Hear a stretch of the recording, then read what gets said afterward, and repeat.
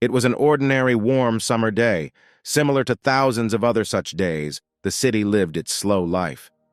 Wanting to quench his thirst and drown out his emotional weakness a little, Andy opens another can of beer.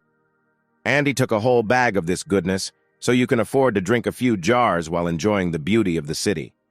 Having taken the first sip, the hero feels that he has become much lighter, and the beginnings of vital energy have appeared in him. His pleasure was interrupted by a notification that came on his mobile phone. He was waiting for this notification because he was supposed to be informed about the result of his job interview, for which he had been preparing for a long time. However, the company refused to employ the hero. This is the second attempt this year to get a job somewhere. This fact ruined Andy's mood, which he had so diligently raised with the help of several cans of alcohol. But to be honest, he expected to see such a result, because he is just an ordinary loser, and this is not the first attempt to change something in his life. Therefore, he simply continues to drink in order to somehow soothe the emotional pain in his chest. Having finished another can of beer, the hero takes his bag and goes home to continue his useless existence there. The hero is in no hurry to go home and slowly drags his feet up the stairs in order to somehow brighten up his gray days. When he gets home, the first thing he does is check to see if his front door is locked and then unlocks it. Beforehand, he carefully looks through the peephole of his door, fearing that the landlady of the apartment might come to visit him. But fortunately, she wasn't here today, so the hero can spend his next great evening here. Andy casually throws his phone on the sofa because today, he received only negative things from him. From the push of the phone, a strange bag with a pill bounced off the furniture. Walking into the house, Andy sat down on his bed, preparing to open another can of alcohol. As always, he thinks a lot about his life, but he cannot imagine how to change it. Therefore, lately, he can just sit and think for days on end, because a huge number of problems have accumulated. The hero sees the only solution in this situation in drinking a large amount of alcohol in order to somehow forget. On his desk, there is nothing but an empty box of cheap processed foods and a box of unknown medicine. But fortunately, the hero doesn't need anything else. He's used to leading such a lifestyle. The main thing is to find money to pay rent. At times, he experiences bouts of sadness, and the hero considers himself a pathetic loser. After all, if you look at it, now he saves on everything, just to allow himself to lose himself in the evening over another can of alcohol. From everything that happens, Andy begins to have a mental disorder that he is unable to control. Attacks of melancholy give way to attacks of aggression, and he turns around his table with alcohol. Having done this, Andy realizes that he now has nothing to drink, which upsets him even more. He grabs his head and goes through all the options in his thoughts when he made a mistake and why he found himself in such a situation. Andy feels very sorry for himself. He blames the world around him for not allowing him to reveal his talents and get a job, and this brings tears to his eyes. But still, he understands that all is not lost and tries to calm down in order to think about further options. Wiping his snot with his sleeve, Andy sees on the table the only chance to change his life. There was an unusual pill called AF12, which he received as a participant in a special clinical experiment. When Andy said that he did not sign up for this, the person who gave him the medicine replied that when his financial difficulties reached their peak, he would take this pill himself. However, Andy decided to wait a little, and the next day he went to his part-time job. It was warm summer weather, and Andy, dressed as a cute cat, was selling himself to small children for a nominal fee. Of course, there were few clients, but this money allowed Andy to buy alcohol for himself, and even sometimes pay for housing. But such work greatly exhausted him, because the city in which he lives is southern and the weather is always sunny here. Sitting down on a bench to catch his breath, Andy hears his phone ringing. This call gave the hero a ray of hope, because this could be one of the companies to which he sent his resume. However, it was the owner of the apartment. She told the hero that the amount of rent debts had exceeded all limits, and if he did not pay, he would be evicted. Not knowing how to solve this problem, Andy decided to turn to his mother, who owns a small store in the slums of the city. But having accidentally overheard her conversation, the hero hears that the family is now making ends meet, and the store will most likely go up for sale. Andy understands that now is not the time to burden his mother with his problems, especially on her birthday. The hero, of course, did not forget about this, because he values his parents very much, and took a small cake with him as a gift. But not wanting to be seen by his mother in such a pitiful state, the hero decides to leave it on the table so as not to hurt his mother again. After which Andy leaves, wondering where else he can get at least a small amount of money. He gets on one of the buses, which moves towards his house. Leaning his forehead against the window of the bus, Andy looks at the city with a sad look. It seems to him that everyone around him is doing something useful, and only he is not succeeding. Continuing to drive the minibus in his own way, the hero listens to the radio, which is installed inside the cabin. According to it, a beautiful female voice talks about the chemical industrial company KG, which has a large number of employees both in the country and abroad. They produce almost everything, from batteries to industrial and even pharmaceutical products. Continuing to listen to the advertisement, the hero feels the vibration of his phone in his pocket. He wanted to ignore the notification, but the messages kept coming to his phone. It was his brother. He asked Andy if he left the cake for their mother outside and why he didn't go inside. To which Andy replied that he didn't want his mother to see him like this, but he couldn't help but congratulate her on the holiday.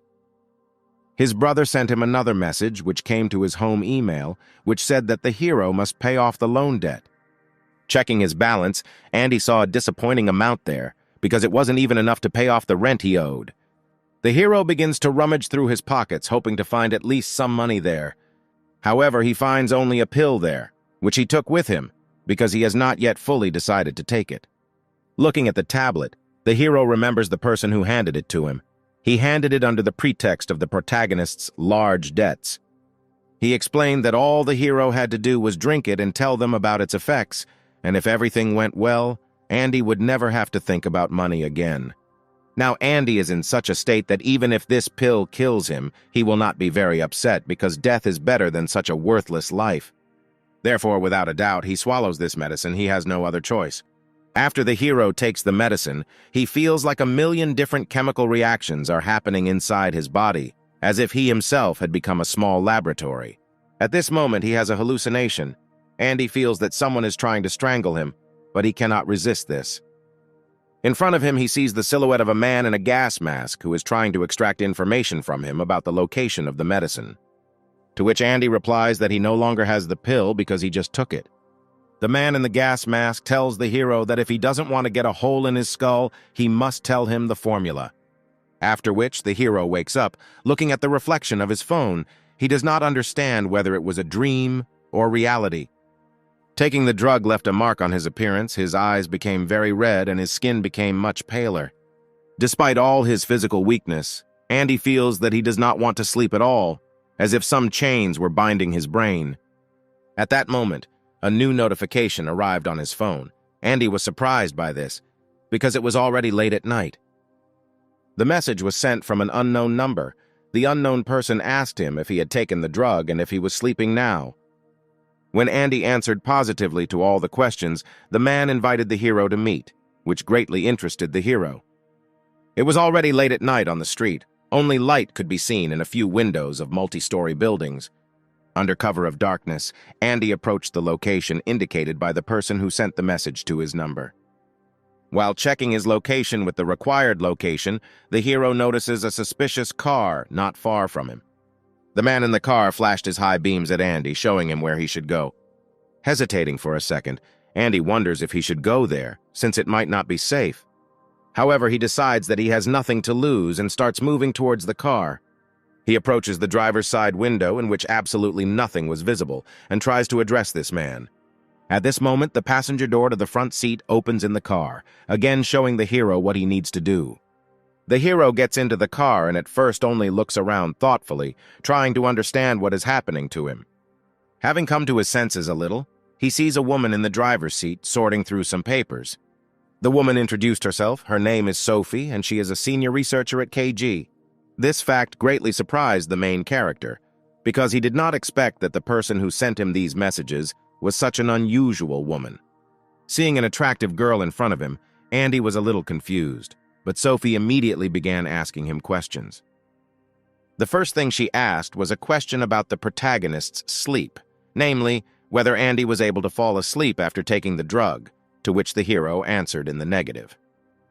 After which, Sophie began to examine Andy for any external changes, which made the hero even more embarrassed. But the girl did not back down and continued to question the hero. In between, she told him to contact her as Dr. Sophie. Considering the main character's lifestyle, he rarely had to communicate with girls, especially those who occupy such high positions, so this whole conversation is very difficult for him. But for Sophie, on the contrary, everything is going as it should. Now she has reached the key question, namely, whether Andy has recently undergone treatment in the hospital. Based on the results of the examination at this clinic, it was revealed that Andy's body is one of the few that responds to the drug AF12. Andy asks Sophie why she chose this particular time for the meeting, in response to which he heard that this was due to the way the drug worked. Sophie explains that the drug AF12 consists of 2 protein cells, one of which is a powerful sleep stimulant, and the other is a chemical compound containing specific knowledge. All this is studied by the science of molecular biology, and he was chosen to see if he fit the test conditions. Hearing such complex concepts as molecular biology and chemical elements, Andy's eyes darkened because he understood absolutely nothing. Sophie looked at him as if he were still a 1-year-old child and said that she would now explain everything more clearly. The AF12 drug molecule consists of 2 structures that are opposite to each other. In chemistry, this concept is called optical isomers, or chirality. In general, everything works quite simply. If a person does not fit the conditions of the drug, then a sleep stimulant will work, and if he does, then an element with knowledge. But such explanations drove the protagonist's brain into an even greater dead end. His intellectual abilities had never been so strained lately. He is trying with all his might to concentrate and understand who he is and why he is here, not to mention some kind of chirality. Andy asks why they want him to stay awake then, since the knowledge element clearly didn't work on him. To which Sophie replies that he has a very bad opinion of himself, and if you think about it a little, and he will immediately understand everything. Andy leans back imposingly and asks Sophie what kind of optical isomers we are talking about. As far as he knows, these are chemical compounds that contain knowledge. Suddenly, the timbre of his voice changes sharply, and Andy screams loudly, saying that this is all complete nonsense. After all, recording information at the molecular level includes genetic engineering, biology, and even the human genome. In addition, identifying the knowledge secreted in a gene is impossible without a sequencing device in the head. Sophie tries to keep the conversation going and answers that indeed this is usually impossible. Andy begins to explain to Sophie about DNA, RNA, and molecular sequencing, and why none of this is scientific and sounds like real science fiction. Suddenly, he realizes that the drug really worked because he had never even attended a chemistry lecture before. Sophie looked at Andy with a satisfied look. She realized that the experiment was a success, after which she began to rummage through some documents, hastily trying to find something important. At this point, Andy notices that he now does not experience any stress while being with a woman, although this was a big problem before. Finally, Sophie has found what she was looking for, and she tells Andy that the knowledge that pops into his head is only a small part of the whole picture. After which, she places a certain container with a round-colored substance on the panel of the car. Andy examines it carefully. It seems to him that this element is somehow similar to the pill he took. And so it turned out that this substance is the original of the drug AF12. With its help, you can obtain a wider range of knowledge. The first question that arose in the already quite intelligent person was whether this drug was dangerous to health, but Sophie assured Andy that the drug was 100% safe. After that, Andy asked Sophie what they were going to do with him if he took this drug, perhaps experiments on the human body. And also he immediately thought about dissection, which led him to a moment of horror. He tries to carefully question his new acquaintance, because when he took this drug, he was an ordinary stupid idiot, but now he understands everything perfectly. However, Sophie interrupts him and says that she is hiring him. The word work worked as a trigger for Andy, because for so long he had dreamed of getting a job somewhere, and now he was finally given such an opportunity. Moreover, this is not just a job, but work in one of the largest companies in Japan, KG Laboratory. Andy looked at Sophie with an incredulous look. He understands that this offer is too generous.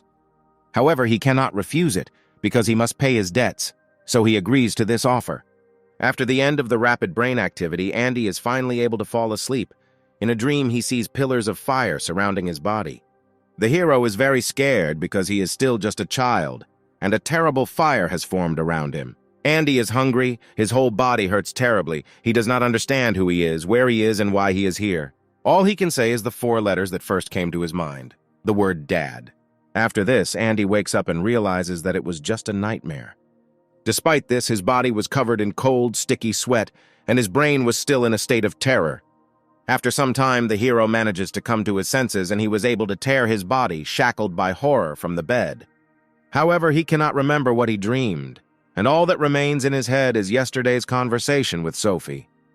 He remembers that yesterday he finally signed a contract which, as usual, he threw carelessly on the table, like all his other things. Before opening it, Andy tries to remember how the conversation with Sophie went, because at first he reacted negatively to her proposal. However, Sophie was persistent. She didn't even need to convince the hero but just look at him with her deep gaze. Looking into her eyes, Andy realizes that he is refusing a good offer, because he has been looking for a job for so long. After which, Sophie puts the upstart in his place, telling him that until recently, he barely graduated from a 2-year college, after which he could not get a job. But they will gladly accept him into their ranks because they need a special person who will be affected by the drug AF-12.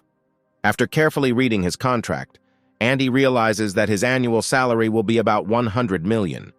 Seeing such numbers, Andy immediately changed his mind because such money would be able to cover all his needs and would also help his family maintain their store. However, if the hero cannot withstand the peculiarities of the job and quits it, he will have to compensate for all the damage to the company's budget spent on manufacturing the drug and paying his salary. Andy understands that if he eats this drug now, there will be no turning back.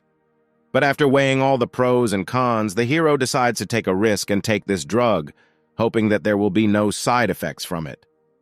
The action is again transferred to our time. Looking at his phone, Andy sees that a transfer of $10 million has been made to his account. In addition to financial changes, the hero sees that his appearance has changed significantly. In particular, the color of his hair has changed. The hero even begins to somewhat doubt the safety of this drug, because he does not understand how hair color can change in a day. But some change in his body bothered him even more. This concerns his eyes, which now have a burgundy tint and begin to see more than normal vision can. With this vision, Andy is able to see every cell that surrounds him. They are visible before his eyes like space. Making his way through his many thoughts, the hero remembers the rest of the conversation with Sophie. He remembers that his view changed yesterday, when he began to consider the cosmetics on Sophie's face as a collection of chemical elements. Then he did not yet understand what this meant. On Sophie's face, he saw the elements of iron, oxygen, silicon, and many others. Sophie didn't like that this impudent boy was looking at her so intently, and she made a displeased grimace. However, Andy did not stop. The neural connections in his head connected the elements into chemical compounds, showing him the complete chemical picture. A silicon molecule combines with oxygen to form silicon oxide, and the oxygen, hydrogen, and carbon dioxide atoms form glycolic acid. So Andy learned for the first time a new formula that matched the anti-wrinkle cream that Sophie uses. In response to this, Sophie told Andy that she was still young and did not use wrinkle cream. However, now it is impossible to deceive Andy because he sees everything perfectly. Sophie tells him that he has stopped looking at the face of the girl who has been working 7 days a week for several days. But Andy doesn't seem to hear her. Having received such an amazing ability, he wants to examine every little thing that surrounds him. Andy asks Sophie what specific knowledge and secrets are hidden in this drug he just took. To which Sophie replied that only one person, an authoritative microbiologist, could give the answer to this. She herself does not know the structure of the drug and the features of its action, because she is a medical professional, not a scientist. Then Andy says that he would like to meet the one who made him like this and ask him a couple of questions. However, Sophie reminds him that his job is to act on the terms of the signed agreement and succeed in what he is told. Looking closely into her eyes, Andy replied that the problem with rough skin cannot be removed only by the shimmer effect. She must come up with some other way, for example, adding some kind of catalyst that will be used to remove the aging skin surface.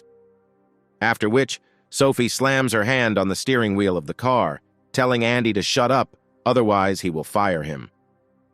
Hearing this phrase, Andy finally shut up. The action moves again to our time, where Andy leaves the house after completing his morning routine. On the porch of his apartment, Andy sees a man whom he had avoided for so long and was afraid to see even in a nightmare. The hostess stood there. She crossed her arms displeasedly and asked the hero where he was going and whether it had anything to do with the interview. Having learned that he was not going to a job interview, the landlady said that she was already tired of the fact that the hero could not pay the rent, so she would evict him if he did not pay right away. Andy tells the grumpy woman that she'll get what she came for, before taking out his phone and logging into the bank's app. A few seconds later, the hostess's mood changed dramatically because Andy transferred her the amount several months in advance.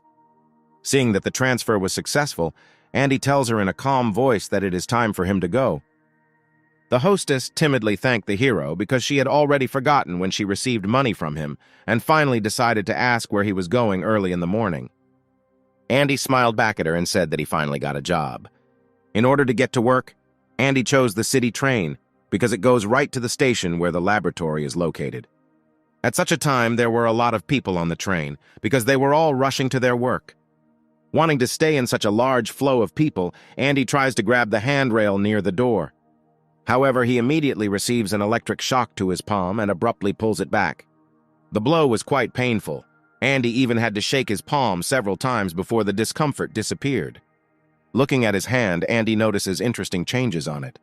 First, he is now able to examine it in detail, so close that he can see every nodule and line in his palm. Moreover, he now sees the soft light of free electrons, which looks like fine dust, as if it were a cosmic canvas of myriads of stars. He sees that these small specks of dust seem to want to fly away from his palm somewhere, but the positive charge attracts them. Then Andy firmly grabs the metal handrail inside the train to test one of his theories. His guesses were confirmed. After contact with the metal, electrons began to move to a more positively charged object. Andy says goodbye to them as if he were his buddies and tells them after them not to cluster in one place and create static tension. However, some of the electrons are still stuck to the main character and he clumsily tries to disperse them.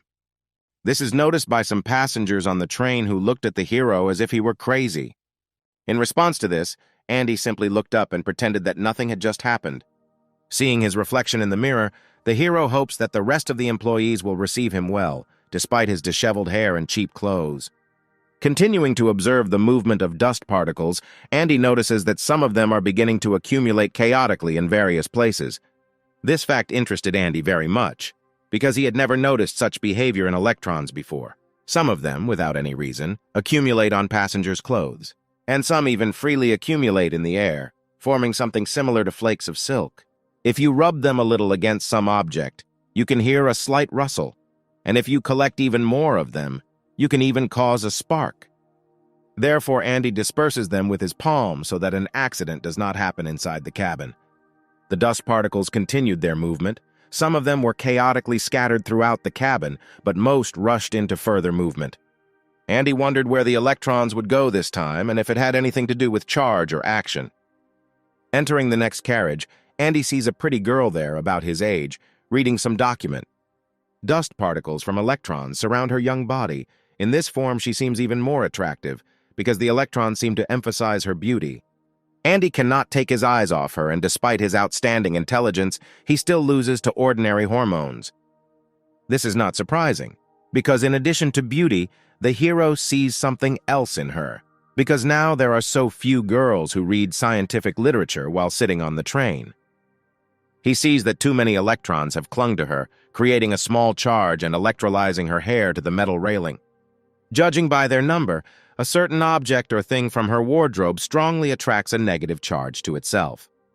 At this moment, the enjoyment of the beauty of this girl is interrupted by a child crying throughout the salon whom his mother is desperately trying to calm down. Other passengers also pay attention to the baby's crying because it greatly irritates their nervous system. Some of them even reprimand the mother, telling her to calm her child down as soon as possible.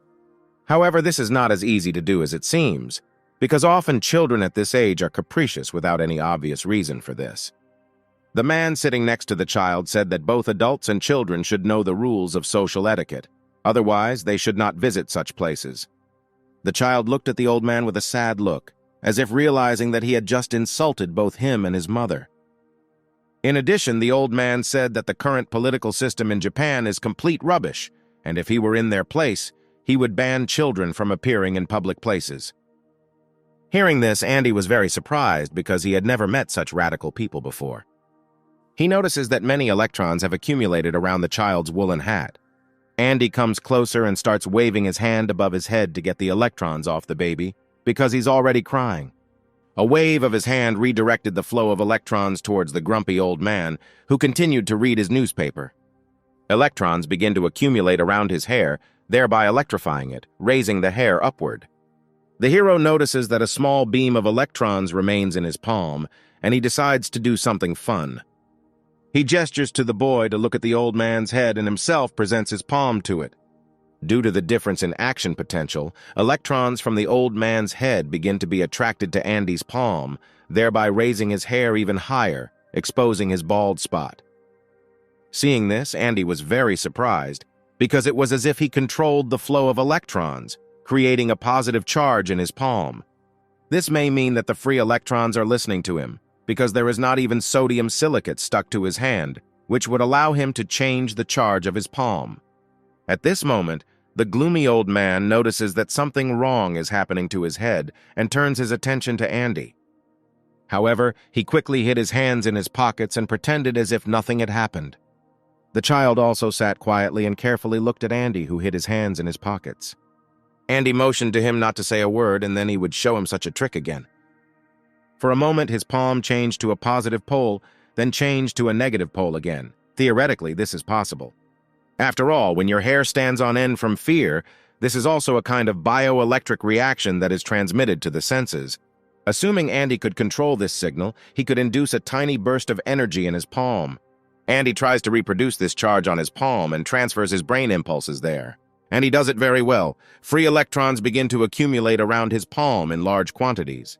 The hero immediately decides to test his new ability and again puts his palm to the head of the grumpy old man. Due to the difference in charges, the hair begins to be attracted to Andy's palm with even greater force than before.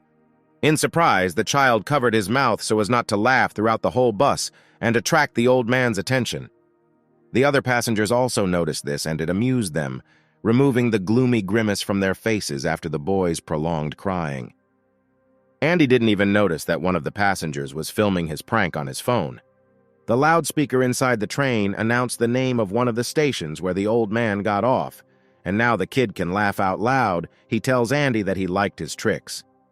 The man who was filming his trick on his phone approached Andy from behind and asked him a question. The hero heard a female voice behind him. It was that beautiful girl. She asked Andy if he was going to the KG laboratory now. It turned out that this girl also worked in this laboratory, and on her ID it was written that she was a junior researcher named Chloe. The train continued its further movement to the final station. One of the trains inside the tunnel touched a beam, from which one of the holding screws flew off. After the loss of tightness and strength of the spare part, several more screws immediately flew off from it. The action returns inside the train cabin. It turned out that everyone in the laboratory was aware of the appearance of the newcomer because he was recommended by a very famous scientist. Hearing this, Andy did not like the fact that everyone in the company would know about his imminent appearance because this could cause unnecessary trouble. He is also concerned about the large accumulation of electrons around Chloe. The amide bonds are so dense that there is a high probability of aggregation of electrical charges. Chloe was wearing nylon stockings, sodium, silicon, oxygen. All this combines into sodium silicate, in other words, into wastel, which can cause an explosion. Therefore, it is necessary to neutralize the ions first. All he has to do is sprinkle water on it, and the effect will not be long in coming. Chloe comes even closer to the hero. She wants to get to know the newcomer better and tells him that white hair is very unusual. She reaches out to the handrail and tells him that the firm doesn't have a dress policy, but he could have worn something smarter for the first meeting. After touching the handrail, Chloe gets electrocuted by high static voltage, and Andy tells her to be careful. Andy tries to calm the girl down, but she says she's fine. That's why she doesn't like winter, because she has to wear clothes that can cause static tension in contact with her. But there's one thing she can't explain, how Andy knew that she was going to get an electric shock right now. Andy just turned his head to the side to come up with some other excuse, however. Chloe continued to ask her questions. At that moment, the train entered a tunnel at the base of which there were many metal beams. The train driver noticed that there was an unreliable fastening in one of the places and told all passengers to take a stable position. Several metal beams collapsed right in front of their train, and the driver began to apply emergency braking. The beams completely blocked the railway for transport, and it became impossible to continue moving. Meanwhile, unsuspecting passengers continue to communicate with each other. Chloe, with burning eyes, wants to ask the main character as much as possible about the current and electrical induction that he used on the old man. However, due to the sharp braking of the train, strong vibrations began inside the cabin, which interrupted the conversation of two new acquaintances. Due to the inertia of the braking, Chloe moved forward, and wanting to prevent her from falling to the ground, she falls straight into Andy's arms. Chloe immediately pushes away from Andy because they have only known each other for a couple of minutes, and she is not yet ready for such close connections. However, she did not expect that the force of the push would be so strong that she would be thrown in the opposite direction. And this time Andy came to the rescue, who heroically saves the girl from falling a second time, holding her body with his hands. At that moment, an announcement from the driver began to be broadcast over the loudspeaker inside the train. It said that due to the collapse of one of the bridge beams, train traffic was temporarily suspended. The incident itself is not critical because the bridge structure was not damaged. Therefore, removing the obstacle on the railway tracks will take about 5 minutes, after which the train will continue moving. Chloe tells Andy that the train has already stopped, and now he could let her go, because she is not in danger. Andy says that he had nothing like that in mind. He was just thinking about the safety of his new girlfriend, who could get hurt. There is an absurd pause between them, and they both fix their gaze on the glass of the train doors. Through this glass, Andy tries to see the structure of the bridge and what happened there. And thanks to his new remarkable vision, he was able to see the obstacle on the paths. There, workers were already working hard, trying to clear the tracks as soon as possible so that the train could continue moving. Finally, the train is moved and the heroes get to the station they need, where their place of work is located. Andy notices that there are a lot of sodium silicate molecules stuck to it, as well as zeolite and polycarboxylic acid. If you put all these elements together, you get the formula of a regular laundry detergent. And Andy couldn't think of anything better than to tell Chloe about this, because a lot of washing powder had accumulated on her clothes. And as usual, he turned out to be right. The girl shakes off a lot of grains of sand from the washing powder, which embarrasses her a little in front of her new acquaintance. Andy tells her that it's no big deal, because he also often forgets that he put in a lot of powder when rinsing. He smiled sweetly, telling her that it seemed like the laundromat where she washed her clothes spared no powder for such a beautiful girl. This confused the girl even more, however. She was more interested in the fact how he was able to see this if she herself did not notice it. Andy replied that it was all about electrostatic induction, and everything else was his trade secret. Chloe tells him that he should tell her about this because recently he groped her on the train, and now she can ask him for anything she wants. Andy answered her that she allowed herself too much on the first day of their acquaintance. Chloe apologized to him, but after that she asked one more question, namely, how did he know the scientist Eric, on whose recommendation he was taken here? Hearing the name, Andy remembered the conversation he had with Sophie the night he retook AF-12. Andy asked Sophie how he should behave when asked what a business graduate was doing in a place like this. To which Sophie replied that he would simply say that he is a student of this Eric, about whom Chloe is now talking. Chloe can't stop asking Andy questions about this scientist. She's stuck to him like particles of powder to her clothes. But Andy just shrugs it off, saying that he has no idea where he is now because he is a very special person. Chloe understands that the main character is not telling her something, which makes him make a dissatisfied grimace on his face. She then crossed her arms and turned away, saying that Andy was acting just like that scientist. Once upon a time, she very much asked to be taken into the project, but he constantly refused her, saying that there was no place there. And now he dared to send his student here through connections, who even talks the same way as him, especially about powder. Andy thinks that perhaps this scientist tested his drug on himself, which makes their behavior with him very similar. Chloe tells him that she hates it when someone beats her. She is used to winning and calls Andy her competition. However, he doesn't care much about this, because all this work is an empty formality for him, imposed by Sophie and her superiors. Standing on the escalator, Andy sees a large number of free electrons moving down the handrail. And also, as before, a lot of electrons remained on Chloe's woolen clothes, who are also now wearing nylon tights. He warns Chloe to be careful with the handrail, however. It was too late, and she had already been electrocuted. From an unexpected blow, Chloe again loses her balance and begins to rapidly fall down. But this time Andy did not leave the girl in trouble and held out his palm to her so that she would not hurt herself this time. An absurd pause flashed between them once again, because more such cases had happened recently than they could have imagined. Chloe thanks Andy for once again not letting her fall and apologizes for being too intrusive. Andy tells her that any real man would do such a thing in his place, so she has nothing to thank him for. At that moment, Andy received a message from Sophie on his phone, saying that he had received a special treatment. So many in the department might be skeptical about him. After reading it, Andy says goodbye to Chloe, telling her that today is his first day at work, for which he must not be late. Looking at him, Chloe says that it was nice to meet him, calling Andy Mr. Connection. Finally, Andy tells Chloe that when she leaves the station, she should deal with her static electricity. Having already passed all the turnstiles, Andy remembers that he wanted to tell her something else. So in addition to the last thing, he shouts to her loudly. He shouts at her to change the laundry, because washing should be trusted to a professional. These words made Chloe's face turn red, and she tells Andy that he is rude, because that is not the right thing to say to girls. But still, she follows him with her gaze to the very last step. This new acquaintance made a strong impression on her. Andy approaches the main laboratory of the KG company and is surprised at how huge the building is. It really looked more like some kind of museum or huge factory than a scientific laboratory. Andy slaps himself on the cheeks to get himself in the right frame of mind before going into his new job for the first time. After which he gathers his will into a fist and moves forward to meet a new stage of his life. At the entrance, the hero is given a name badge. These cards have certain ranks and are needed to enter various places in the research building. Also at the entrance, he is met by one of the young scientists, who is the first to notice the newcomer.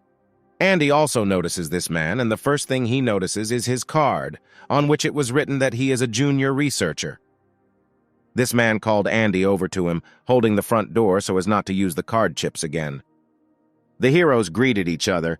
At first glance, they both made a pleasant impression on each other. The guy with red hair introduced himself. His name is Ted, and he is a junior researcher from the first research group.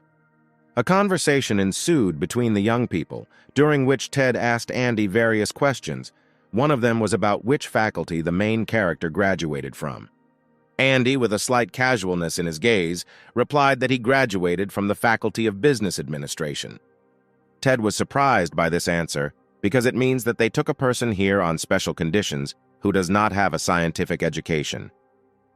He immediately realized that someone from the authorities was behind this, because getting into this company was not an easy task.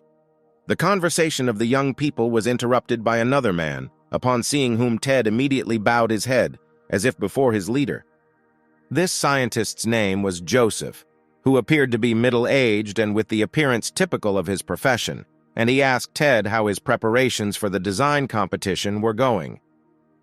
Ted replied that thanks to him, work on the project was in full swing, in response to which Joseph said that Ted was a real suck-up. Andy noted that connections play a very important role in this place, because otherwise Ted would not have become so fawning over Joseph. Joseph points his finger at Andy and asks Ted who this interesting young man is standing next to him. Andy introduced himself as a new intern. Joseph replied that he was glad to see a new addition to their ranks. It turned out that he was the leader of the first research group. Walking through the corridors of the laboratory, Joseph began to ask Andy various questions related to his education and other areas. The questions were varied. He asked about his university, availability of foreign internships, personal research, and special achievements. However, Andy couldn't boast of anything like that, so Joseph asked him what he could do and know. Since Dr. Eric himself recommended him, he simply must know and be able to do something, unless, of course, he is the director's son. Andy replied that he was not the director's son, and he also added that he knew a little about molecular biology. He also understands a little about molecular recognition. His knowledge in this area is certainly not academic. However, he learns very quickly and will be able to quickly join the team. Joseph asked him if he studied this field of science himself or if someone helped him with his research. In response, Andy only remained silent because he had nothing to answer this question. Then, Joseph, adjusting his glasses, told him that this place was especially popular only because it was able to create a product of the highest quality. The salaries of the employees here are not small, so everyone must give their all here, and mediocrities and ordinary people do not stay here for long. Therefore, he invited Andy to put himself forward for the project competition, which would be held in a week to show what he was capable of. Seeing that Andy was somewhat confused, Joseph tried to put pressure on him by asking provocative questions. He said that other trainees start in the fall and prepare for this competition for 3 months to perform well, but Andy is a special case. Andy understands that in such competition, it will not be easy to cope with the smartest youth of his country. However, unexpectedly for Joseph, he accepts his offer to participate in the competition, telling him that he will try to surprise him. This answer surprised the scientist, because not every trainee would agree with the obviously lost competition. Joseph tells him that if his project plan is accepted, then he can be included in the project itself, so he must try very hard. He also tells Ted to introduce him to the company's buildings and give him a tour of it. After which he bids them farewell. Joseph thought to himself that Andy was a very interesting young scientist because he saw something special in his gaze. Ted humbly bows his head and says that he will definitely carry out his instructions and show the newcomer all the places necessary for work. After which, Ted begins to give the hero a tour. They no longer spoke to each other because he saw his rival in Andy. Ted quickly walked along the corridors, checking for Andy where everything was. Ted showed him the microbiology center where he could research different materials if his project involved biology. He led him through the research laboratory, where young laboratory assistants often sit and collectively examine various issues. He also led him through the relaxation room, where he can spend time quietly and enjoy the various amenities of the company. Finally, he brought him to the main office for young scientists like them. Despite the fact that the time was no longer early, the door was still locked. The office was really empty, apparently. All the scientists were still working on practical material.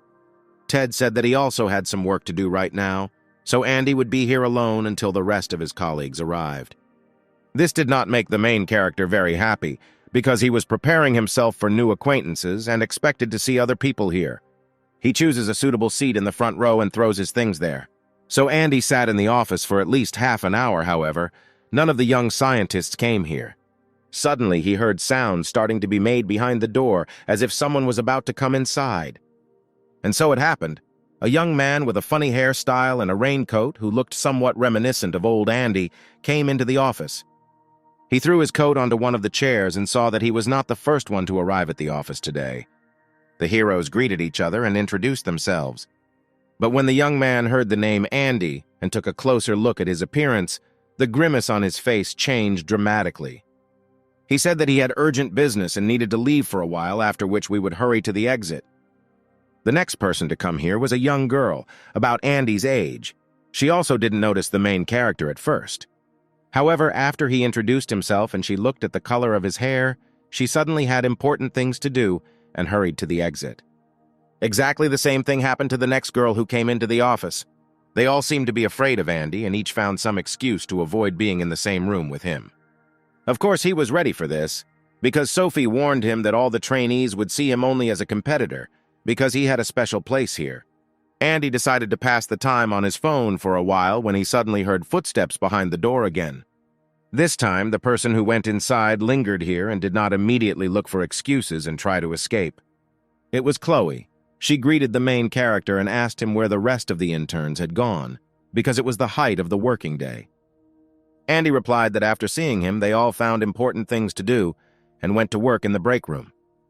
Chloe realized that she and Andy were now completely alone in this office, so this was a great chance to ask him questions. She sat right under his nose and, calling him Mr. Connection, began to do her favorite thing, asking about everything and everyone.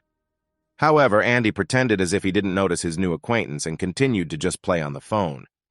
Then Chloe played trump cards. She simply took his mobile phone from the hero and put her face to him, asking her tricky questions. First of all, she was interested in where Andy met with Dr. Eric in one of the European institutes, or was it me in Japan?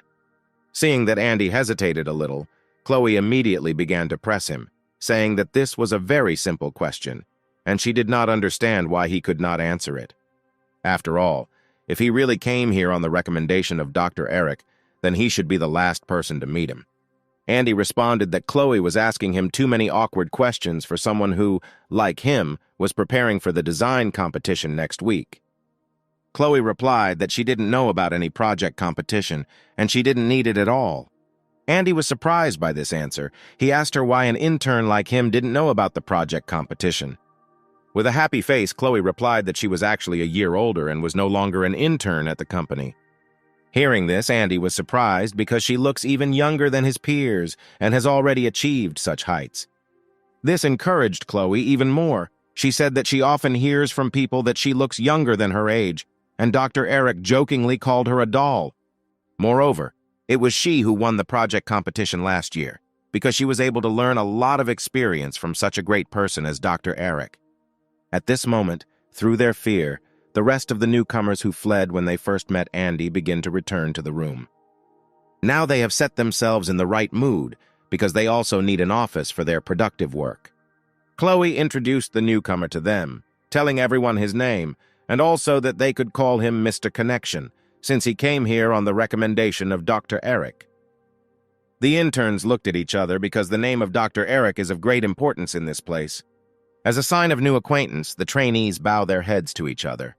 One of them introduced himself. His name is Chong, and he is clearly overweight. He, like Andy, came here for his first day of work. The first thing he asked him was if it was true that he actually graduated from the Faculty of Business Administration. Andy replied that this was true, and their friend Ted was not lying when he told them about it. However, there is something Ted still doesn't know, because even though he graduated from such a department, he didn't know that his goal was to become a full-time researcher for this company. Hearing this, the trainees looked at each other, because it was somewhat strange to hear such words from a person with such an education.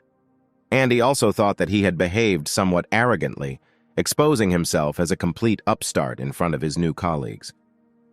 Then, Andy said loudly that he wanted to be useful and provide any assistance in the projects of the Central Research Institute. But it was clear from the faces of his new acquaintances that they treated his words with a bit of skepticism. Everyone, but not Chloe, because she sees how much Andy is like her mentor, Dr. Eric. Andy tells everyone that he's glad to meet all the interns again, but now he would like to start working.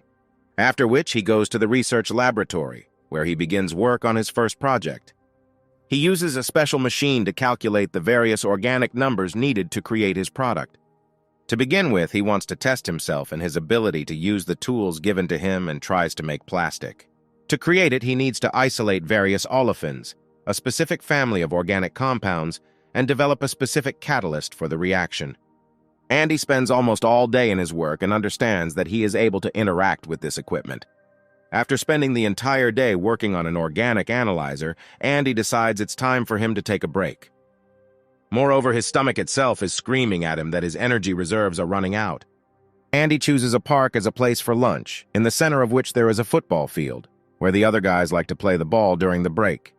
As a child, Andy was also interested in football, so this picture for lunchtime coffee is more than suitable for him. Moreover, he notices that a pretty girl is sitting next to him on the opposite bench, reading a book. And if he gets bored with football, then he can admire its beauty with great joy.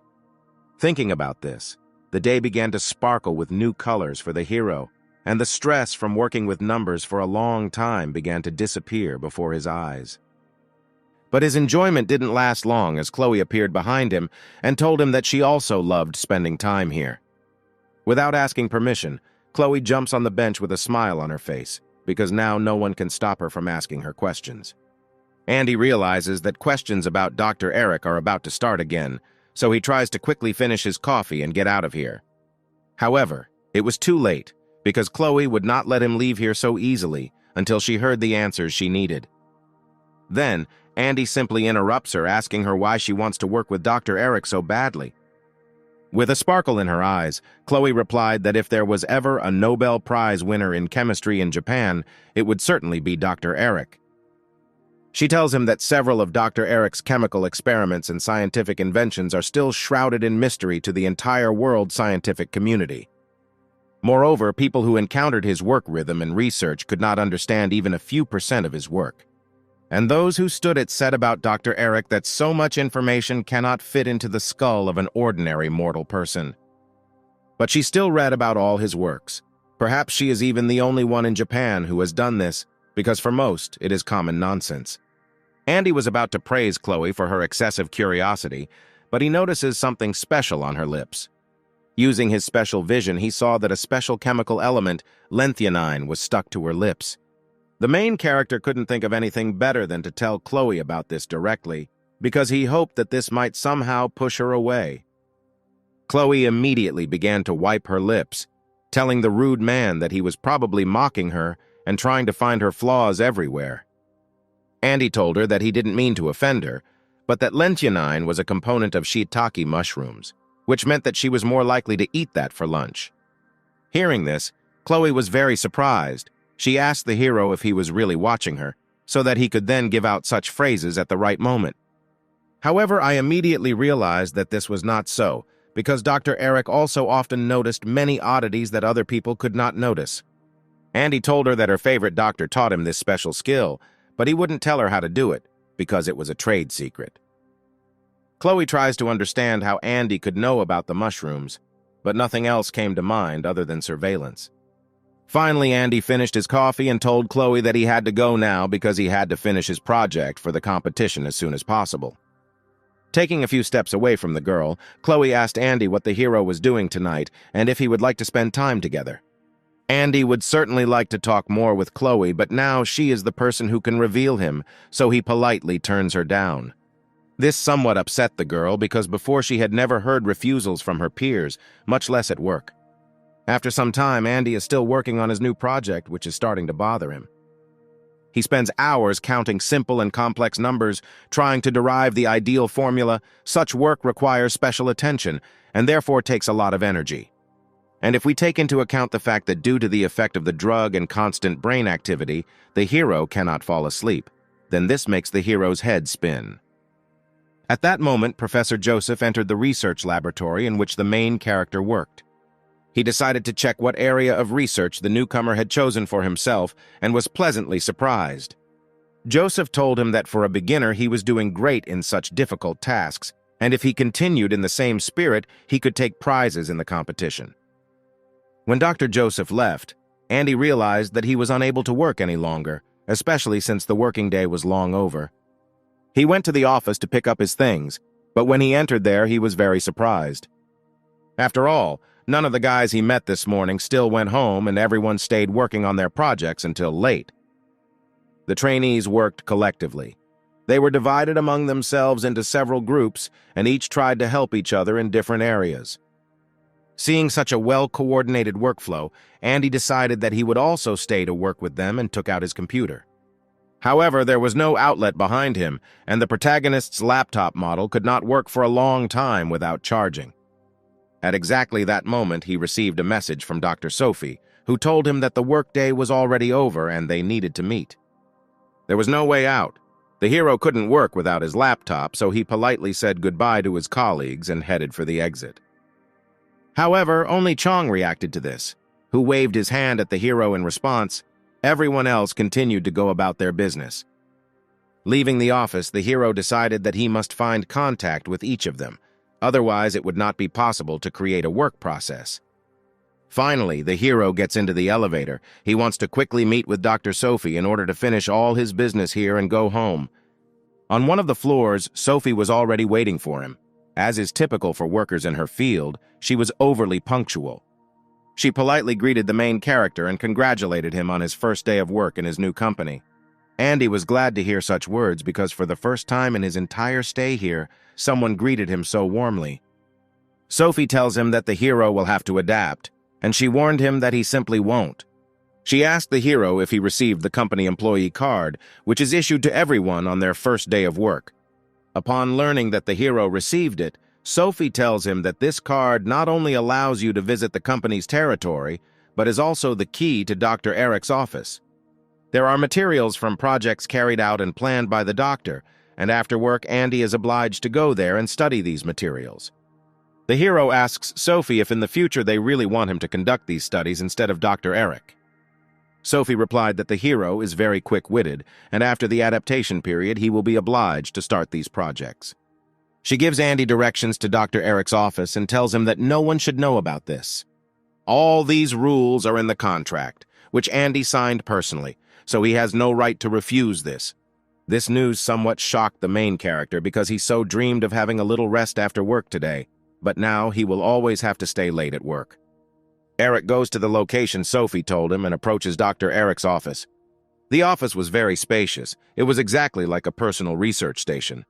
It had a personal laboratory and a personal office in which an entire scientific council could be seated.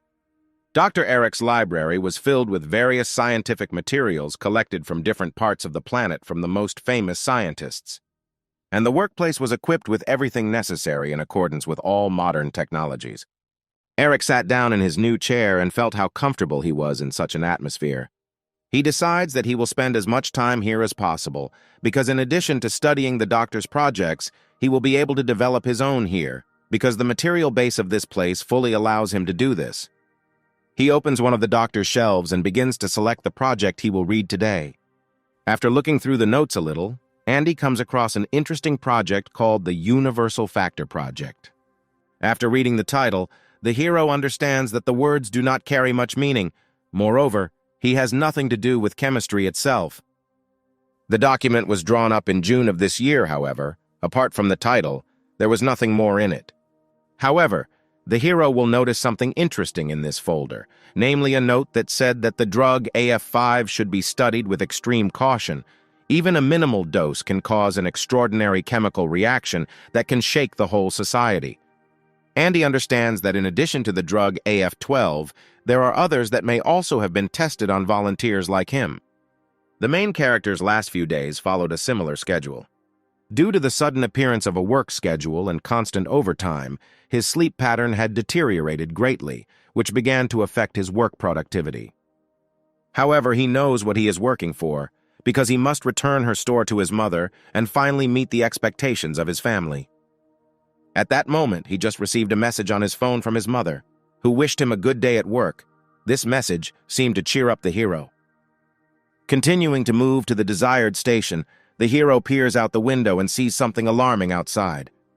Normal vision cannot see details, but the special eyes of the main character are able to notice any little thing.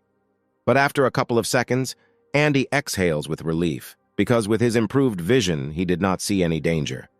However, passing the next station, the hero notices that not everything is as good as it seems. He sees that the fastening of one of the structures that holds the metal parts of the roof is damaged by corrosion and very soon may become unusable. Andy sees an emergency repair number on one of the notice boards. He gives a message to these services that an emergency situation has arisen at one of the stations, which can lead to dire consequences. After some time, employees of this service responded to Andy's message. They thanked him for his vigilance and extreme observation and promised to correct the situation with this structure in the near future. After which, the hero continued on his way to another hard day of work. Arriving at the laboratory, the hero notices that today it is somewhat empty, and none of the employees are trying to impose extraneous work on him. Having examined several offices, the hero did not see any other interns there, which at first greatly surprised him. However, at that very moment, he realized that this was a great opportunity to work on his project for the competition, as well as understand some of Dr. Eric's work. Andy remembers what Sophie told him before she hired him, that his main goal would be to gain quick recognition in the team, so the project competition is very important to him. Just as Andy was getting a little immersed in his work, he feels someone appear behind him. It was Chloe. She asked the hero what was so interesting about what he was doing here alone, and why, as always, he was estranged from the rest of the team. After which, Chloe looked into Andy's laptop and saw that he was busy working on the topic of hydrocarbons, or more precisely, polymers. She praised him for being so interested in such a serious topic, and asked the hero if he would like to get advice from the one who won this competition last year. After which, she told the hero that she wanted to show him something special today that could help him develop his project. Andy was surprised by this proposal because what could a girl who is only a couple of months older than him offer something so unusual? But the proposal still interested the hero. Chloe tells him that a smart guy like him should spend more time with the rest of the trainees so that everyone can improve together. After which she also quickly urges the main character on, telling him that they have little time left and need to hurry. At this moment, Ted also joins their company. Apparently, Chloe invited him too. She points her finger towards the exit and tells her new acquaintances that now they will go together to the mayor's office, where they will defend the honor of their company. The heroes are somewhat surprised by this behavior because they do not understand that such a little thing like Chloe forgot in such a serious place. After some time, the heroes reach the city hall, where a scientific council was to be held on the development of a new coating to protect railway tracks from corrosion. For the last year, Chloe has been doing nothing but developing this project, and the recent incident with the collapse of a beam at one of the stations allowed her to demonstrate her work. The only thing that upsets her now is that Dr. Eric will not see her perform wonderfully and receive a new patent from the state. The heroes arrive at the place where one of the registrars is already waiting for them, who at first was surprised at such a young age of these scientists. However, after a while he let them inside. Chloe began the story by saying that the increase in the frequency of passenger and freight transportation by rail has increased the incidence of damage to railway tracks due to corrosion, frequent friction, and vibration. Therefore, their company has developed a unique product, a polycrystalline coating that is smoother than Teflon and stronger than stainless steel. This compound is obtained using the most modern technologies and is used at military facilities of the United States Department of Defense. The minimum service life of the drug is 3 years, and the production budget will help reduce costs by 50%. Andy and Ted fully support Chloe because they see that her performance was very competent. However, everything could not go so smoothly because other scientists from other companies were present at this meeting, for whom this project puts a spoke in their wheels. One of these scientists, who is the director of one of the companies, showed photographs of how the desired results can be achieved using the zinc paint developed by his company and which is now being treated on tracks. The chance that any of the metals treated with zinc paint will be damaged by corrosion is less than 1% because zinc interferes with the interaction of iron and oxygen. The budget spent on the production of this paint is not so large that the country can save on transporting materials through railways. Moreover, most countries in the world are now buying a paint patent from his company because it shows very good results. Why then is some kind of polycrystalline coating needed, this scientist asks Chloe, if their company is fully capable of this task? Such a question and the pressure of this man put Chloe in a somewhat disadvantageous position because she was not ready for such questions. Seeing this, the scientist said that relevant people should come to such serious places and not some trainees from the company. Andy sees that things are going badly for Chloe, and he understands that he must help in this situation. He carefully looks at the photographs shown by the scientist and notices some peculiarity in them. It's all about a special chemical element that is applied to this zinc paint. Of course, this is not a seminar where there are losers and winners, however. He cannot simply allow the honor of his company to be tarnished. Then he stands up and points his finger at one of the photographs, telling everyone in the room to pay attention to them. He says that in the photographs of the company, which was now so cleverly trying to humiliate the young scientist, it is clear that something is stuck to the metal. To be more precise, it is pigeon droppings that corrode the zinc coating developed by their vaunted company. This coating cannot neutralize the internal properties of iron, namely its insane desire to combine with oxygen. Then, the scientist says that the young man is embellishing everything too much, because they thought it through, and the zinc paint will be applied to the iron in 3 layers. Andy answers that there are places in the structure itself that cannot be covered with 3 layers of paint. For example, these are the places where the bolts are attached. The scientist replies that even their coating will not be able to protect the bolts, especially since they carefully checked all the details of the structure before painting. Andy replies that these bolts are not reliable, because he can confirm from his own example that he saw violations in the morning when he was driving to work, to which the scientist replies that this is impossible to see with ordinary vision. Then, Andy says that apparently the scientist drank a lot yesterday because he sees remnants of vomit and ethyl alcohol on his lips and lower parts of his face. He immediately grabbed his face. He doesn't understand where Andy got such information because he was taking a shower in the morning.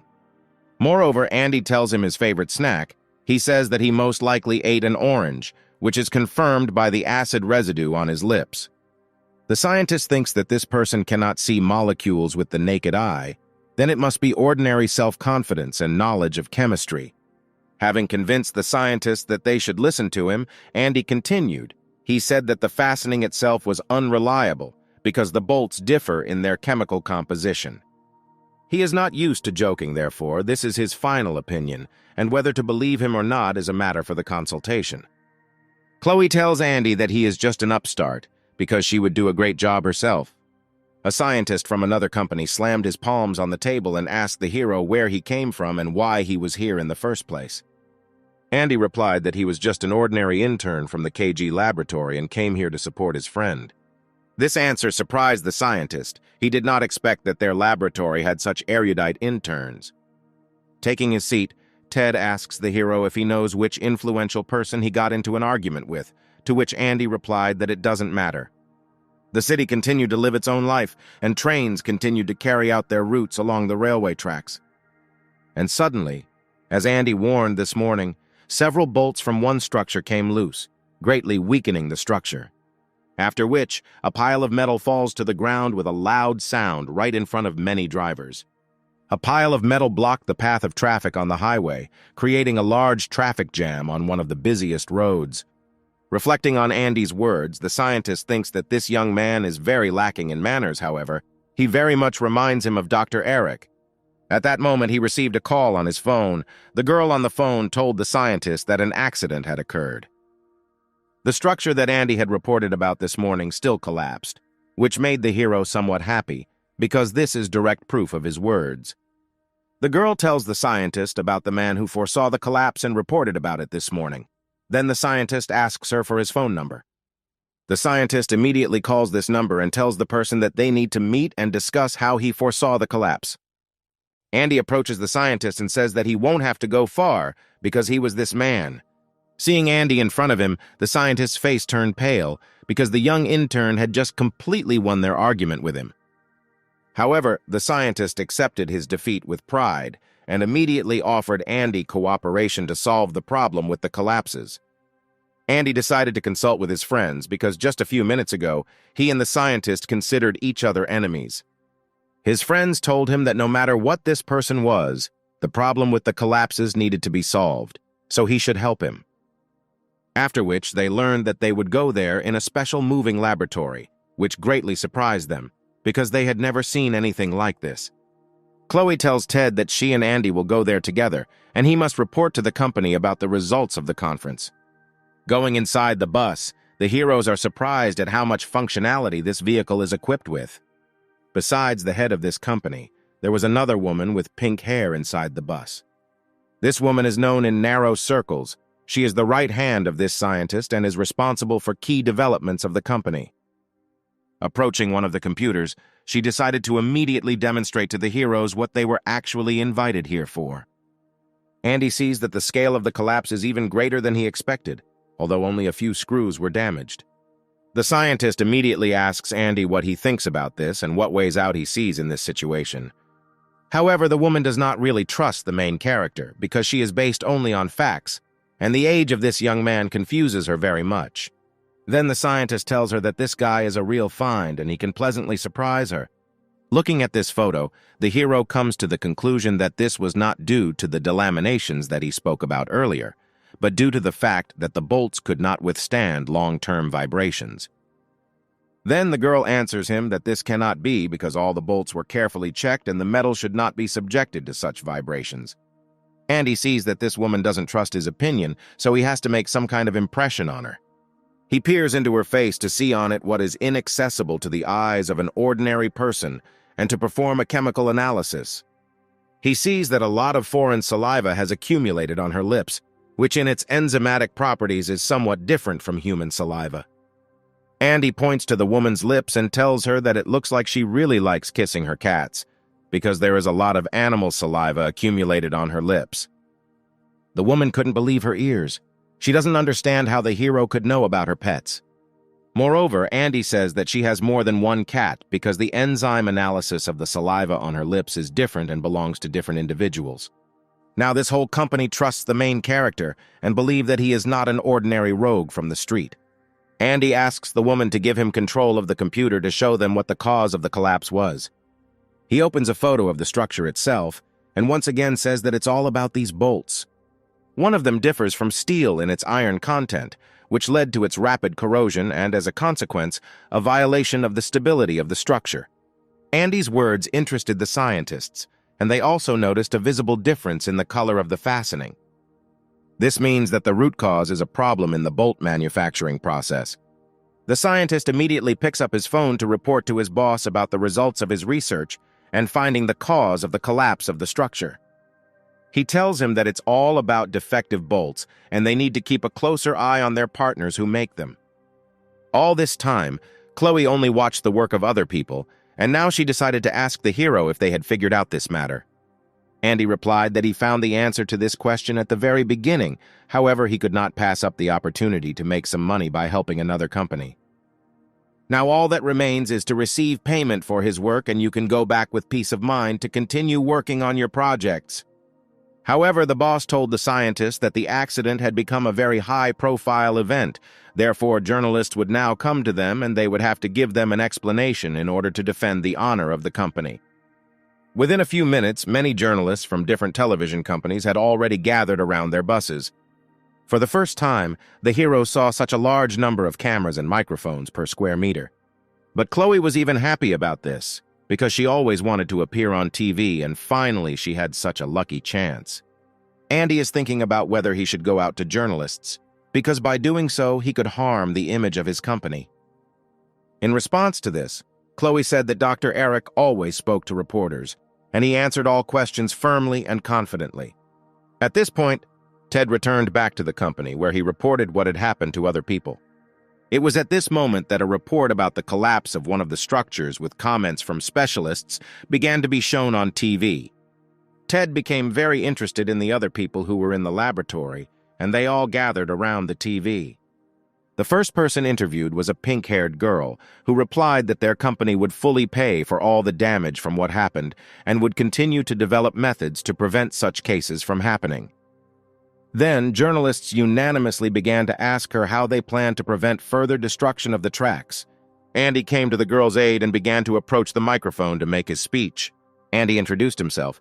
He mentioned that he actually works for another company, but here only as a mercenary. Seeing their intern on the TV screen, the rest of the laboratory staff crowded around the TV to listen to what Andy was about to say. Andy stated that it was all due to loose bolts holding the structure together, and if he could look at the rest of the structure, he could identify the problem areas. Then journalists began to doubt the hero's abilities, because if all hopes are directed only at him, then the accident could happen again. However, Andy convinced them that all it took to fix the problem was for him to show up there and take a look with his own eyes. After which, the heroes, together with a detachment of builders, moved onto the railway tracks. One of the workers was at the top of the tracks and told the others when they could start work. Drones flew around the station reporting the entire situation live and were also used as backup. From the city, on the other side of the railway bridge, there was a live report that showed and told in detail about the situation around. Andy equipped himself with all the equipment that is required when working at height and moved out with the rest of the workers. Together with him, Chloe and his new acquaintance from a third-party company set out on the railroad tracks. There was a strong wind at the altitude, so Andy told Chloe to wear warm clothes, otherwise she risked catching a cold. However, Chloe had no clothes other than what she wore to the meeting, and the wind was getting stronger. Seeing this, Andy decides to help her with this issue. He carefully wraps her in his new scarf, telling her that she always needs to be a little more prudent. He bought this scarf just a couple of days ago, so when they go downstairs, she will have to return it to him. Andy hopes that now she will feel a little warmer and will not delay the rest of the team any longer. Chloe thanks Andy for such concern and says that in this he is different from Dr. Eric because he never cared about other people's problems. Then Andy tells her not to get her snot on the scarf since he just bought it. After these words, Chloe realized that she and Dr. Eric were not so different. Workers begin to go down one by one to quickly get to the problem area. They stop on a wide base from where they have a view of the entire structure of the railway tracks. Andy tries to use his skills to evaluate the quality of the metal and identify problem areas. He notices that some places differ in their positive charge from the general mass. This means that the qualitative and quantitative composition of the metal in these places is different from the rest, which makes them more vulnerable. Andy points his finger at a certain point and asks his assistant to take a closer photo of this place. However, this is quite difficult to explain in words, so Andy asks her for a camera and does it himself. After which, together with the rest of the team, they begin to analyze the images and collect objective data for the upcoming conference. After some time, the heroes return back. Chloe immediately looked inside the office. She was simply dying from the cold. Sitting on one of the chairs in the office was the same scientist who asked Andy to help him with this matter. He asked Chloe how it all went and where the rest of the participants in this procedure were now. Sitting by the heater, Chloe replied that in about 3 places the condition was quite dangerous, but if they used polycrystalline coating from their company, then everything should be fine. The scientist calls the girl by name for the first time and asks her forgiveness for being a little rude to her at a conference at the city hall. Chloe then asked if he would still call her sweet girl, which is what he called her when she gave her presentation. After which she immediately laughed, telling the scientist that she was a really nice girl and she wasn't offended by it at all. In response, the scientist smiled and said that she would definitely win in the next discussion, especially if Andy is with her because he has never before met people with such natural intuition in the field of chemistry. In response, Chloe just smiled because she knows a person who is very similar to her new acquaintance. Meanwhile, the rest of the team was already giving interviews to the accumulated number of journalists. During his next answer, Andy notices the silhouette of Chloe in the distance, which seems to hint that he should mention her in his story. At the time, Andy says that the bolts that caused the collapse had become loose due to exposure to adverse conditions, but that by using a polycrystalline coating developed by their company, this could be avoided in the future. After saying that such a tragedy could happen again in the future, the journalists had a whole bunch of new questions, but Andy politely refused them and said goodbye to them. The main character left a good impression on them because such a young scientist is a real rarity for Japan. Andy approaches Chloe and asks her what was so important that she wanted to ask him that she waved her arms so widely. If she is worried about whether her project will be accepted for consideration, then she need not worry, because he recommended it live. But after Andy saw that Chloe did get snot on his scarf, he regretted recommending her project to someone. At the exit from the office, the scientist was waiting for the heroes. He thanked Andy for his assistance to his firm and added that he had done an excellent job. All the money, as he promised, will be transferred to his personal account as soon as the ministry approves the funding. When the hero was about to leave, the scientist tells him that there is something else that he would like to discuss with him. He invites Andy to come work for his company immediately after he completes the internship. He will give him good recommendations and get him a great job. Going outside, Chloe asks the hero if he will agree to such an offer. Andy replies that it sounded pretty good, especially since she herself said that they were competitors, and this was a great opportunity to get rid of a competitor. Chloe replied that she never said that she wanted to get rid of competitors, because being next to him, she gains new knowledge for herself. Such words offended the girl, and she showed Andy her dissatisfied face. Looking at Chloe, Andy thought that she was very cute when she was offended. At that moment, a message came to Chloe's phone. It said that the company had a corporate party today, and she and Andy were invited to it. After which, the heroes went there because this is an excellent opportunity to have a drink and a snack at the expense of the company. There, they were met by Chong and Dr. Joseph. Seeing the heroes, they waved their hand and invited them to sit at their table. As Andy walked past the other people in the room, he heard them discussing him and the fact that he had recently been interviewed representing another company. Andy thinks about why Mr. Joseph invited him personally to his table, since he is just an ordinary intern. As they got closer, The first question Joseph asked Andy was how the work for the other company went. Joseph said that he knew the scientist who offered Andy the job and knew that he was not known for getting his company into trouble.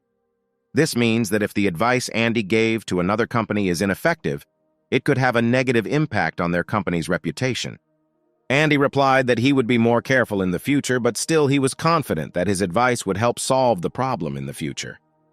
After this, the heroes agreed that it was better to discuss such issues personally with management. As a sign of agreement, they decided to have a good drink, because no one canceled free drinks and food at this event.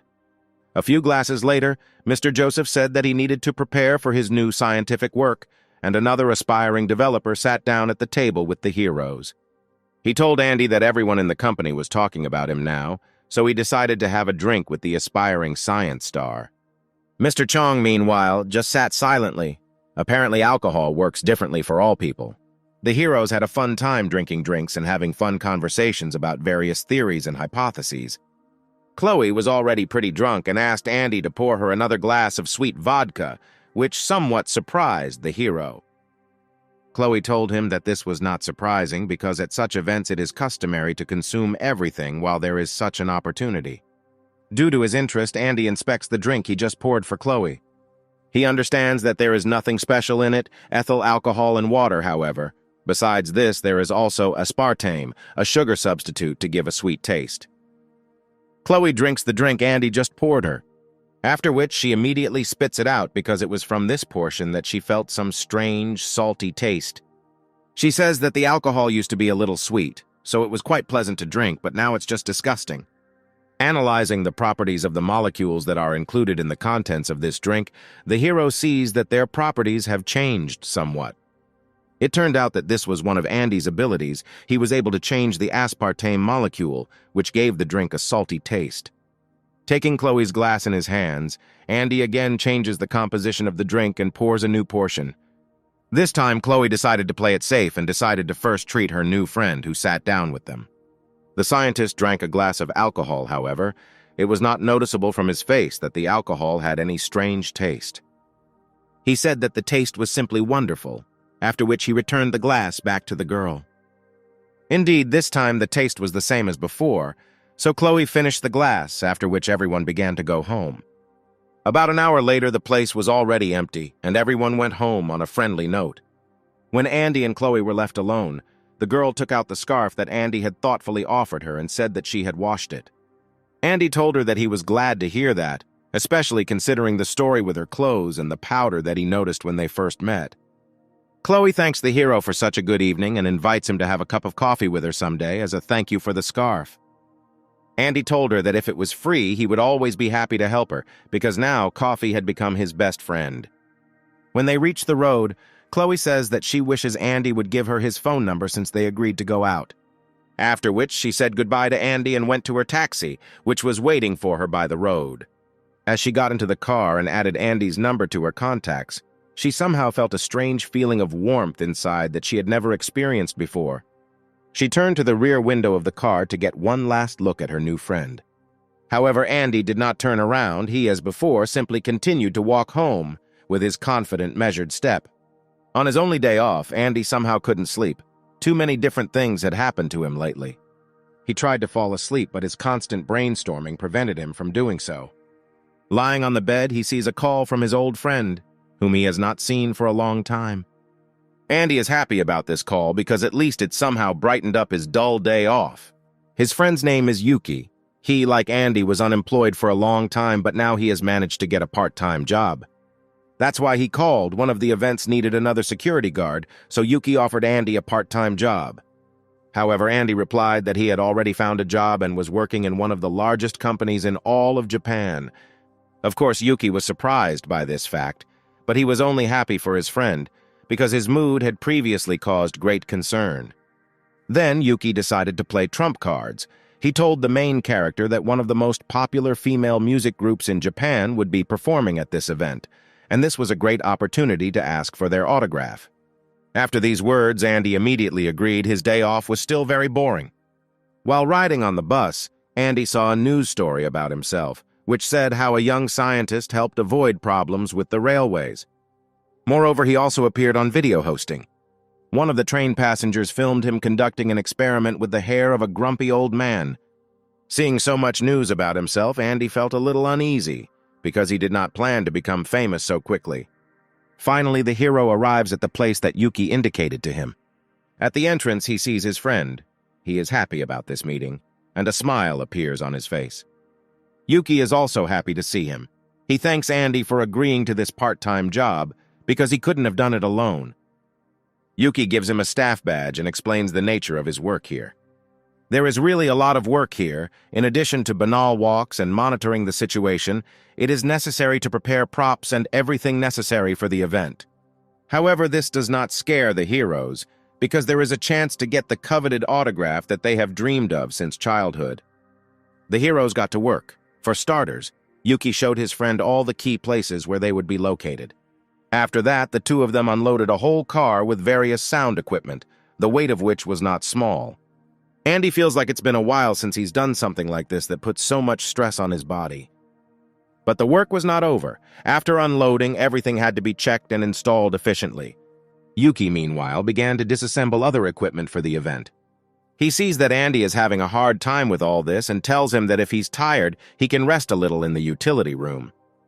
However, the hero replies that he does not need rest, because thoughts about the autograph he received immediately charge him with energy.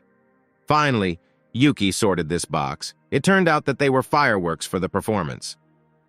Even though these fireworks don't look very good, when the music comes on and the lights go down, it will be absolutely spectacular. To make them work, they need special gunpowder, which is something like an analog of ordinary matches. Yuki opens one of these packages to test whether this setup even works. Andy immediately analyzes the composition of this powder with his own eyes and understands that this gunpowder is very cheap, and they clearly saved on it. However, when the explosion occurred, the hero was completely delighted, because before he had not seen that an ordinary fireworks display was a whole chemical cosmos. Yuki tells him that if he is so surprised by an ordinary pacifier, then the sight at the performance will drive him crazy. Now their task is to check each test fireworks, after which they can go to lunch. But first they need to be installed, and if something goes wrong, then let the director himself deal with it. Andy replies that these fireworks look very cheap. They are unlikely to be reliable in any way, so it is better to check everything thoroughly. Yuki tells him that he knows this very well, because this is not the first time he has participated in such events. The main character sees that his friend is somewhat worried about this event. This is not surprising because this is the only job he has now. And this gunpowder could worsen his position in this company. If you think about it, it cannot influence the composition of such a complex compound because the composition is constant and unchanging. However, he is able to refine the formula itself and make the amide bonds in the explosive more dense. This will reduce the likelihood of a blank explosion. This he does, after which he tells his friend that he will set up the fireworks himself and assures him that he need not worry because he already has experience in this kind of thing.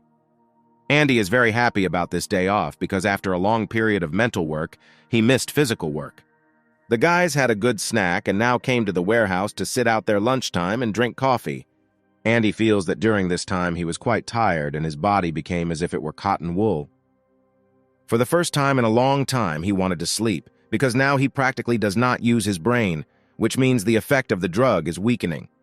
Andy tells Yuki that he wants to take a nap for a while and asks him to wake him up when his help is needed.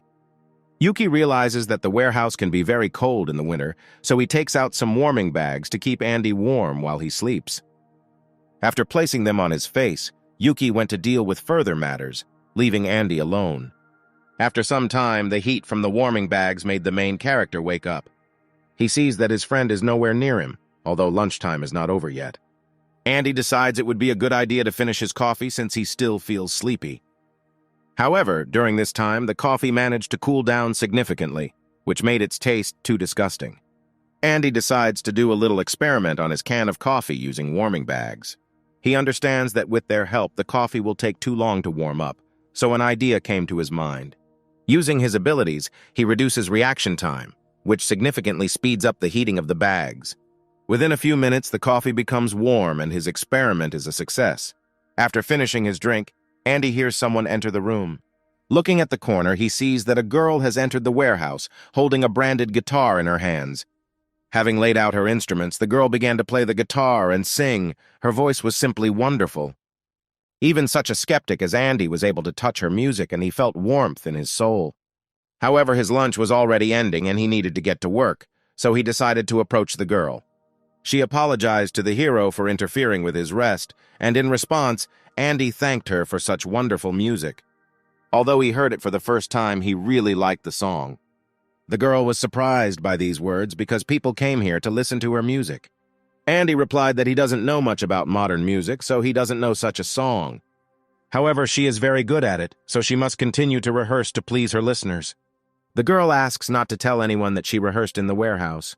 Andy tells her there's nothing wrong with that, then adds that she needs to replace the bottom string because it's already rusty. Coming out of the warehouse, the hero sees his friend who was returning back. He asks him not to talk loudly because some girl is rehearsing in the warehouse and he shouldn't disturb her. Yuki is surprised by this answer because today the only stars performing are Yoon and Sol. Doesn't Andy really know what they look like? He asks his friend what the girl he saw in the warehouse looked like, what she was wearing, and whether she had any distinctive features. Andy highlighted the special sticker on her guitar in the form of 2 letters. He noticed it when he looked at the strings of her instrument. Now Yuki is finally convinced that this girl is really from the duet Yoon and Sol because only they have access to these guitars. Andy replied that he came to this event for another autograph, and he was not particularly interested in other artists. Yuki was amazed by this answer because the staff must know their artists by sight, otherwise problems may arise. Meanwhile, the girl continued to rehearse her music in the warehouse. At that moment, the director of this event came into her room and suggested that she finish because she might get sick from being in such a cold place for so long. However, he felt that the warehouse was now very warm, as if the warehouse had become heated. The girl explained to him that apparently the whole point was in these warming bags that were lying in the corner of the room. The director couldn't believe his ears, because how could heating bags heat an entire warehouse? However, when he touched them, he immediately pulled his hand back, because a strong, scorching heat emanated from these packages. The director asked the girl where she got such a good thing that can insulate such a large room and is so small in size. The girl replied that they were left by one guy whom she accidentally met here when she was rehearsing, who didn't even know who she was. The director was surprised by this answer because everyone at this event was working with this team for the first time and everyone knows such stars. After that, she started playing one of her new songs, but raising her hand to the lower strings of her guitar, the girl noticed that the sound began to be out of tune. She told the director that the strings on the guitar needed to be changed because one of them was already rusty, despite the recent replacement. All these facts aroused the girl's interest in Andy because for the first time she saw such an observant person who at first glance understood the condition of the instrument. After some time, the first dress rehearsals of the artists began, and all the efforts of the workers were directed towards them. One of the participants in this process approached the director and told him the unpleasant news that the main female team was delayed due to transport problems. The director realized that something needed to be done about this because the main interest of the public was directed towards them. He says that it is necessary to switch all the performances and leave the women's group until the very end so that they have time to rehearse the performance. At this moment, Yuki is simply enjoying the music on the headphones that the organization kindly provided him with. Looking at him, Andy asks if he really likes the music playing here that much. Yuki replies that it's not even about the music, but the fact that he was given headphones for the first time, which means that they are starting to notice him. Coming closer to the stage, Yuki says that now the very moment for which Andy came here will come. The main character has already taken out a piece of paper and a pencil to get that coveted autograph from the women's group that he loves so much. However, his dream was not destined to come true because for some reason another performer appeared on stage. Andy tells Yuki that apparently something happened here because judging by the program, it was the women's group that was supposed to perform now. The girl began to sing. The sound of her guitar and gentle voice complemented each other perfectly, and a harmony of melody reigned around. Andy noted that this song is really beautiful, and there are reasons why people might come here just for it. Yuki is surprised that Andy has never heard of this performer before. After all, many people consider her songs to be a symbol of Japan, and she is one of the most promising young stars performing at the moment. Andy told him that he was glad that he could hear such a wonderful song, and if he heard it a few more times, then she would have another fan. At the end of the music, one of the workers gave the signal that it was time to launch training fireworks. Hearing this, Yuki's face changed because all these fireworks were set up by Andy, and he hoped that there would be no training launches. Moreover, Andy conducted some of his own experiments on them and spent a very long time processing gunpowder. Looking at him, Yuki asks why he is so calm, because if something goes wrong, they could lose their jobs. However, the fireworks that rang out amazed everyone inside the room. Although he was not very suitable for this girl's performance, after all, he was preparing for a women's group that was about to perform.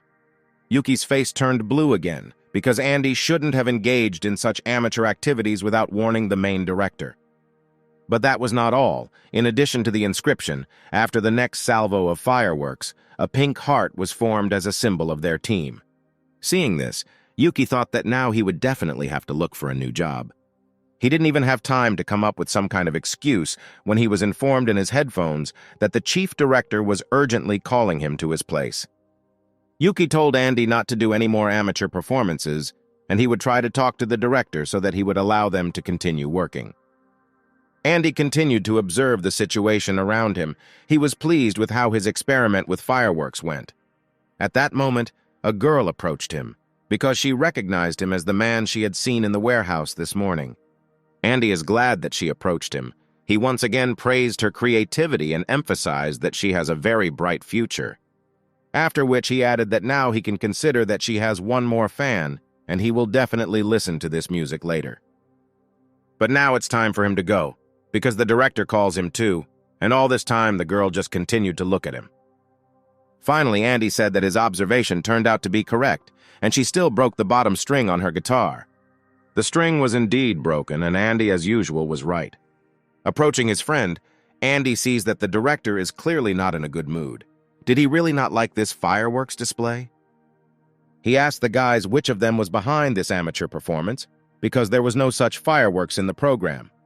Andy replied that he just wanted to try to write the inscription, because this was just a cheap training fireworks display, and if he was against it, then he would return everything as it was. For an ordinary beginner, Andy spoke to such a person with too much confidence, so they were a little surprised by his tone. But the director liked this, after which he began to laugh loudly. Standing up a little from his seat, he said that this guy acts like he's been in this industry for over 10 years. In response to this, Yuki grabbed Andy by the shoulder and told the director that this would not happen again, and he promised that he would look after him. The director calmed Yuki down and said that the fireworks display was amazing, so he wants Andy to do it again. They have never used something like this before, and it can have a great impact on the quality of their performances. As motivation to work, he promises to triple Andy's salary if he does everything right and they get the desired result. However, Andy refused his offer with a calm face. He told the director that he would agree to this work only if, in addition to him, the fee was increased for his friend Yuki. The director looked at Andy with a thoughtful look, because this is too much money for such work. Then Andy said that he would insert their company name after the final performance, which would give them great advertising. The director laughed loudly and replied that this guy is not that old yet, but he already knows how to competently conduct business conversations. He patted Yuki on the shoulder and said that now his fee was increasing, he really hoped that they would not let him down. For the first time in all his time working here, Yuki felt needed and he had a chance to prove himself properly. Andy explains to Yuki that in order to create an inscription using fireworks, it is not enough to simply make a wick in the shape of letters. It is also necessary to calculate the reaction rate, then everything should work out. After all, some of them react immediately after ignition, others only when launched into the air, and others after 0.1 second. Yuki says that this is all too difficult for him, so it's easier for him to just record everything on video so he can practice on his own. Andy replies that this process is indeed not simple, especially for people as far from science as he is. Yuki replies that although he is not friends with science, he is better with the opposite sex and a healthy lifestyle. Andy looked at him with a kind look and said that he would definitely succeed. In response to this, Yuki laughed and said that by the time he learns how to do this, Andy will already be married. Andy replied that if this happened, he would definitely invite him to his wedding, but he would have to set up fireworks for them. A few minutes later, the heroes still managed to install one of the fireworks installations. Having finished with the rest of the work, they can finally relax a little, because there is still a lot of time left before the performance. They decide to go to one of the break rooms to have a little snack and relax before the main concert. But in the corridor, they see a huge crowd of people who have gathered near one of the artists' dressing rooms. Andy realizes that all these people came here to get an autograph from at least some artist, and realizes what popular people he is working with now. At this moment, a certain man approaches the heroes, dressed in formal clothes and looking clearly younger than his age. The man introduced himself. It turned out that he was the director of the girl Andy met in the warehouse that morning. The heroes politely greeted their new acquaintance and asked why he had contacted them.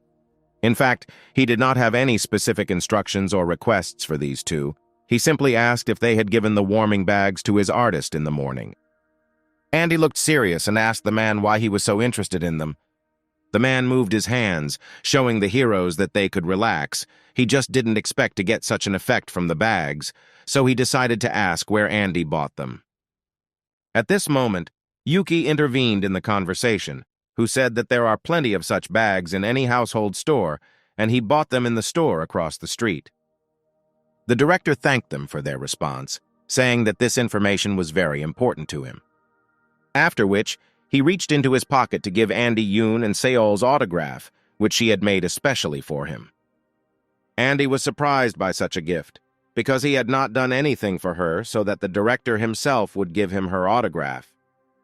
The director said that it was time for him to go, because today was a very important day for Yoon and Seol, and thanked his new acquaintances again.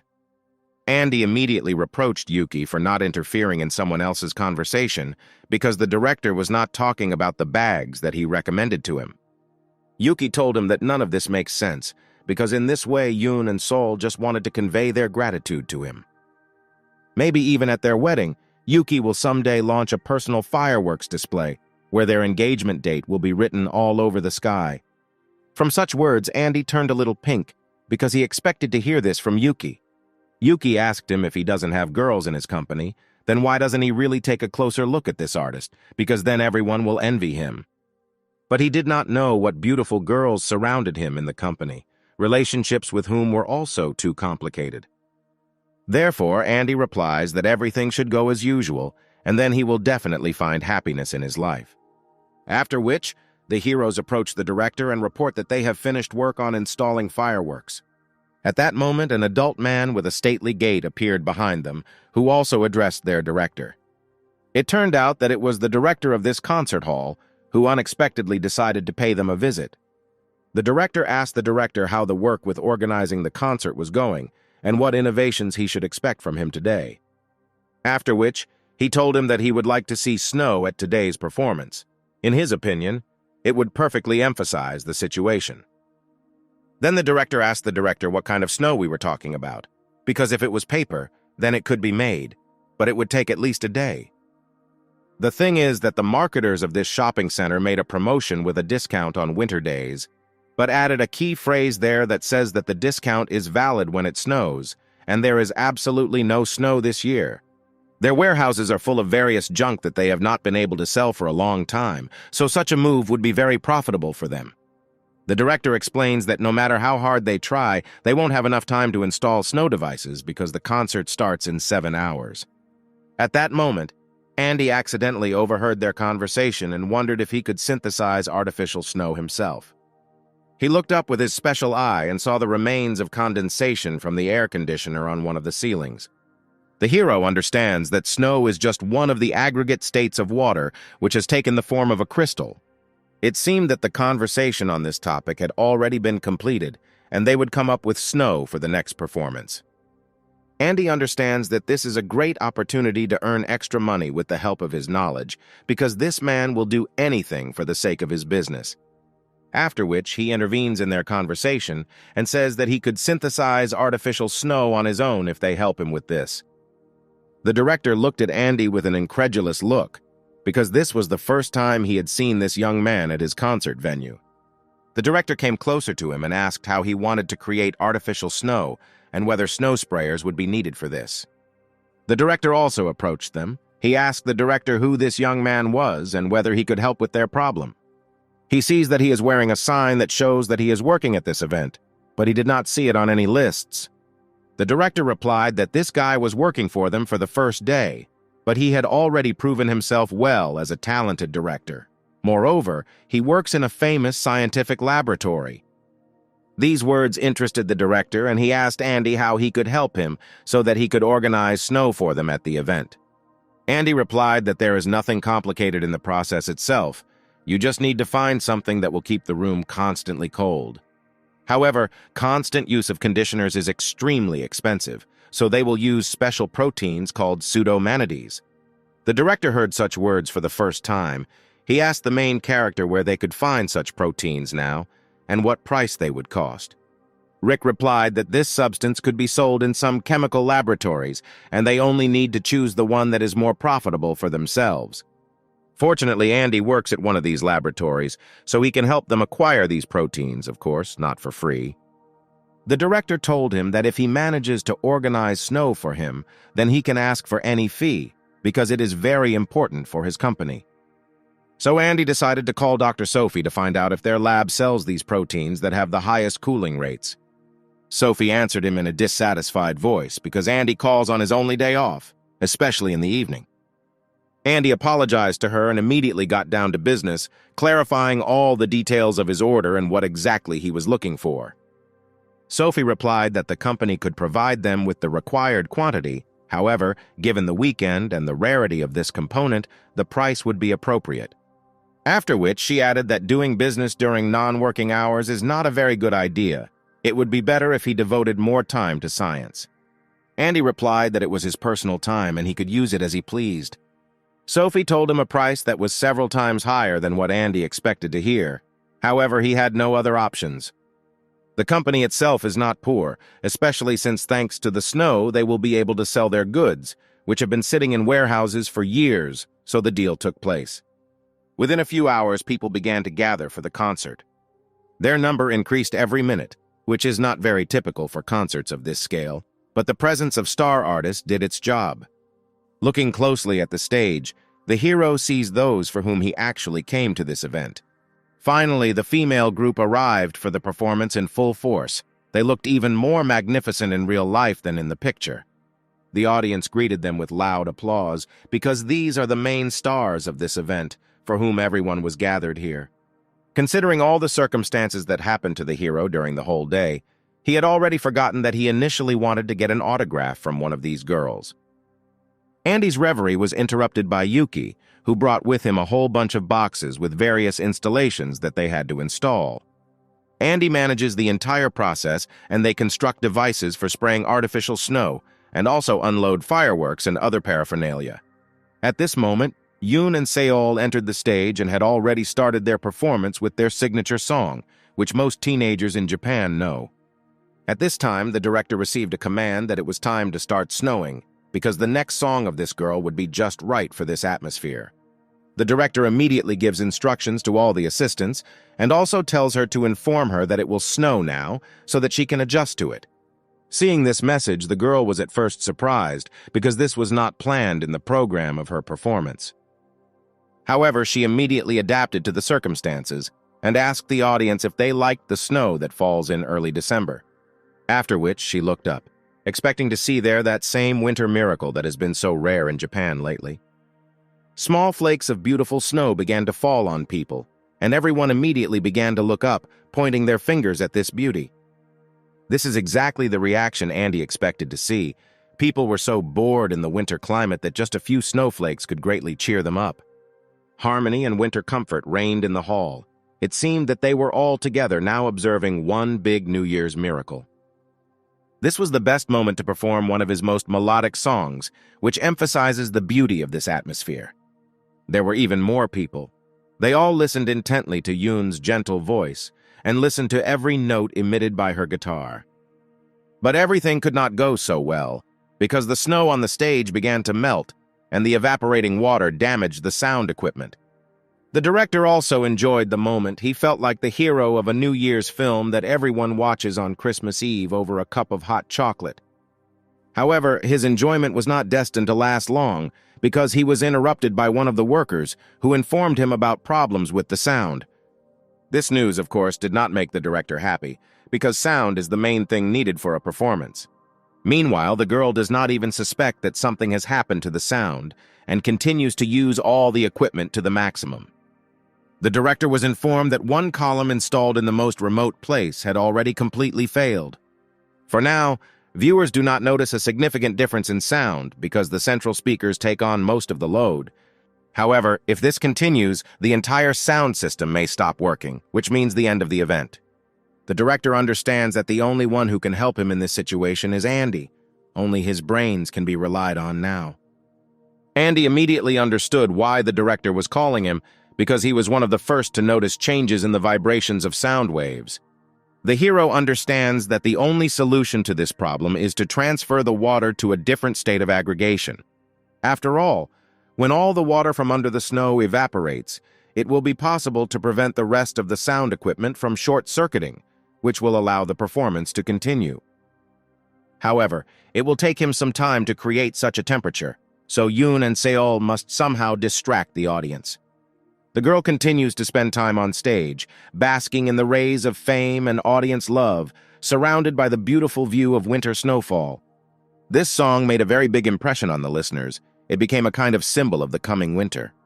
Having sung her next song, the girl says that they had some minor technical problems with the sound, so she will perform the next song only with a microphone and her guitar. This song just fits this atmosphere because when she wrote it, the weather was similar, and it was snowing the same way. It sings about unrequited love and how much she wanted to convey her feelings to her lover, but he did not reciprocate her feelings. From these memories, tears began to accumulate on the girl's eyelids, because at the time of writing this song it was very difficult for her to come to terms with separation. But what she saw in front of her immediately made her cheer up, because she never expected to see him in front of her. Andy walked up to her stage with a slow and confident gait in a beautiful snow-white suit, but this was not recorded in the event program. Continuing to sing her song, the girl seemed to be reliving all the emotions that connected her with her past relationships. Moreover, Andy even somewhat resembled her first love, and specifically at this moment, he seemed to her like a real prince on a white horse.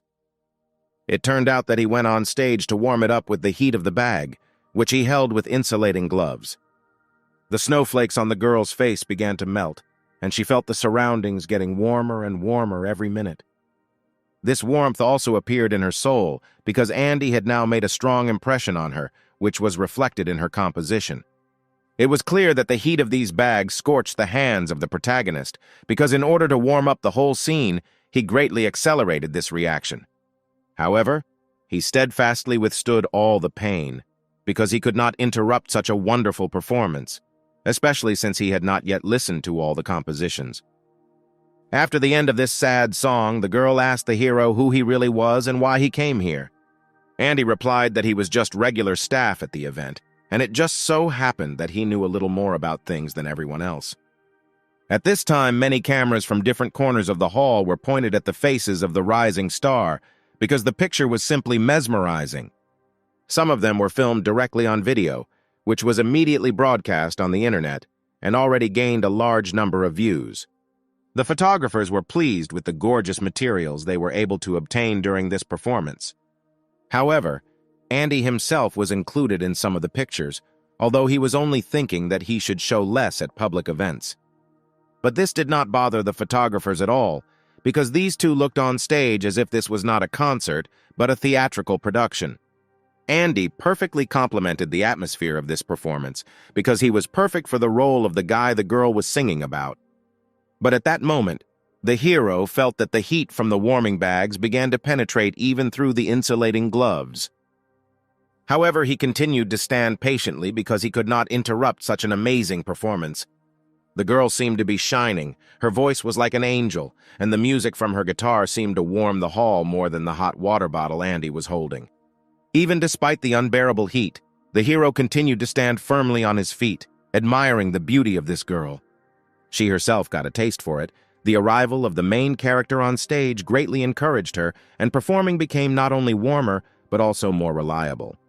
The public was very supportive of the young artist, and after this performance she gained hundreds of new fans.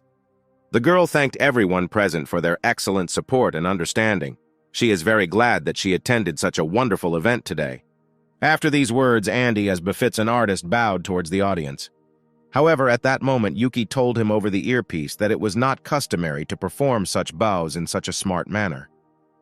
If he wants to somehow express himself and show his respect to the audience, he must bow as if he were a 19th century aristocrat.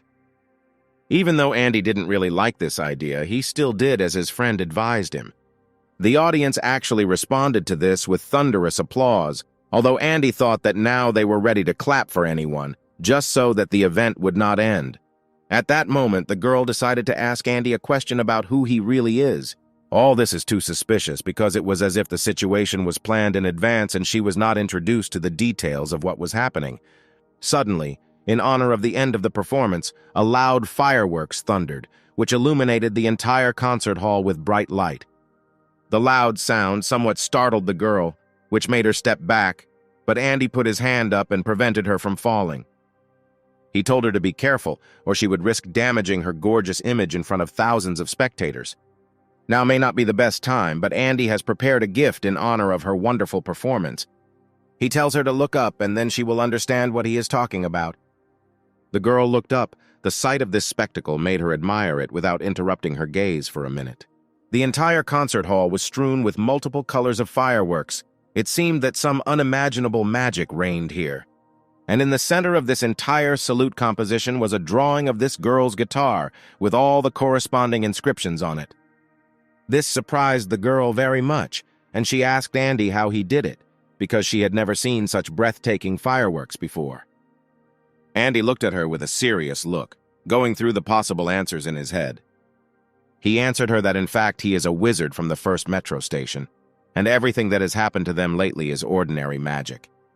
The girl looked at Andy as if he were not a wizard, but a client of one of the clinics for the mentally ill. After which, she exhaled bitterly and said that all this could be explained too simply if Andy really was an ordinary wizard. Andy asked the girl why she was saying this with such sadness. She replied that any wizard could recreate much more impressive pictures, and if she were in his place, she could come up with something more interesting. For example, fly over the stage or make several theatrical ponies appear here and ride the kids around the hall. And she herself would become a real princess and would illuminate with her beauty all the darkness of this concert hall. Looking at her, Andy thought that she didn't need to become anyone because she was already a princess who gave a million smiles today with her wonderful music. At this moment, a female group approached the hero, whose performance the main character had been waiting for so long. Seeing their main vocalist, Andy remembered why he came here, because all his teenage years he dreamed of getting an autograph from her. The girl hugged Yoon and Seol and began praising her for her successful performance, saying that she was a real idol for today's youth. If this continues, then in the future she will be able to become part of her team, and together they will be able to conquer all musical peaks. After which, she notices that the main character is also on stage and asks the girl who this handsome guy is. Looking at them, Andy thinks that he feels that now he no longer wants to get an autograph from her. After all, now to him, Yoon seems much prettier and a talented musician, although he noticed this since their morning meeting. The hero understands that now he is superfluous on this stage, so he politely told the girls that it was time for him to go, because there was still work left.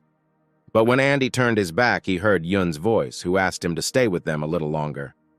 She told him that she would like to play one more composition with the girls, but if he left, then there would be no one else to warm them up. After all, such a warming bag can only be recreated by a wizard like him. No one else has such a talent. Andy feels that the heat energy generated by this package will be enough for a few more minutes, which will just allow them to perform one composition. The girls surrounded the main character and began to cheerfully perform a joint composition, saying goodbye to their audience. Surrounded by beautiful and talented girls, Andy found himself thinking that this was the best day of his life. After some time, the spotlights began to go out, which meant the end of the event. Little by little, people from the audience began to disperse, although some of them stubbornly remained inside, waiting to receive an autograph from one of the performers. The female team had already gone backstage, but Yun still remained standing next to the main character, looking intently at him. Andy was surprised why she didn't leave with everyone else, but continued to just glare at him with her piercing gaze. It all turned out to be just a long pause before the girl told Andy her name for the first time, thinking that he still didn't know it. However, Andy replied that he recognized him that morning because he immediately realized that she was one of the stars of this event. These words somewhat confused the girl, after which she asked the hero what his real name was. She would like to get to know each other a little better and discover the secret of his magic, which he has demonstrated several times already. Andy told the girl his real name, squeezing the warming bag in his hands. After which, Yun said that she was very glad to make a new acquaintance, because a wizard in her neighborhood always comes in handy for her. Andy looked at her with a serious look and replied that all this magic is nothing more than ordinary chemistry, and he is an ordinary scientist. Having learned that Andy was engaged in science and all this was its manifestation, Yun was even more surprised at the hero's abilities because she had never met such amazing people. However, the entertaining conversation between the two young people was interrupted by its director, who began to hurry the girl up because fans were waiting for them on the street. The girl told him that she was already on her way, but first she wanted to say goodbye to her new friend. After which, she turned her back to Andy and said with slight trepidation in her voice that she hoped this would not be their last meeting. Andy was somewhat confused, because it's not every day that you see signs of attention from such a popular and beautiful girl as Yun. After some time, his friend ran up to the hero, who began to question him in detail about what happened between him and Yun. Andy replied that she told him that she would like to meet again and even saved her contact in his phone. However, for some reason he could not call her. Apparently this was due to the fact that strangers would not load the network of such popular people as her. Well, it's for the best because Andy has not yet learned how to behave with such girls, so he will still have time to find his happiness. In the meantime, it's time to stop by the director of the concert hall and ask him for a well-deserved payment for a great performance. The director greeted the young people. It was clear from his face that he was in a good mood. He shook Andy's hand firmly and thanked him for his great contribution to the evening, because if it weren't for his brain, such a beautiful show would not have been possible to put on. Andy asked the director what he should do with this suit, which he temporarily wore to help Yun perform. The director laughed loudly and replied that he could keep it as payment for his work. These words sounded as if the director really only intended to pay him with this awkward costume that was only suitable for performances.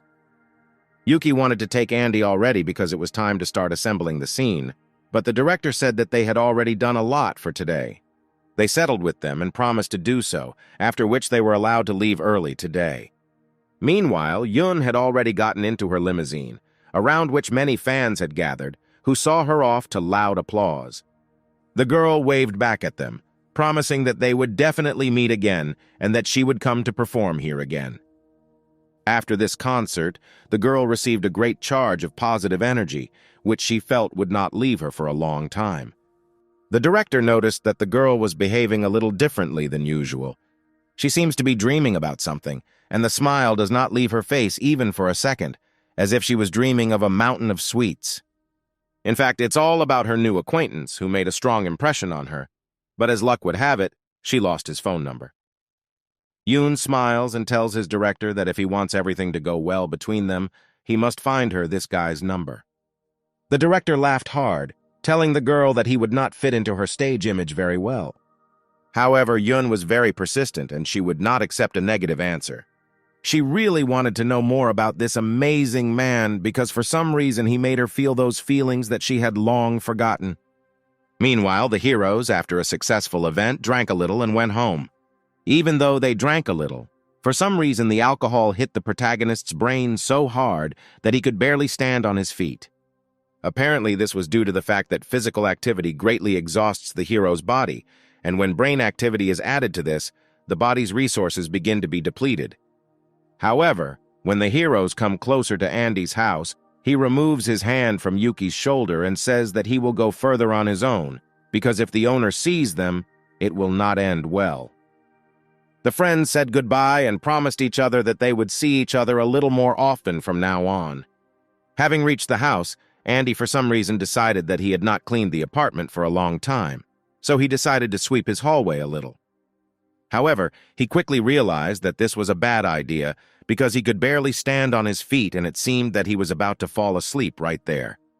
Therefore, he somehow made it to his bed and collapsed right in front of it because his legs completely refused to obey him. In the morning, he was awakened by the ringing of the phone, which made Andy's eardrums crack from the excessively loud sound. With a dissatisfied face, the hero picks up his phone, preparing to yell at the person who calls him on the morning of his day off.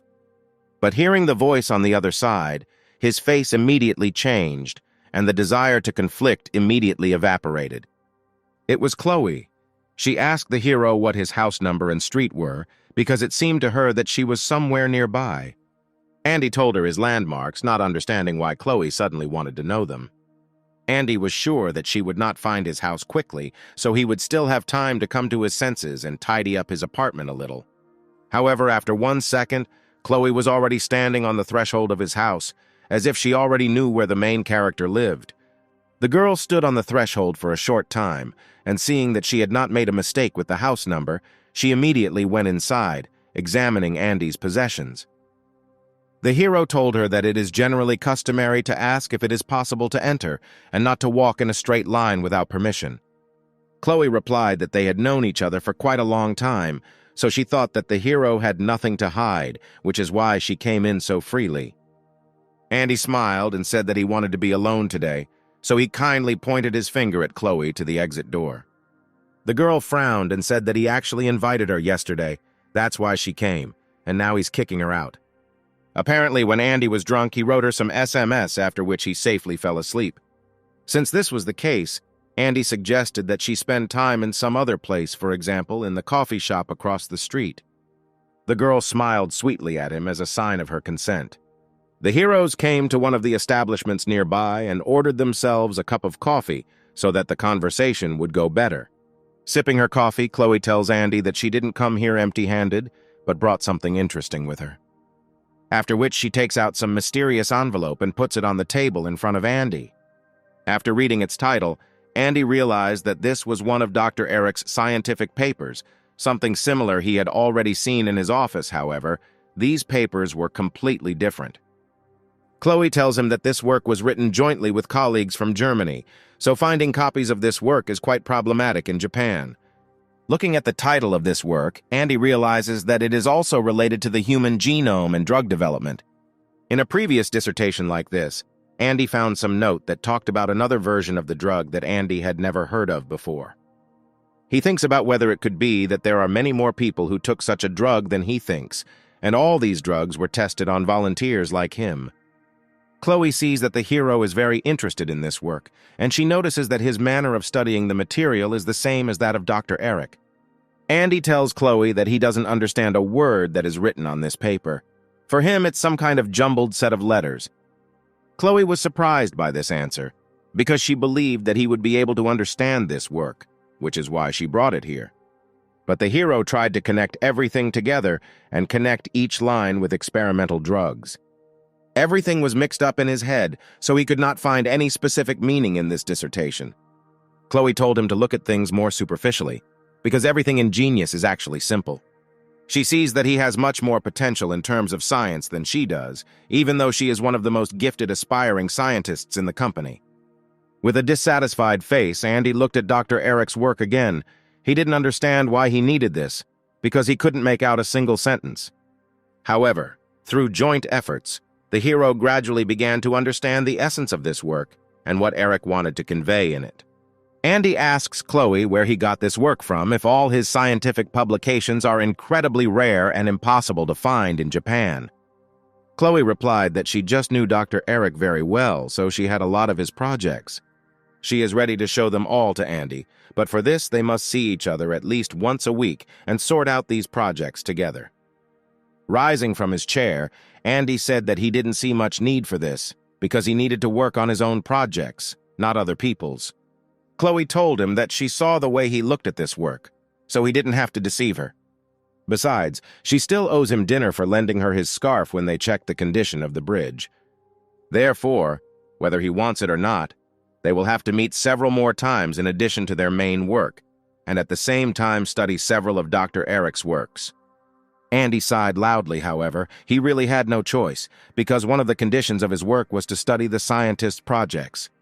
Having said the word project several times in his head, Andy suddenly remembered that today the results of the project competition were being summed up. To which Chloe said that she did not think that any of the young scientists were now able to compete with him. Meanwhile, the discussion of young specialists' projects was already in full swing. The director of the company sat in the center of the audience, and around him various scientists challenged each other's opinions about the newcomers' projects. This year, indeed, many talented young scientists arrived for internships at their company. Therefore, it was quite difficult to evaluate their work if you did not adhere to certain rules. The council agreed that the director himself should choose the best this year because the opinions of scientists in this regard differ greatly. Taking a sip of his coffee, the director asked each scientist who they saw as this year's winner. One of them said the name Andy. His project greatly surprised him in all plans, and besides, he took the job on the recommendation of Dr. Eric. The work was actually quite good, especially considering that Andy only worked on it for a week. The director says that once he studied with Dr. Eric in the same class and went to the same lectures with him. However, he was never able to understand how this man's brain worked because his type of thinking was sharply different from the others. After this, the director is allowed to look at Andy's profile and he carefully examines it. Recently, the company's account has received several deposits from one of the railway companies. This translation was carried out personally by the director of the company, in gratitude for Andy's help in solving the corrosion problem. In addition, the director himself takes a close look at Andy himself because he made a great impression on him. The director was also informed about the other merits of the main character, one of which is the sale of pseudomanadas in large quantities, a product that has been idle in the warehouse for a long time due to the fact that it is rarely used. However, Andy was able to sell the entire batch, which allowed the company to completely clear its warehouse reserves. In just a few weeks, this guy greatly boosted their company's reputation and also contributed to their financial growth. The assistant director says that all these facts indicate that the company should help finance his own project. In response to this, the director replied that he was just a trainee now. Although he already has some merit, they cannot afford to spend money so thoughtlessly because he is not even the head of the department. A dispute broke out between the heads of various departments over his person, and scientists had differing opinions about him. Meanwhile, Andy just sat in front of the audience and rehearsed his speech before the report. He has been very tired lately. He doesn't even remember the last time he got a full night's sleep. The very essence of the project competition turned out to be somewhat different than Andy expected. It's more like demonstrating your abilities and knowledge in various areas so that one of the departments can offer you a contract. Basic materials, battery development, information electronics, materials science, biopharmaceuticals, these are the topics on which the interns give reports. Trainees are given about 3 months to prepare such projects, but unfortunately Andy only had 3 days. Andy thinks that he shouldn't set himself up in a negative way. He needs to believe in himself, and then he will succeed. At this moment, he hears a woman's voice next to him. It was Chloe. She, like Andy, was already working on her project early in the morning, not paying attention to sleep. There is a coffee machine next to this place, which is actually why Chloe came here. Andy looked closely at the girl's face. It seemed to him as if something had changed in her. She looked somewhat lethargic and tired, as if she hasn't rested for weeks. Chloe replies that it's all because of her constant work in the laboratory, because of which she doesn't have enough time for banal cosmetics and creams. Combined with little time for rest, all this leads to this result. Andy told her that he didn't really see any difference in her face from normal.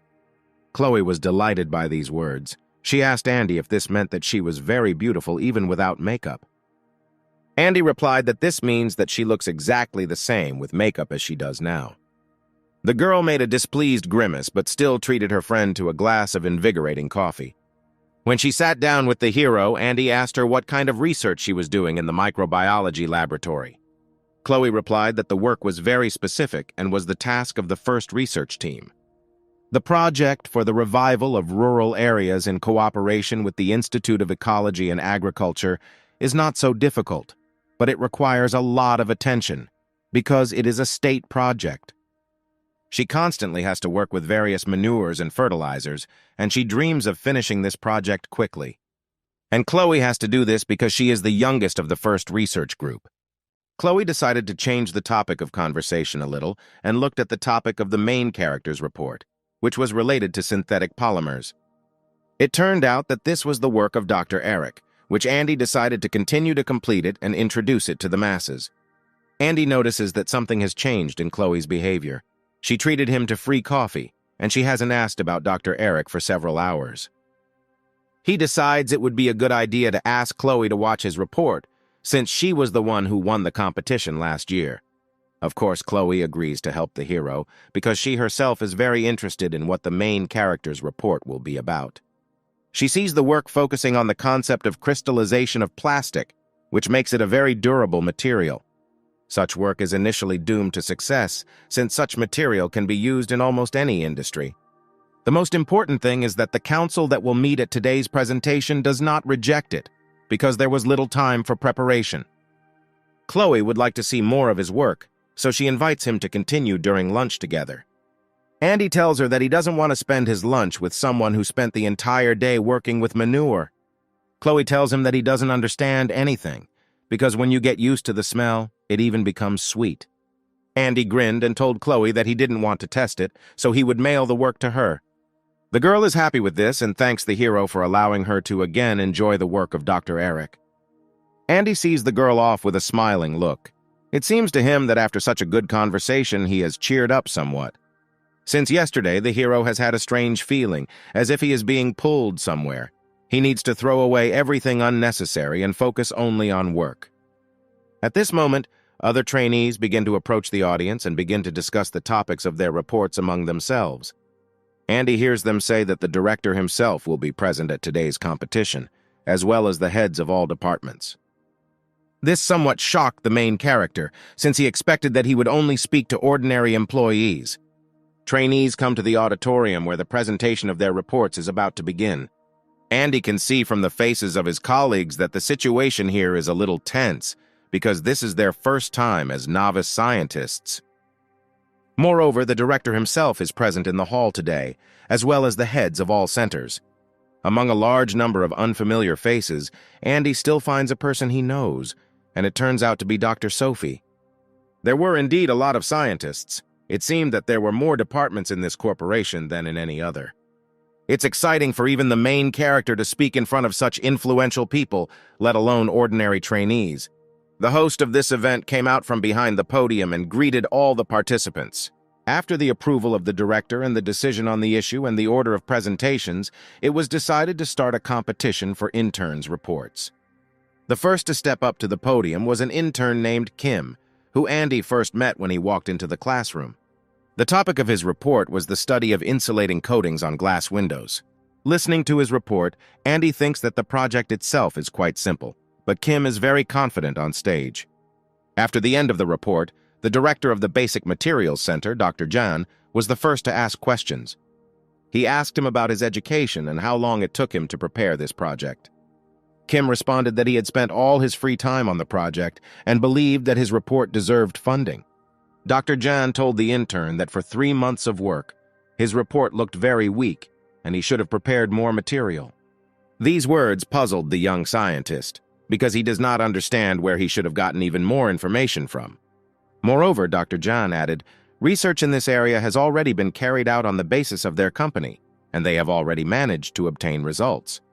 Ultimately, we are faced with a man who feels confident at the podium, but has not prepared the most attractive project. Every year, more and more trainees come to the company, and every year the competition here increases, so you need to give your best. However, knowledge alone is not enough because Dr. Jan likes skills such as self-confidence and dedication, so he offers Kim a job in his department. Kim's face once again wrinkled in surprise because Jang had just criticized him, and now he was offering him a job. The director advised Kim not to rush into making a choice, but to take a good look around. Dr. John from the Material Science Center also offered Kim a job in his department because he initially liked his report. Dr. Ho, who is the director of the Battery Development Center, also voted after him. He was also interested in this guy. A dispute broke out between the scientists about which center Kim would go to work at, and it was decided to listen to the rest of the reports first. Looking at this show, Andy realizes that this is a real battle for survival in which no one will be spared. The next speaker was young intern Billy, who prepared a report on improving the mass production of flagship displays. However, his project was immediately rejected, saying that the work was very weak and the company had enough research in this area. The next speaker was another young intern who chose the field of molecular chemistry. However, his work was quickly rejected as an error was quickly found in one of the equations he had compiled. Time passed and there were fewer and fewer speakers. In addition to the fact that their projects were not accepted, they were also criticized in front of their colleagues and the main officials of the company. Next in line was the main character. The scientist from the podium warned his colleagues that Andy had only 1 week to prepare. Walking to the podium, Andy understands that now neither jokes, nor good looks, nor a beautiful body will help him. Only his knowledge is important. He got off to a great start. Let's introduce the topic of his report and the crystallization of plastic. The heads of the centers did not interrupt the young scientist. Each of them listened carefully to his report. Andy gained more and more confidence with every minute he was on stage, and more ideas came into his head. However, the ill-mannered Dr. Jan still put a spoke in Andy's wheels and interrupted him. He asked him why the topic of his report was related to this industry, although he graduated from a completely different department. However, Dr. John asked not to interrupt Andy because he was very interested in listening to this report. Jan made a displeased grimace and continued to listen to what Andy was talking about. The main character confidently stood on stage. The information from his lips was accessible and at the same time absolutely scientific. Without a single mistake or reservation, the hero finished his report and even had some free time left to answer questions. The scientist at the podium thanked him for his report and asked those present if anyone had any questions for the young intern. Of course, the first was Dr. Jan, who asked Andy how he came up with this method of crystallization. Andy's answer was quite simple. He said that he just saw the molecules and thought they could be crystallized, that's all. Dr. Jan replied that it was quite a fresh take on old things and he definitely liked it. Despite his education, he invites Andy to his department because he believes that he will cope with his duties perfectly. However, Dr. John immediately interrupted him, offering him a place in his squad as well as an immediate independent project.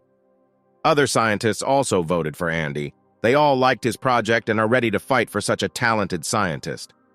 Andy is surprised by so much interest in his person because he spent only 3 days on this project. Taking the microphone in his hands, he turned his attention to his colleagues who were looking at him. Young scientists applauded him, saying that his work was a real diamond and he was a real fellow. Andy is happy about this reaction because he finally manages to establish contacts with his new acquaintances from the laboratory. The director of the organization asked Andy if he had anything to add to his report, since he still had time left.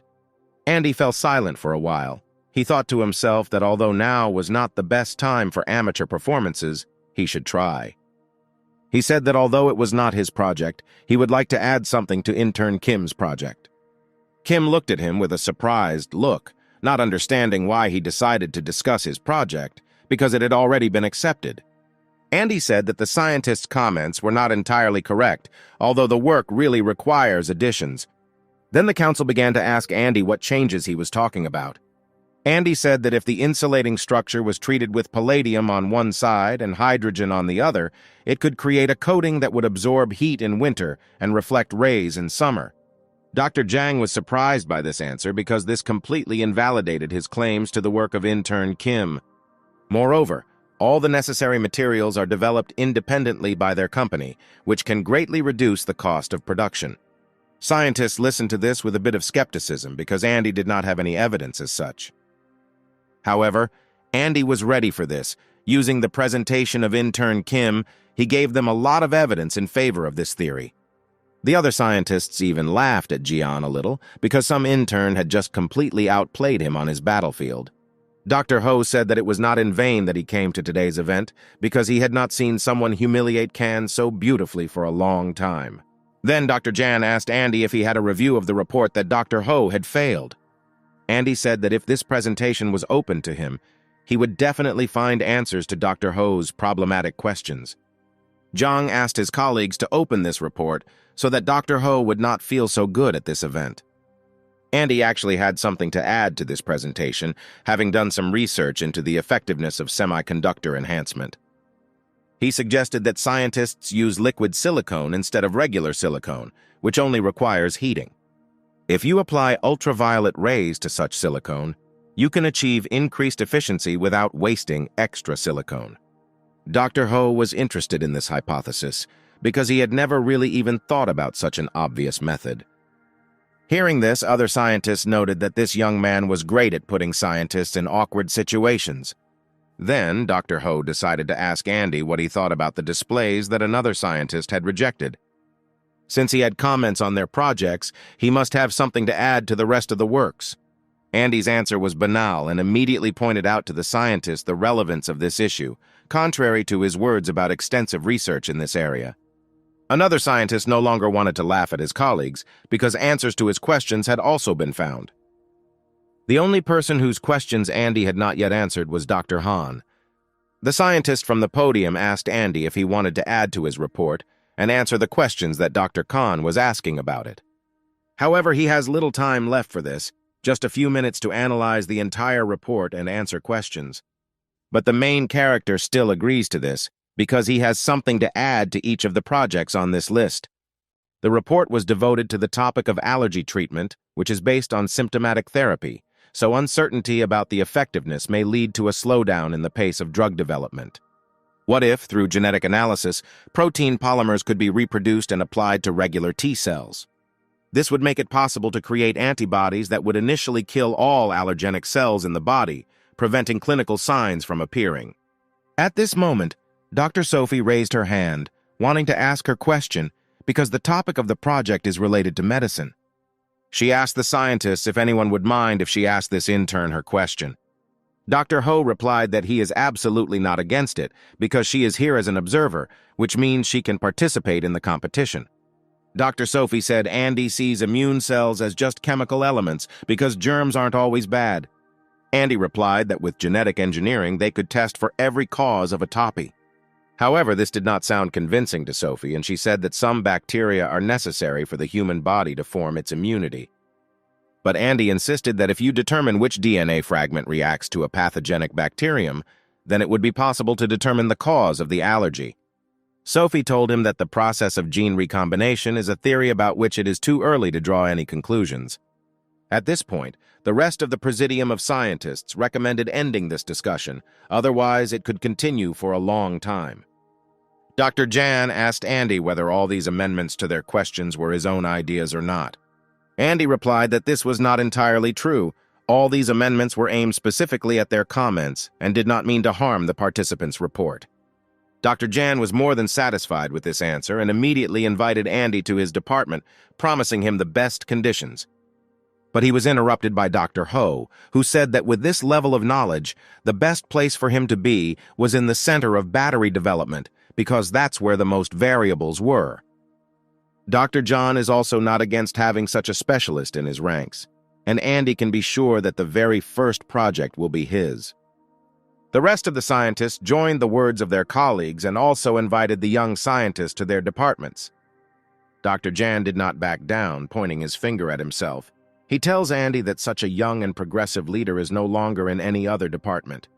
Watching this whole show, the director just silently kept a smile on his face. As he expected, Andy made an impression on everyone that the scientists were not prepared for, which was to be expected from Dr. Eric's student.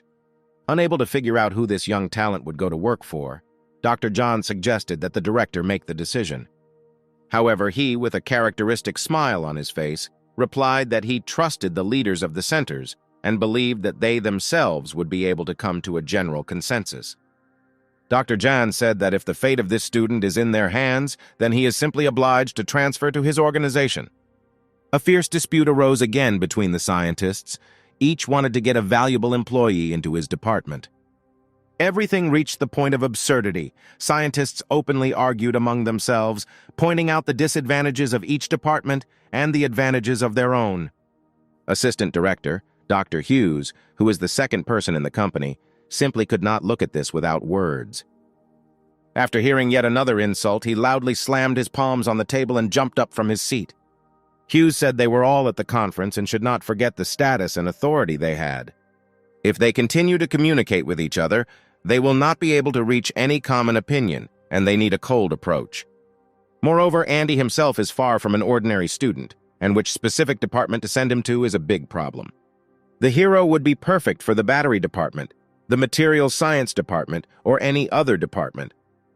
He has enough knowledge to take on any project from these departments and can help solve problems in any of them. Therefore, a specialist like him can be called with complete confidence a generalist. Andy looked at this performance with wide eyes because he had never heard such words addressed to him before. The scientists listened carefully to Dr. Hughes.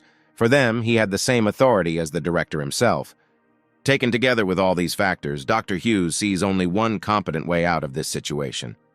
Namely, do not assign intern Andy to any of the existing departments of their company. Hearing this, Andy was confused as to whether his project was not worthy, so that he could get his own personal project in any of the departments.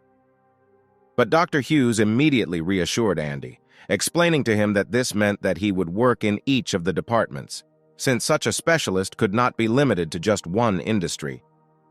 The scientists were surprised by this option for distributing the student because they had never had such experience before.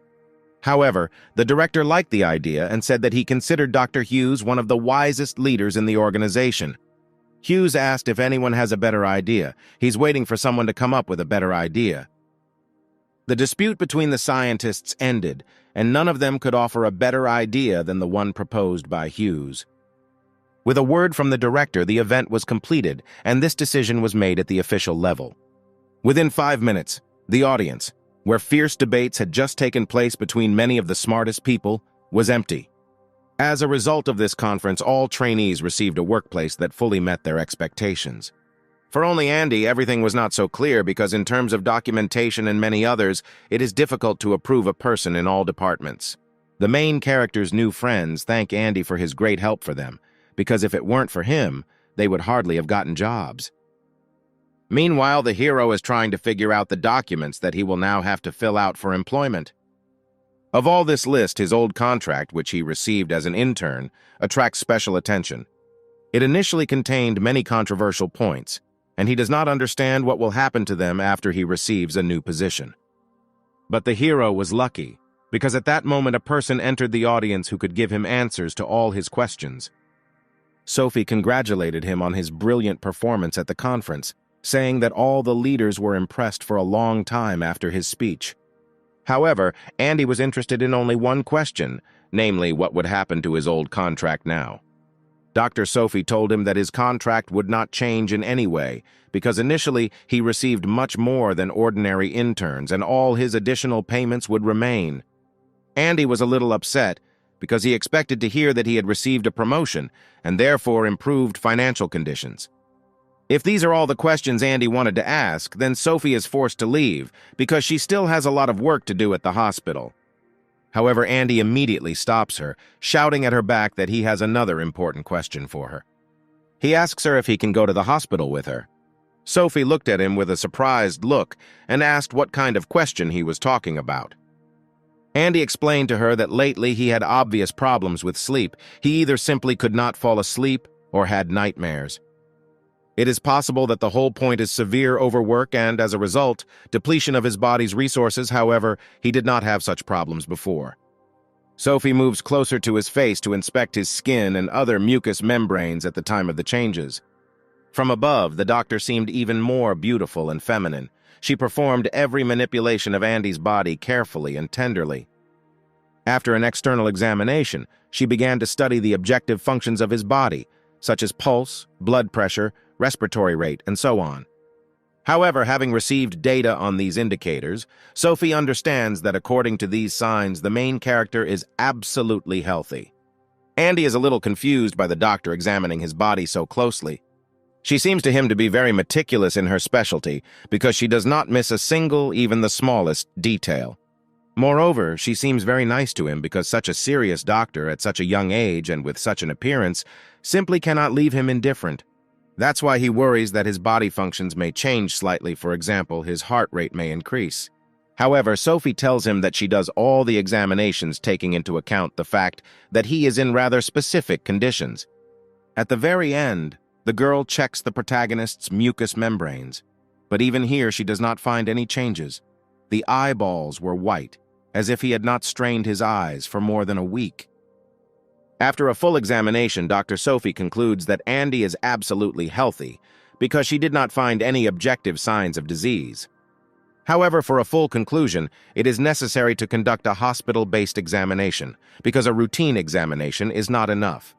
After he finishes all his business, the doctor will be waiting for him in the parking lot so they can go to the hospital together. After finishing his conversation with Sophie, Andy turns his head towards the audience. Each of the interns looked at him with a blank look, because why does an ordinary intern attract the attention of such personalities as Dr. Sophie? There was envy in their eyes because every man in the company dreams of the doctor paying attention to him. Andy replied that it was just an annual medical examination, after which he hurriedly went to the parking lot where Sophie was already waiting for him. The doctor took Andy's blood for a test and warned him that he might feel a little dizzy after the procedure. However, Andy had a different effect. After losing a small amount of blood, he was drawn to a long-awaited sleep. He looked like he was about to fall asleep, so he asked the doctor if he could take a nap in her office. To which Sophie responded with a categorical refusal, because if someone came into the office at that moment, they might think something unnecessary about them. Then Andy asked her if he could sleep on the bench in front of the office, because he didn't have the strength to fight sleep. Dr. Sophie took him to the special room where she rests during her night shifts and pointed to her bed. She told him that for now he could rest here while she took care of his blood tests. Andy thanked the doctor for such generosity. He could not even dream of a soft bed now. He wanted to thank her even more, but he no longer had the strength to fight sleep and his eyes spontaneously closed. While Andy rested, Dr. Sophie got to work on his blood work. According to the analysis, she found out that all the main character's indicators are in the normal range, and there is no reason to worry about his health. She came to his room wanting to give him a very ordinary drip for fatigue to replenish his water-salt balance. However, Andy was sleeping soundly, and it seemed that it was simply impossible to wake him up now. Therefore, the doctor decided to abandon this idea and do other more pleasant things for herself. She went to the rest room, where there was a small kitchen and a shower room, which had everything she needed. After a hard day of work, the girl took an invigorating shower to wash away all the worries of the evening. While drying her head, she hears her phone ringing. She answered the call, saying that she was glad to hear the voice of the person who was on the other side. It was Dr. Eric. He asked Sophie how things were going with his new charge, who took the new version of the drug. The girl told him that until that moment everything was fine with him. He was making excellent progress in his knowledge and improving it every day. Today, for example, he had a high influence on all projects present at the competition and was the most discussed participant. The only one who seemed to have suspicions about this young man was the director. Dr. Eric replied that he had known the director since his student days, so he knew that anything could be expected from him. After which he added that she responded quite sensitively to this young man and asked her if she had really fallen in love. His age is only 26 years old, and he is not deprived of appearance. Who else, if not he, is ideal for the role of her chosen one? An image of Andy appeared in Sophie's head, and she realized that what interests her most about this man is a look that she absolutely did not understand. She asked the doctor when he was going back and then ended the phone conversation. After hanging up, she decided to visit Andy, who was still fast asleep. Looking at his face, Sophie wondered if she liked this young man, and if she had any feelings for him. However, she immediately dismissed all these questions, because a person like her simply does not have time for things like love. After some time, Andy wakes up. He feels that he has not felt this feeling of light cheerfulness for a long time. Sophie asks the hero how he slept and if he had any problems sleeping. 1 second later, she began to shine her medical flashlight into his eyes. She sees that the hero does not have any hyperemia or injection of the sclera, which means that the main symptoms of fatigue have subsided. From this, she concludes that the hero is worried about a banal overstrain of the nervous system, which could appear in response to some kind of stress. Andy recalls that he recently experienced something similar when, after arriving home, he fell asleep before even reaching his bed. Sophie asked him what kind of stress he could associate this with, because this definitely needs a trigger. Andy remembers what he did that evening. Then he helped the young performer Yun become more famous and performed services to improve the quality of her concert. Sophie asked him how he managed to go to work and to other events. For this, some reason is clearly needed, because why would a sane person go to a part-time job on his only day off? Andy replied that he just wanted to get an autograph from one of the performers at this concert. Having found out the root of the protagonist's problem, Sophie says that he needs a comprehensive examination at a specialized center. She hands him a business card from her colleague, in whose hospital you can undergo complete mental, neurological, ENT, and other examinations. Such a serious problem as sleep can greatly affect the performance of his main instrument, the brain. Therefore, he must get an appointment as early as possible. Otherwise, due to lack of sleep, his abilities in science may weaken. Andy himself understands that this problem is quite serious, so he promises that he will visit this clinic as soon as he has time. A few days later, Andy feels that he is getting worse because he has not been able to return to normal sleep. Today is his first working day in a new position, so he cannot yet afford to engage in treatment because he has more important things to do. On the way to his new place of work, Andy decides to listen to some music using his mobile phone. As a performer, he chooses Yoon and Sol's new album with her new song, which she performed while on stage with him. With each listen, the main character likes this song more and more. There is something in it that clings to the threads of the soul. Andy decides to see what other people think about this composition and opens comments under its video. However, when he unlocks the screen of his mobile phone, he sees that he is also featured in this concert video. He understands that lately he has been flashing too often on the screens of various information sources. This may attract unnecessary attention to him. After which, Andy calls his friend Yuki and asks why he was in this video, because he did not even give his consent to it. Yuki replied that he had nothing to do with this. It was all about the independent videographer who created this video using his own material. Then Andy replies that if someone wants to use his face as advertising for their videos, then they are obliged to pay him a portion of the proceeds. Yuki invites the hero to work on Christmas, and perhaps this videographer will be there, and he will be able to ask all the questions that interest him. The main character replied that he does not yet know whether he will be able to get to the Christmas concert, because now he has a new job, which takes more time. Finally, the hero gets to his new place of work. It became the first research department, in which, by the way, Chloe also works. They immediately showed him his workplace and noted that they had high hopes for this young man and hoped that he would fully justify them. Andy's workplace looked too perfect, as if someone had specially cleaned it to a shine and installed everything necessary. It turned out that such a good service was provided to him by his old friend Chloe, who wanted to congratulate the main character on his new job. Andy thought that Chloe's act was very sweet, because he himself was unlikely to do such a thing for anyone. Another minute later, a message from Chloe came to his phone, wishing him a good day at work, which made Andy even happier. Days passed one after another. The work in the organization became more and more, and the responsibility for failure to complete it grew with every second. All these worries made Andy's head spin because his sleep problems had not disappeared, and with the increase in working hours, they only worsened. The main character understands that this cannot continue like this, so he decides to make an appointment at the sleep clinic, which Dr. Sophie recommended to him. When he opened his work computer, he sees that it is already Christmas Eve, and the most long-awaited holiday of the year will come very soon. This made him think that he now works so much that he does not even notice how quickly his time passes. He recalls Sophie's words that sleep problems can be associated with mental, neurological, genetic, and many other diseases. On this, he concludes that most likely his problem is that he works too much, and his nervous system cannot cope with such a flow of information. Therefore, he decides to take a day off today and signs up for a session at the sleep clinic. He needed to get to the appointment only in the evening, so the hero decided to get himself in order first, because long work affects his appearance.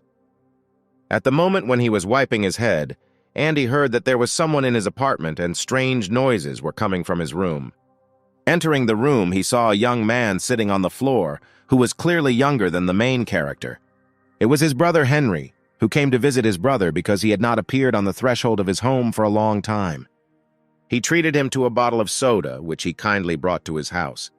Sipping a cold, invigorating drink, Andy realizes that Henry came here for a reason, Most likely, he needs something from him. Henry tells the main character that he has a girlfriend and he came here to get advice from his older brother about dating. He himself is still young enough to understand such things, but his brother is old enough to know a little about dating. And of course, Henry wanted to ask Andy for some money because things with his mother's company were not going very well, so he did not dare ask her. He promises that he will definitely give everything, but now it is very important for him to impress the girl because he really likes her. Andy tells him that of course he can't help him with advice, but he doesn't have any problems with money right now, so he can rely on him in this matter. If Andy were him, he would arrange a romantic date in the open air during Christmas night, which could be even more wonderful. Looking at Andy, Henry thinks that he has changed a lot and that he is completely different from the brother he knew all his life. Finally, Andy wishes Henry to have a good time and gives him the required amount of money, warning him in advance not to stay out late. Life in the city went on as usual. People hurriedly clung to their purchases on the eve of the New Year holidays and Christmas. A bus has arrived at one of the city stations, carrying the star of the musical group Yoon and Seol, the young artist Yoon. Today, she has an appointment with the same doctor as Andy. Only a little earlier, it turns out that she, like the main character, suffers from sleep problems. After some time, the hero gets to the clinic. Its size was very impressive, and its functionality was significantly different from the clinics Andy had been to. The main character went to the registration desk and asked which office and which doctor he should go to today. After that, he was sent to the office of Dr. Catherine. She was somewhat older than the main character, however. Like Dr. Sophie, she was a young girl in the prime of her life. She greeted the main character and asked him why Sophie cared so much about him. Perhaps it was because they were in a relationship. Andy replied that he would not like to answer such personal questions. However, he can definitely say that he is not in any relationship. Catherine smiled, asking the protagonist for forgiveness for her bad manners. She just wanted Sophie to finally find someone for a long time. And such a young and handsome guy like Andy is just the right candidate for such an ambitious doctor as Dr. Sophie. But all this is just lyrics. First of all, they need to find out why exactly the main character has obvious problems with sleep. Looking at how Dr. Catherine works, Andy is convinced that she, like Sophie, is a professional in her field because she prescribed just a huge number of examinations. Meanwhile, Yoon was sleeping in one of the rooms of this clinic, and a huge number of different electrodes were connected to her, which recorded her health indicators. Hearing that someone had entered the room, the girl immediately woke up. The electrodes attached to her face slowly reached out for her. It was Dr. Catherine. She came to check on Yoon and evaluate his health indicators during sleep in order to delve deeper into the root of the problem. Yoon replied that she slept well and was ready to pay just for that, as if she already felt much better. Analyzing the girl's indicators, Dr. Catherine says that out of the 4 hours that she spent in this ward, she was able to sleep only 1.5. The rest was spent falling asleep and superficial dozing. Yoon replied that this is all normal for her body. She always takes a long time to fall asleep because many different things worry her. She tells the doctor that she doesn't want to take up a lot of her time because she understands that she has many other, more complex patients. Catherine replies that at the moment, only one patient is important to her, and she would like to get to the bottom of the problem, perhaps find out what is bothering the girl. Yoon told the doctor that she couldn't sleep until she had a beautiful melody in her head that she could perform for her fans. The doctor immediately understood the essence of the problem. Yoon has an initial degree of depressive disorder, which is why she cannot force herself to fall asleep for so long. She lives on stage with all her heart, and for her there is nothing more important than satisfying the desire of even the most skeptical listener. As long as she has a guitar in her hands, she will not stop composing music because this is both the main dream and the main business of this girl. Considering all these factors, Dr. Catherine tells the girl that more detailed examinations are needed and she will have to stay a little longer at their clinic. Since this is the case and she will need to undergo many different tests throughout the clinic, Yoon would like to wash her face first. To do this, she goes out into the corridor because the bathroom is next to her room and sees that besides her there is someone else in the clinic. She immediately runs back and covers the door with her body so that someone doesn't accidentally look into her room. Yoon hopes that she imagined it, and in fact it was not the person she saw there, and this is all just her illusion after a long sleep. However, Dr. Catherine didn't reassure her because she said that the patient she saw was a newbie from the chemistry lab named Andy. It was the worst day of Yun's life. She couldn't even imagine that she could meet this guy when she looked so terrible because she didn't even have makeup on. If this person sees her, she will regret it for the rest of her life or simply die of shame on the spot. Catherine wondered why so many pretty girls knew this young man and what exactly connected him and Yun. She understands that the very presence of Andy here can help solve the girl's problem with sleep, and this must be used. Andy learns that the next step in his examination will be a behavioral psychology test, which will show his temperament type. There are quite a lot of questions in this test, and Andy understands that even such a small thing in this clinic is approached with full responsibility. Looking at the list of questions, the hero understands that this test has many different nuances on which the result will depend.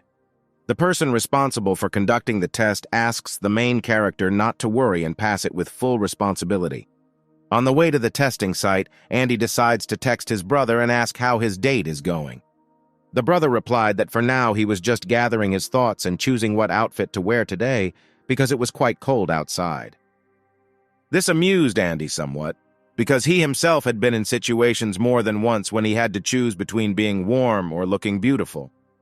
Having reached the testing site, Andy sees that he is not alone here, and there is a girl standing in line in front of him. He sees that her watch shows the serial number 8, which means that she is walking straight ahead of him, after which he should come in. Andy greets the girl, trying to show his politeness, but all he gets in response is silence. Sitting down on a bench next to the room, an absurd, silent pause hung between the heroes. Each of them was afraid to utter an extra word. Yun looked at the hero with a gaze, not taking her eyes off him for a second. It seemed to her that despite her mask, he was about to recognize her. The hero felt that this girl was staring at him intently and did not understand what she wanted from him. Did he really look somehow unusual? He showed with all his appearance that if a girl is not focused on communication, then he will not pester her. This made Yun feel a little sad. As soon as the door to the room opened, the girl immediately rushed inside in order to quickly undergo all the examinations and not end up in Andy's company. This surprised the main character. He realized that this girl is not so simple because she is being examined in a VIP clinic. But why is she deliberately trying to avoid him? For now, he decided not to make a big deal about it because many stars try to avoid ordinary people. They are used to the fact that as soon as people realize who is standing in front of them, chaos begins, and they forget about all their affairs, and the only goal becomes getting an autograph. However, Yun was unable to quickly avoid the main character because while she was finishing the previous test, Andy had already been called to take it. She made every effort to show that she wanted to go through this procedure as quickly as possible, so she moved around the room at a run. Even on the treadmill, where she had to walk for a certain time, she tried to run, despite the observation of observers. The next step in checking their health was electroencephalography, an electrical measurement of brain activity using a special device. The device was placed on the head and the person being examined had to hit a special cone with the ring, and during the throw the device read brain activity. However, Yun had obvious problems with this indicator because she could not hit the cone with the ring. All of them passed within centimeters of the desired target, but not one of them was able to land on the cone. The main character was next in line. It seemed to him that this procedure was quite simple, and he would get in easily. However, having completed his first throw, he was disappointed. Because he also could not hit, it turned out that it was not so easy. The hero did not despair and immediately attempted to perform another throw at the cone. However, this time he was unsuccessful. The girl behind him even giggled a little about this, because Andy could see how angry he was from his mistakes. Andy would not be himself if, during this procedure, he had not figured out how his main tool, science, could help him in this situation. Using his special power, he charges the ring with a positive charge, knowing in advance that the cone has a negative charge. After which he throws it strongly towards the cone, while calculating all the physical aspects of the flight. This time, his trick is successful and he easily hits the target with the first throw. Andy is pleased with his work, because once again he was able to competently apply his knowledge to help solve another problem for himself. The observer who monitored and recorded the progress of this experiment was surprised by the brain activity of the protagonist. It turned out that theta waves prevail in it, which are more characteristic of mathematical analysis than of physical activity. Next in line was Yun again, because she needed to collect at least some information about her brain activity. After making several attempts, she failed to hit the target, which made the girl's mood very bad. This time, Andy decided to help her with this task, so, unbeknownst to everyone, he did the same trick that he did with his throw. Yun gripped the throwing circle tightly and steeled herself to make her final throw, not even expecting her to hit. However, this time Andy's trick worked, and the positively charged circle landed exactly on the cone. Yun couldn't believe her eyes. This was the biggest achievement in recent times. She was very happy about her hit. Andy was also happy. He was pleased to give someone even a small gift with the help of his scientific powers. After lengthy experiments on bodies, the hero feels that he is already a little tired of going through these constant examinations. Sitting on a bench under another office, he hears a beautiful female voice singing a song next to him. Looking closer at the end of the corridor, he sees that the girl whom he just helped is performing this magnificent song. Her voice seemed very familiar to the hero, as if he had heard it more than once, and it still evoked the same emotion. A voice that makes you start loving life and listening to every sound of this wonderful melody. This is how he remembered the performance he attended 2 weeks ago, after which he will never forget the sounds of this song. The hero asks the girl what her name is because her voice seems very familiar to him, the same as Yun and Sol. However, the girl replies that he confused her with someone, after which she hastily tries to leave the premises. Looking at these desperate attempts to hide from him, the hero realizes that most likely he was right. Apparently, the girl didn't remember him from that performance and now doesn't want to deal with her next obsessive fan. By the way, Andy has now really become a fan of Yun. He listens to her tracks every day because he really likes her voice. But he understands that now is not the best time to worry a girl about such trifles. After all, she, like him, came here because she has some problems sleeping, and she clearly did not expect to see her fan here. Of course, the fact that Yun did not recognize him greatly upset the main character, because this girl was very interesting to him. It would be great if he and his brother went on dates together on Christmas night. Seeing Yun with him would definitely make him jealous. However, now is not the time to think about it because the hero still has a lot of procedures left to undergo in this clinic. The heroes did not go to the next procedure alone. Now they were joined by an elderly couple who also had problems sleeping. Being next to Yun, the hero feels how fast his heart is beating and understands that it is very difficult for him to restrain himself next to her. Yun tried not to look up. It seemed to her that if she so much as looked at Andy, he would immediately try to start a conversation with her. Therefore, it was easier for her to sit with her eyes down and pretend as if she was not there at all. An elderly couple was evaluating the results of their test, but due to poor eyesight, they could not understand what was written on the paper. Yun helped them with this. She took the paper and read their conclusion to the old men. It turned out that this examination was not at all related to sleep. The dear old men thanked the girl for the service she had provided them, adding that this girl had a very kind heart. When it was time for the next procedure, Andy and Yun helped the old people get up from the bench, because they were already elderly. The old man thanked Andy for such an act, telling him that only real men can help old people in such a situation. They had to spend the next hour together in adjacent beds, where information about the state of their nervous system was read using special sensors. Yun tried her best to talk as little as possible, because her voice is the main evidence against her that Andy might notice. She doesn't know that Andy already understood everything a long time ago, and now he's only pretending as if he's seeing this girl for the first time. The old people opposite were also very active. They did not stop asking many questions. They were mainly related to their reason for appearing here, to which the heroes only smiled sweetly, saying that it was just an examination. At such a young age, there should be no health problems, the grandmother objected, and said that they need to take better care of each other. Yun replied that they were not dating and actually met for the first time only in this clinic, so they could not take care of each other. Then Andy asked them a counter-question, why they came here. Problems with sleep are of course not uncommon, but in old people it is usually associated with some more understandable reasons. The old lady replied that she was really only here because she wanted to support her husband, who has trouble sleeping. The old man immediately objected and said that she had enough health problems herself. He slept like a log at night and came here to help her deal with her problem. It turned out that the old man has severe breathing problems, and at night he is bothered by frequent attacks of apnea. Each time the grandmother thinks that this is the last night, which is why she cannot fall asleep. Such problems are not uncommon among older people, but even in such a situation, you always need to support each other. Andy was surprised how sincere people could be, because it seemed to him that he got to know these people more in 5 minutes than anyone in several days. Yun told the old people that this clinic would definitely help them. Many of her acquaintances were treated here, and there were many positive reviews about this place.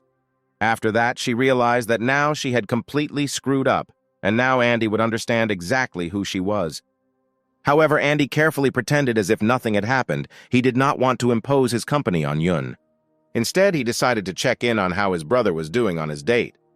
Having learned that everything is going very well for him, the hero became a little sad because he is forced to spend his Christmas in the hospital. At the end of this testing, the hero went to Dr. Catherine to find out the results of his examination. The doctor replied that the examination results are already ready, but they are not very clear and require a little refinement. But Andy need not worry, because Catherine is not used to abandoning a case halfway and will definitely get to the bottom of his problem.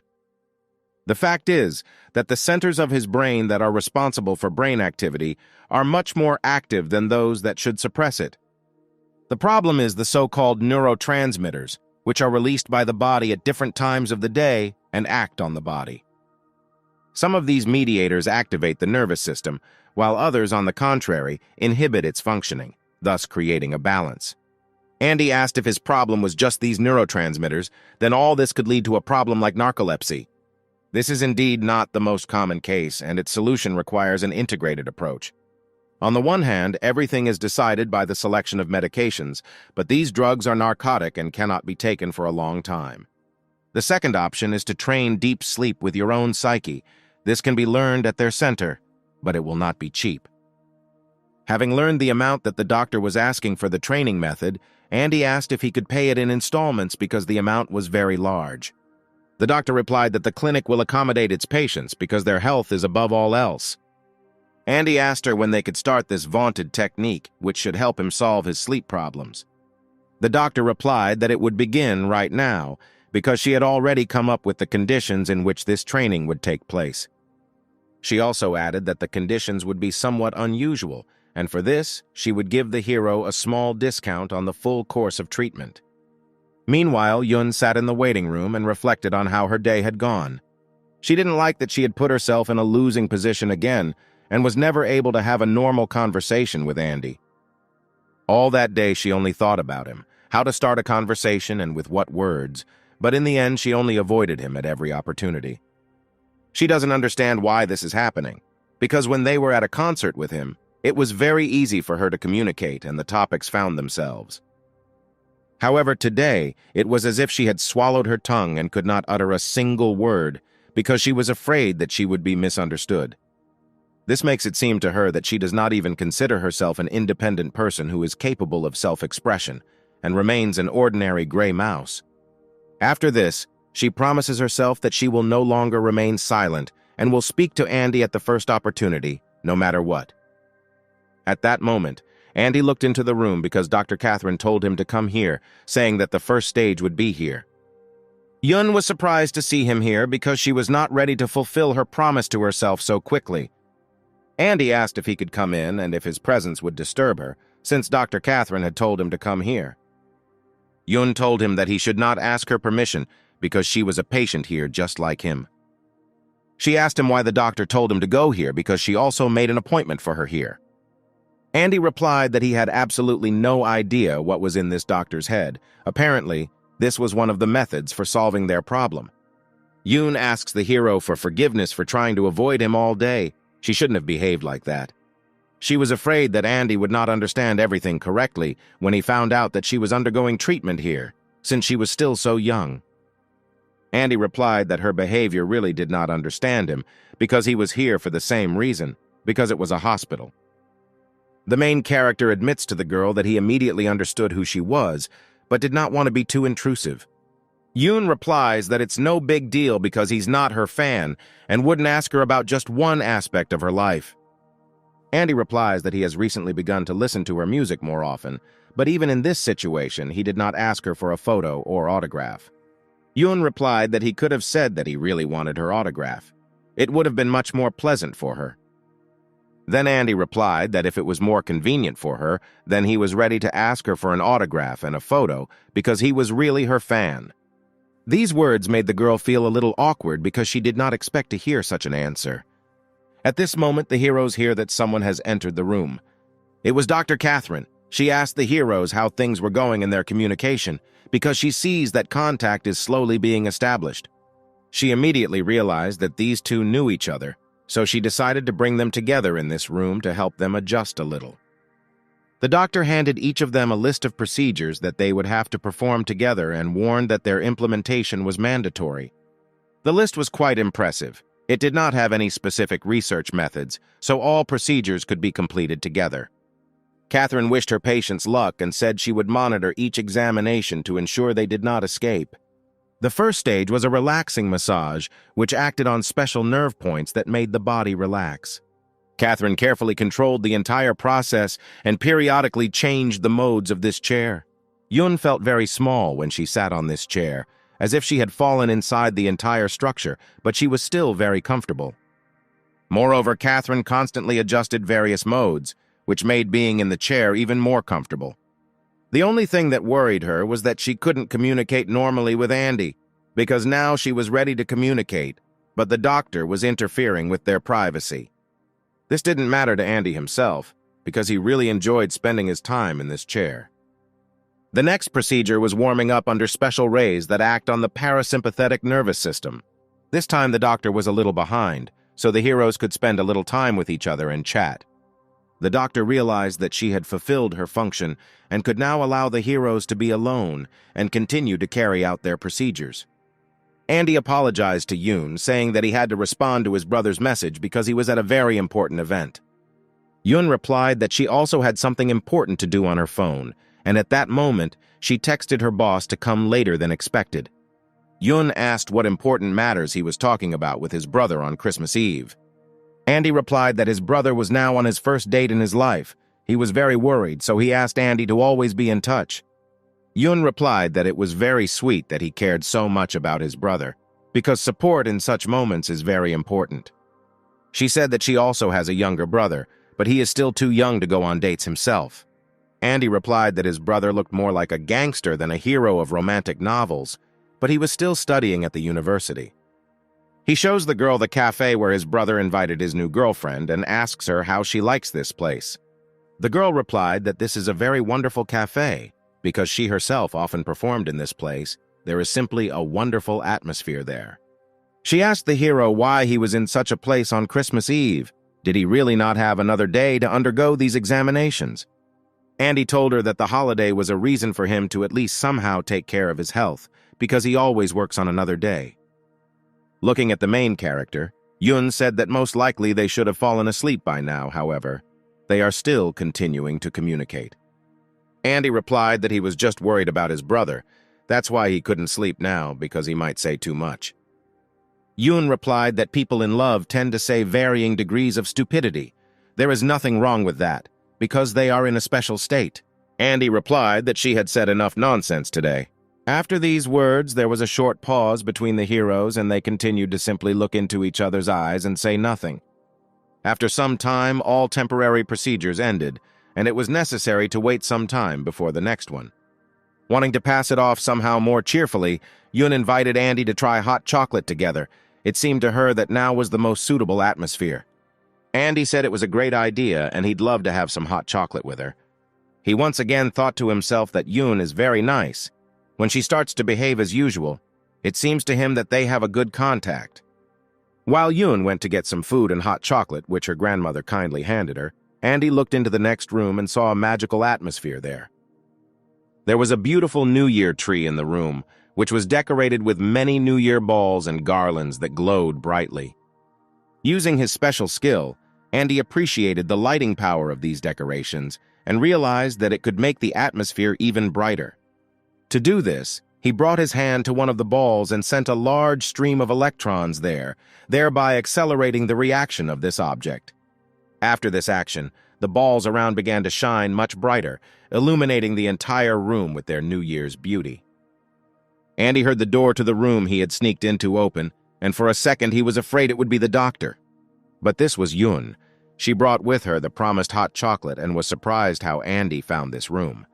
She was surprised that the clinic had such a special room, as if it had been specially built for gatherings like theirs. Andy replied that in fact, he just smelled Christmas and it brought him to this room. Yun asked him if maybe he really was a wizard, since this was not the first time he surprised her with such antics. Andy answered this question very simply. He simply took one of the glowing balls in his hand and decided to demonstrate his skills to Yun. After that, all the decorations on the New Year tree began to shine much brighter, as if the heroes were in some kind of fairy tale. Yun shared with Andy that she had never seen such fabulous shining balls. They looked like stars in the night sky than ordinary decorations. You can look at them endlessly. She feels how some kind of warmth is released from them, which reaches the very depths of her soul. Andy replied that this miracle was just ordinary chemistry, and he created it with the help of his knowledge and not any special skills. Yun replied that for her he will always be a wizard, because she does not understand how such a thing can be created with the help of science. After some time, the heroes moved to another room, where Dr. Catherine handed them the results of their examinations. Andy looked at his list of studies, but unfortunately he still did not understand what the various numbers in his analyses meant. Catherine said that in fact her goal was to bring them together here, thereby showing them the atmosphere that should be present in their lives in order to have a good night's sleep. Andy and Yun looked at her with a surprised look, because today they performed a whole bunch of different examinations here, just to be in each other's company. Catherine asked Yun if she felt that comfort had appeared in her soul, and now she would happily sleep for a few hours. Finally, the doctor told the heroes that the purpose of this procedure was to show them how they should live their lives and wish them good luck. After some time, the heroes went outside. The weather was beautiful. The snow was slowly swirling in the slow wind. Looking at Andy, Yun wondered if this was the last time they would see each other. She really enjoyed this morning and would like to repeat such a date. Meanwhile, Andy looked at his phone because he had not responded to messages from his brother for a long time, who was now in a very difficult time. Raising his phone to his ear, he heard loud sounds of requests for help, which meant that things were not going well for Henry. It turned out that he had lost his wallet, and now he doesn't even have a single penny to pay for dinner at the restaurant. Andy told him not to worry. He would get there soon and lend him some more money so he could finish his date.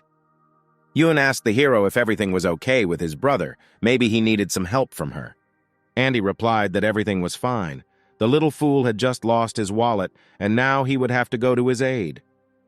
Yun told the main character that she really enjoyed their day today and asked him to meet here at least once a week. This is very important for her, because she doesn't want to lose such a wonderful and interesting friend like Andy. After some time, her manager came for Yun and asked her how her examination went. The girl replied that everything was simply magical. She is grateful to Dr. Catherine for her individual approach to each client, especially for the additional examination, in which she was able to get to know her new acquaintance more and have a magical time this day. At parting, the doctor handed each of them a special list, which contained a list of tasks that they must complete this week. It contained many different items that were almost impossible to complete in 1 week. At the stop near the clinic, Yun saw Andy, who was waiting for his bus to go to his brother's restaurant. He did not pay attention to the road and was very focused on this situation, because at any moment dinner could end, and Henry would remain a fool in the eyes of his new girlfriend. Yun had an item on her list that required spending the evening with her new acquaintance in a special place, and Yun thought this was a great opportunity. She asked her manager to stop at this stop and help the main character get to this restaurant. The manager did so. A luxury car stopped next to Andy and began to honk in front of him, indicating for him to go to the car. Andy didn't immediately understand what this meant, because he was completely immersed in his thoughts, so he reluctantly approached Yun's car. Then the girl looked out the window and shouted to him to sit down, so it would be faster to get to his restaurant and help his brother. Seeing Yun, Andy realized that the car was hers and happily took the opportunity to quickly get to the restaurant. The manager recognized the main character. He asked him how it happened that he and Yun met in this clinic. Through the mirror, he sees that the heroes became closer during their examination in this clinic, and now they find a common language much easier. The manager handed Andy his business card and said that he was surprised by his skills last time, so he is offering him a job with their organization. Hearing this, Yoon looked at the manager with an angry look because she did not want to mix work and personal relationships. The manager immediately understood the essence of this look, so he told Andy that for now the places were occupied, and if they became available, he would contact him. But Andy wasn't particularly interested in this work anyway, because he has enough workload in his laboratory that he can't sleep. Yun asked the hero how he views her going to this restaurant with him, because she has performed there more than once and knows all the loopholes in it. After which, she puts a tick in front of the item where she was supposed to spend time with a new acquaintance in one of the establishments. After some time, the hero's car arrives at the place they need. The manager says that he has some urgent business to attend to, so he won't be able to pick Yoon up quickly. They will have to spend time together for a while. Yoon asked the hero if he was okay, and if he didn't mind her helping him with the problem with his brother. Andy simply could not refuse this opportunity. He was incredibly glad that he was now walking at such a time with such a beautiful girl as Yun. Yun constantly looked at the main character. She could not take her eyes off him.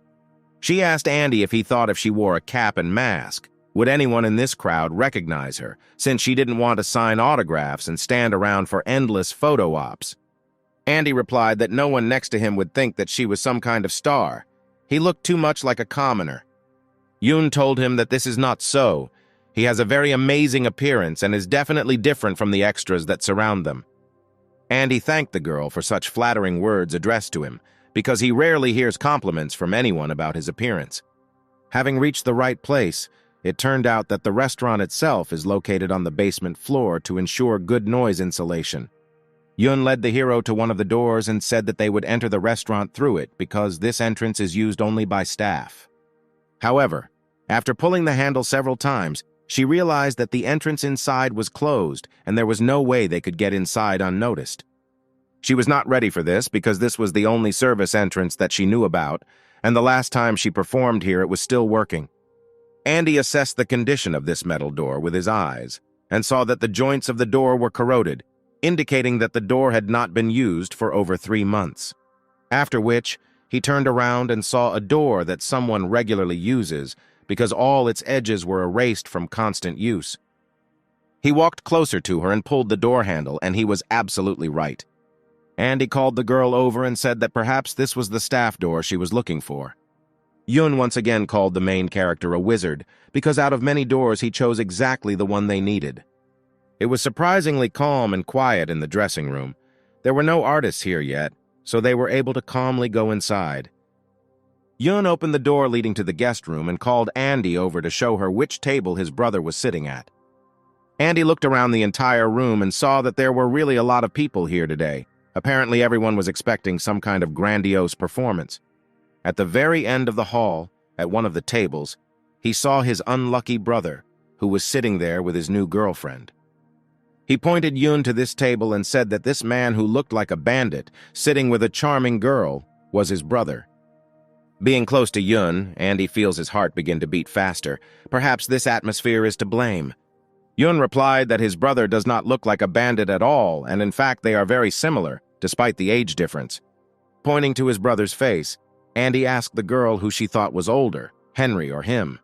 After which he grinned and pointed at himself, adding that his brother only looked so formidable.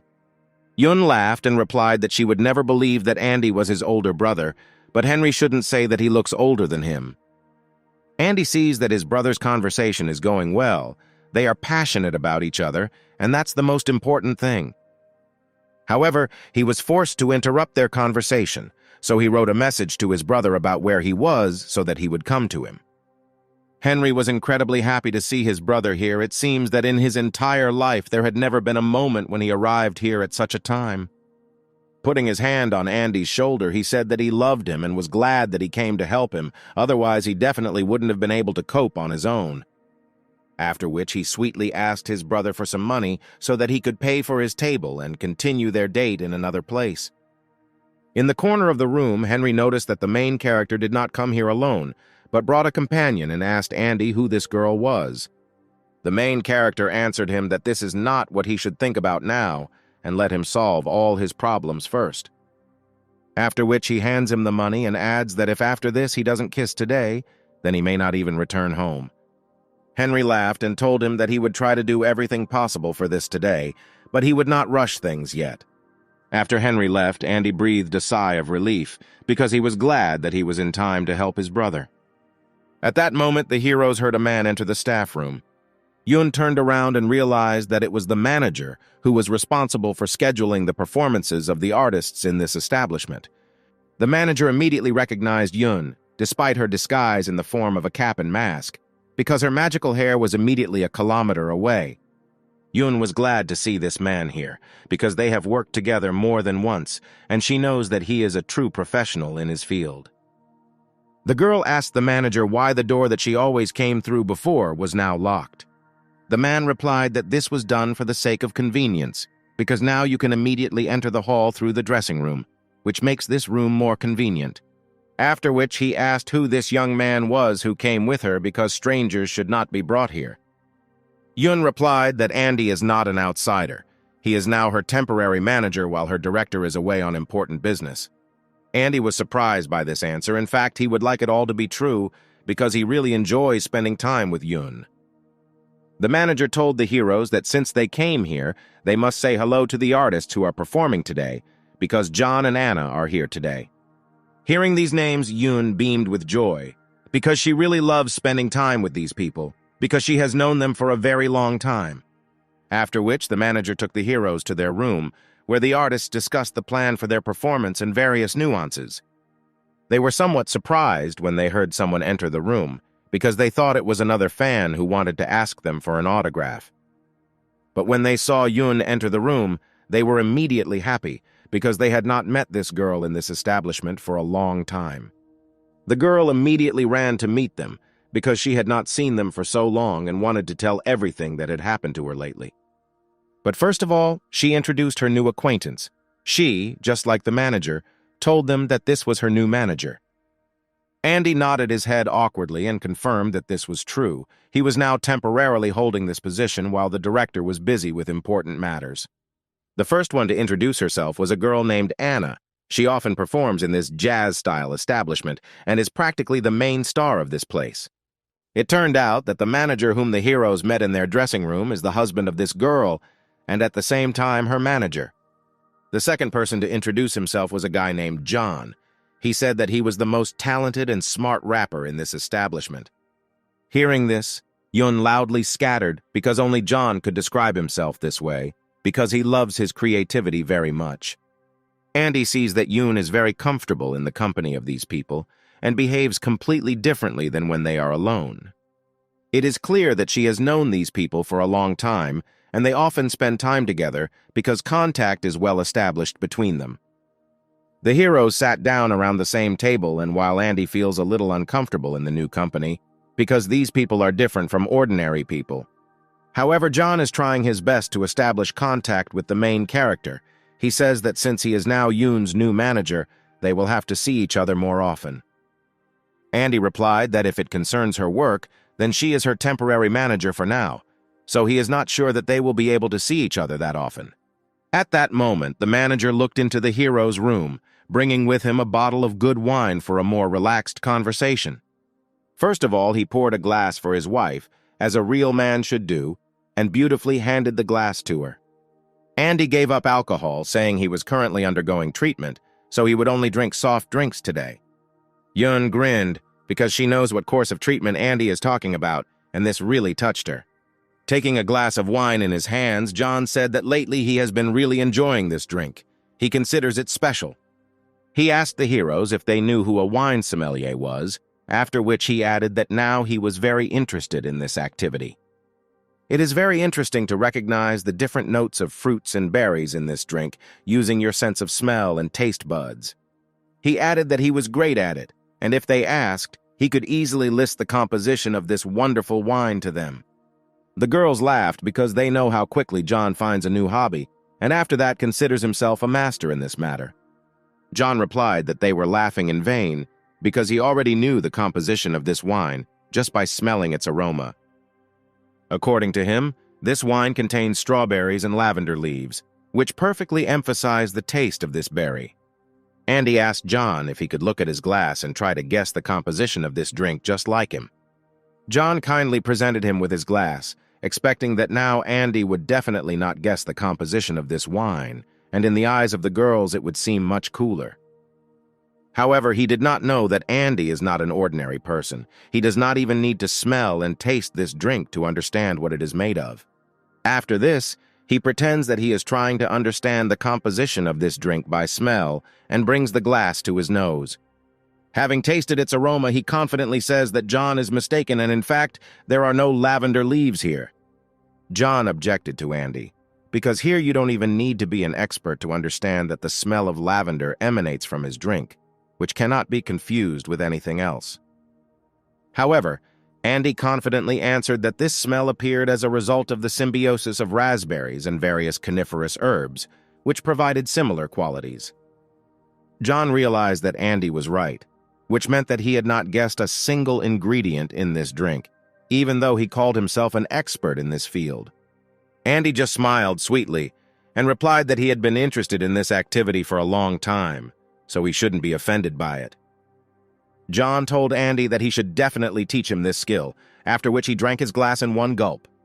Anna asked Yun if she wanted to perform at this event today because the audience was already prepared and waiting for the spectacle. Yun replied that she doesn't mind, however. She hasn't performed in such an establishment for a long time, so she's a little scared that the audience won't accept her. Meanwhile, Henry's date is going very well. They talk about everything and have a great time. Henry has prepared a surprise for his new girlfriend in the form of tickets to a late-night movie screening under the starry Christmas sky. He asks the girl if she agrees to spend this evening with him in the open air. It turned out that he needed the money specifically for these tickets because he wanted to make a great impression on the girl. At this point, Andy texted Henry asking what song he wanted to hear played for them. The girl replied that it would be great if they sang about New Year's Eve and the miracles that happen on this day. Before she had time to finish her sentence, she saw that one of the performers had entered the stage. It was Yun. She introduced herself to the audience and said that she would now perform her new song about New Year's Eve for them. The girl was surprised when she saw Yun on stage because she was not listed in the event program, and she is a longtime fan of her work. Henry asks Andy how he managed to get the melody and singer right, since his girlfriend is Yun's main fan. After which he shows this message to his girlfriend to surprise her with what a wonderful brother he has. During the flow of the performance, he himself stares at Yun, because on stage she looks simply irresistible, and amazing lines of a Christmas song come out of her mouth. Andy stands next to the stage and with all his appearance supports his new friend so that she can feel comfortable. The girl winked at him, thereby showing that everything was fine with her, and that she herself was glad that she agreed to such an adventure. Andy is glad that the girl agreed to decorate the evening for his brother because he knows that his girlfriend will definitely never forget such a date. It was an amazing evening. Everyone got up from their tables and went to the stage to support the performer. Henry and his new girlfriend enjoyed each other's atmosphere, embellished by Yun's beautiful music. Everything around seemed magical. The music united all the people, and it seemed that everyone in this restaurant was from one big family. After the performance, the audience applauded the girl for a long time, asking her to give an encore and perform at least a few more compositions. However, the girl already had to go, so she politely said goodbye to her viewers, promising them that she would definitely return here again. After her performance, she went out into the corridor, where Andy was already waiting for her to congratulate her on yet another amazing performance. Yun thanked the guy for such flattering words addressed to her. She herself is glad that she finally decided to do this performance, because she really liked it. Blushing a little with shame, he tells her that her voice was as amazing as always, and he was ready to listen to her music for a long time. While talking, they hear someone next to them shouting Andy's name loudly, and Yun asks him if it might be his brother. It was indeed Henry, shouting his name loudly, despite the fact that the guest room was next to him. Andy approached him and told him to stop shouting at all the establishments and asked why he was looking for him. Henry replied that to repay his debt, He wanted to give him his movie tickets because he and his girlfriend decided to spend time under the open night sky. Andy replied that he shouldn't waste such gifts in case his girlfriend changes her mind and they go to the movies with her. Henry replied that after such an emotional evening they wanted simple silence in the fresh air, so he would give these tickets to him. Let him decide what to do with them, because tickets are not cheap, and if you return them, you can get a good amount for them, which practically covers dinner in a restaurant. After this, Andy shows with all his appearance that it's time for him to go, wanting to hide Yoon's body behind his back. However, he didn't succeed because Yoon herself looked out from behind him and looked at Henry with an attentive gaze. Seeing Yoon behind Andy, Henry froze in surprise because he could not imagine that such a popular artist was communicating with his loser brother. Yoon told Andy that their new friend John was leaving, so he came to say goodbye to them. John told Andy that he was pleased to meet such a wonderful wine connoisseur as he was, and that he would like to meet him again. Hearing that Andy also knew John, Henry was even more surprised, because he is a longtime fan of this artist and his posters are plastered on the walls in his room. The heroes were saved from Henry's long questions by the fact that his girlfriend had already left the guest room and was waiting for him at the exit of the restaurant. Therefore, they had to say goodbye, but Henry made a promise to Andy that when they returned, he would definitely tell him about the story of their acquaintance. When Henry left, Andy was wondering what to do with these tickets, because he did not plan to go to the cinema today, but the tickets needed to be returned as quickly as possible. Yoon asked the hero why not take advantage of them and have another date together at the cinema. Moreover, the film for which he received tickets is very interesting, and she herself would like to go to the premiere, but due to her busy schedule, she did not succeed. Andy told her that if she didn't mind, he would happily spend this Christmas evening with her, because he had no plans. The girl was even a little confused when she heard such an answer, because she did not expect Andy to agree so quickly to go to the cinema together. However, she was glad about it because their desire to spend Christmas evening together was mutual. After that, Yoon said that she wanted to say goodbye to Anna first, after which they could set out on their way. Walking into Anna's dressing room, she immediately realized that Andy was not in fact her new manager, but that something completely different was involved.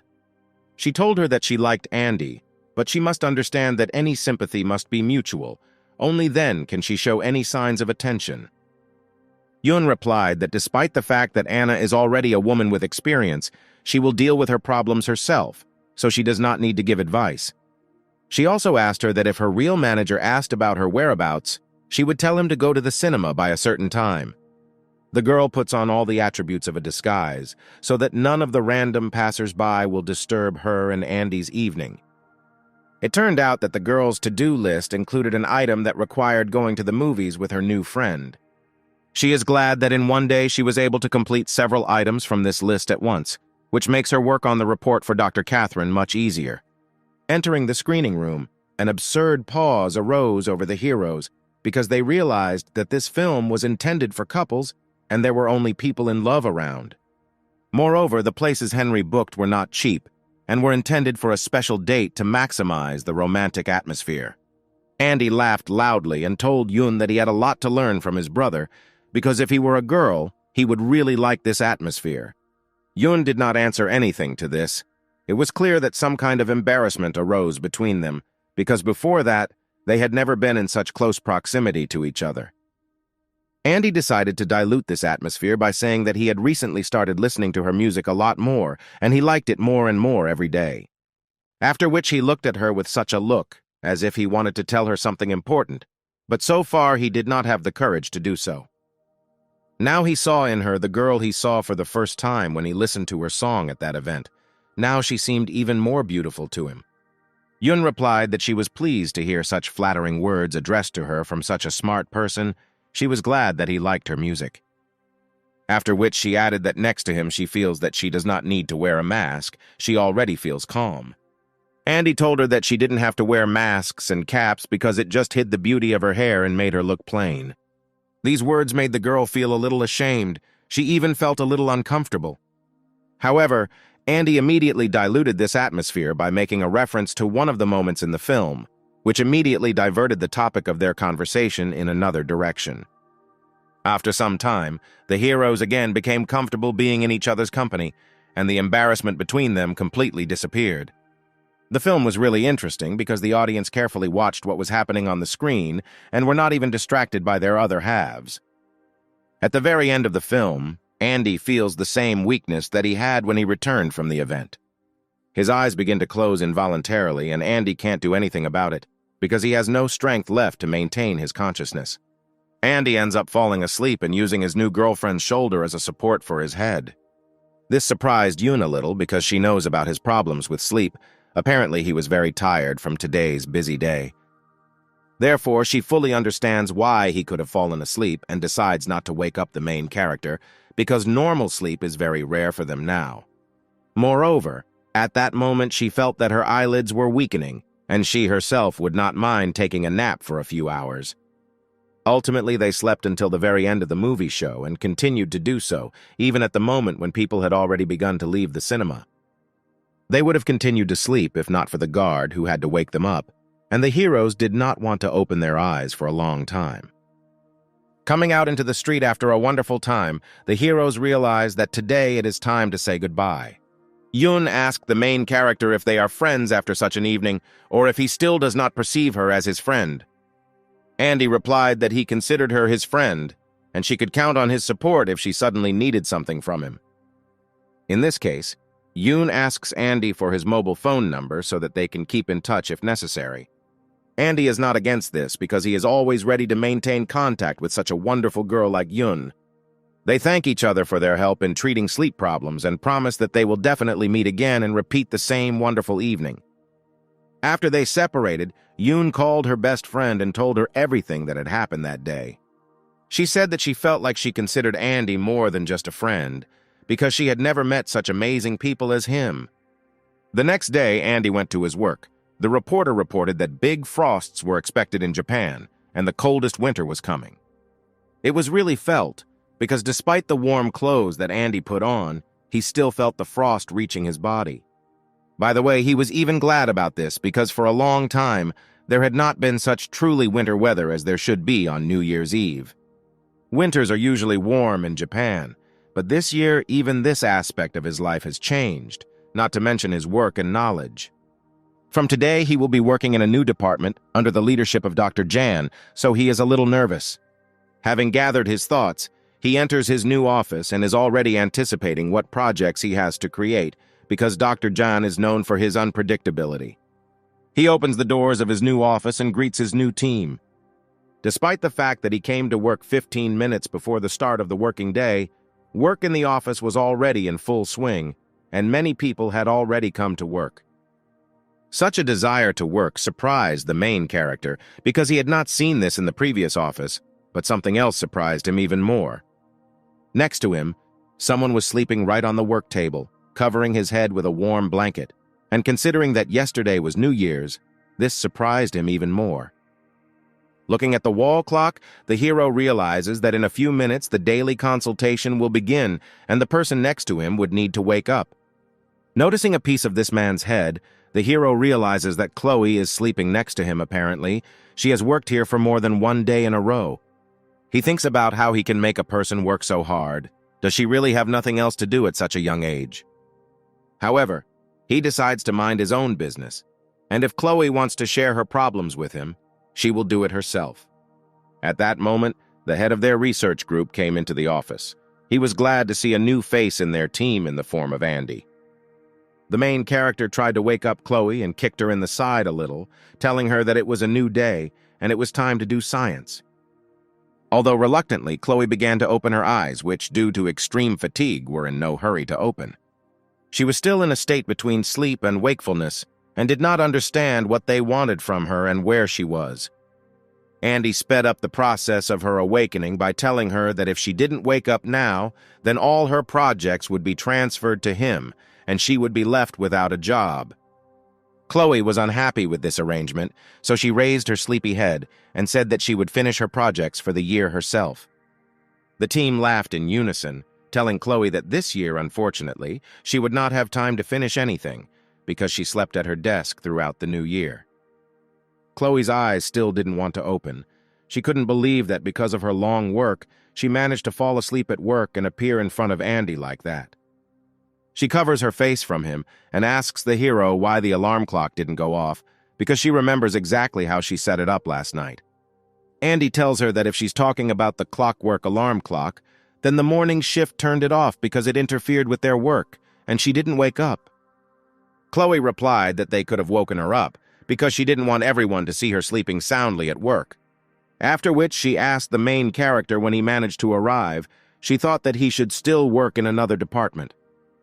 She says that she was not ready for such a meeting because she was not used to being seen in the way she is now.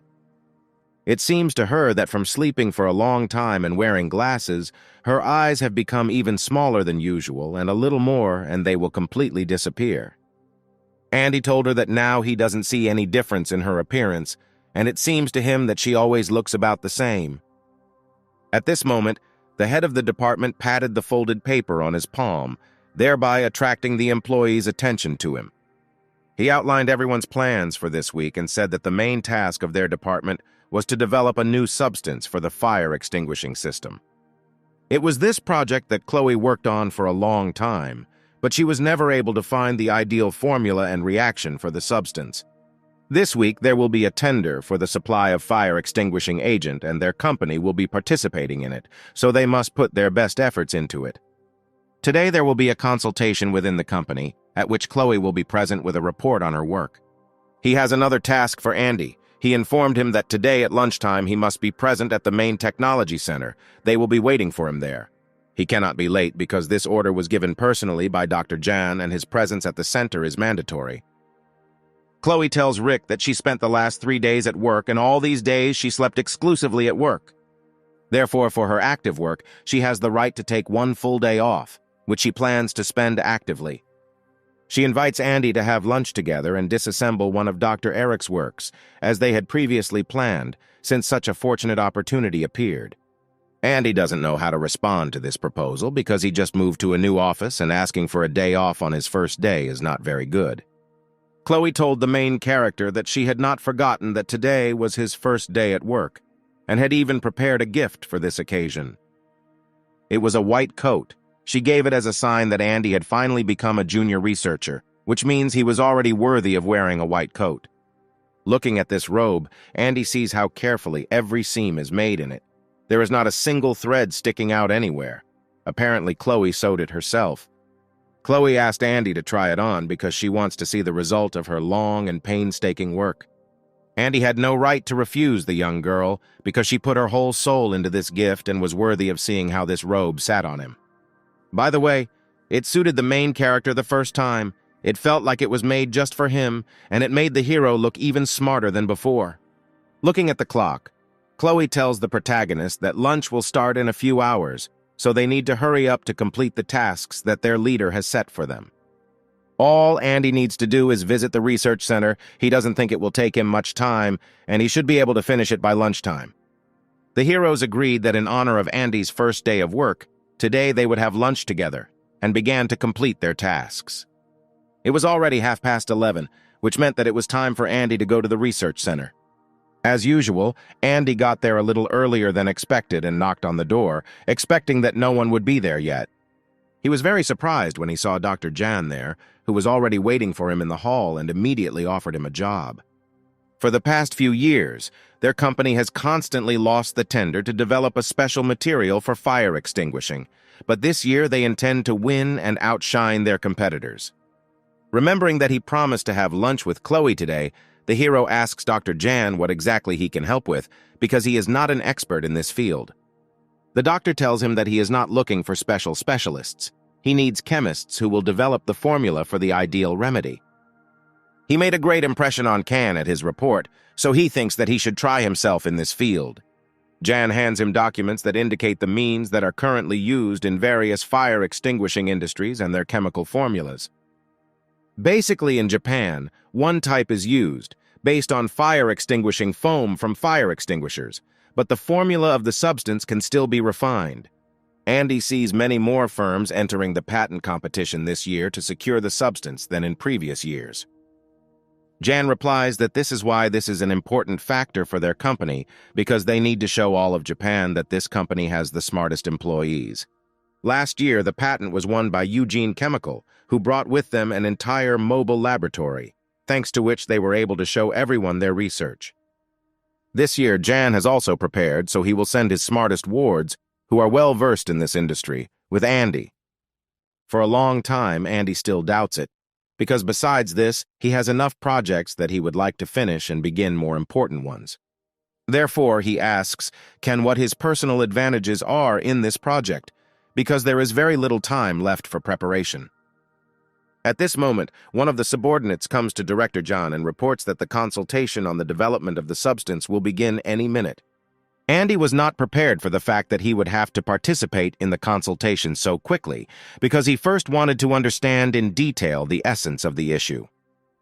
Jan told him that in this company he respects only 3 people, the director, the assistant director, and Dr. Eric, and Andy reminds him very much of the latter. After such flattering words addressed to him, Andy simply had to agree to this job, so he accepts this project and goes to the consultation. Arriving at the classroom, the hero sees that the work is indeed very serious, because all the heads of this department have gathered here, which is a rarity. Looking at where his seat was, Andy was very surprised, because next to him sat the second-in-command of this department, who are responsible for the development of various formulas. Approaching them, he politely greeted them and told them that Dr. Jan had sent him here as an assistant to develop the ideal formula for a fire-extinguishing agent. The doctors were surprised that such a young employee was sent here, however, when they found out that if Dr. Jan had sent him personally, they did not become indignant. Even though his seat was next to these scientists, Andy says that he will sit in the back row because he is not yet worthy of being in the front row of this department. One of the scientists tells him that since Dr. Jan sent him, he is already worthy to sit next to them, because this man does nothing by accident or just like that. Therefore, he can calmly sit next to them and not be afraid that someone will look askance at him, like at a former intern. Andy was glad to hear such words, after all. Since his arrival in this company, the attitude towards him has changed a lot, and this pleases the main character. He feels the tense atmosphere in the room now, because the issue is really very serious and requires a thorough solution as soon as possible. Andy feels some anxiety, and his heartbeat quickens because he has never felt the burden of such responsibility. But he collects his thoughts and realizes that everything will work out for him, as always, because he is the smartest person he knows. The process began. Various disputes arose between scientists about this or that formula, and no one could come to a final conclusion.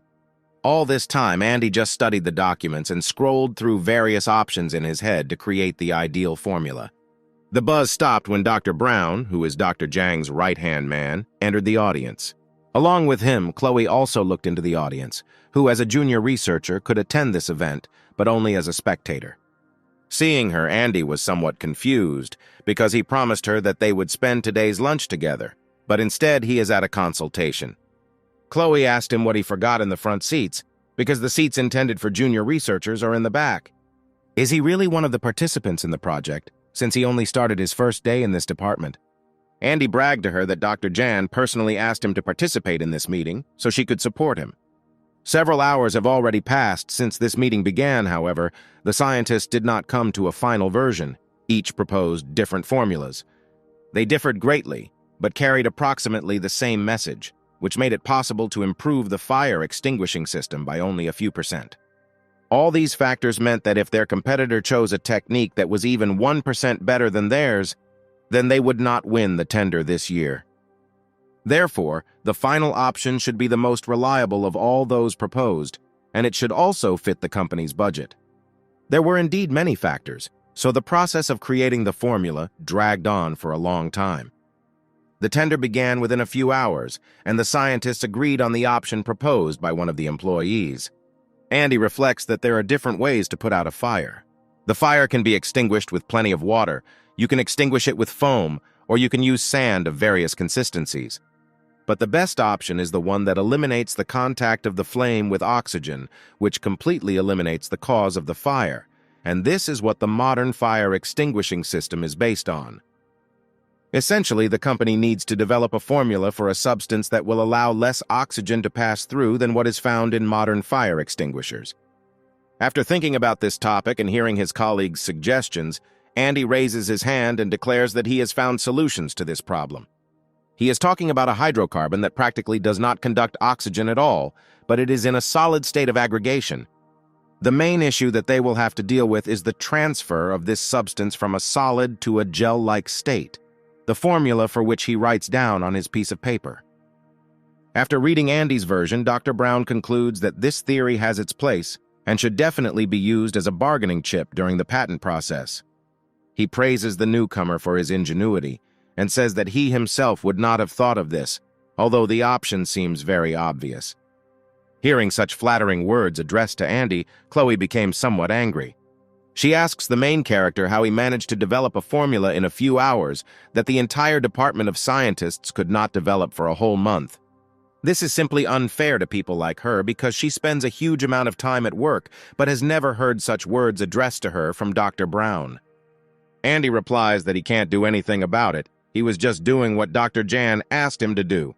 Out of dissatisfaction, Chloe averted her gaze to the side because she does not understand why someone can be so brilliant and someone is forced to work endlessly.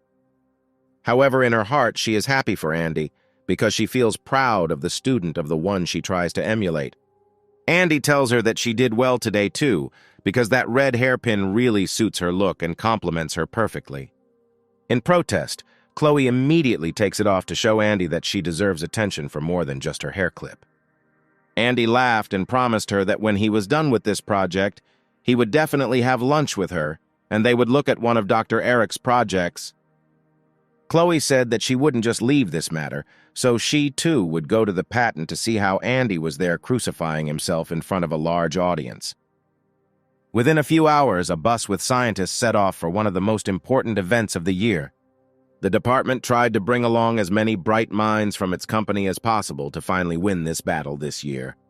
The building in which this event will be held was breathtaking in its size. It was immediately clear that everyone came here for a reason. The scientists slowly began to take their places, but it was still clear that not everyone had arrived, and many people were still expected to appear.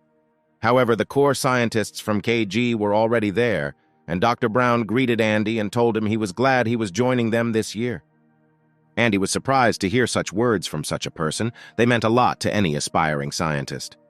At that moment, he heard a voice behind him which seemed very familiar to him. This man was Dr. Eugene, whom Andy knew after the incident on the train tracks. Andy politely greeted this man because they had left on a pleasant note last time and had helped each other a lot.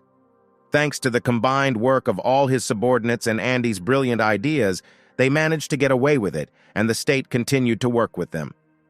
Andy asked Eugene why that pink-haired girl was not with them today, because he thought she was very resourceful.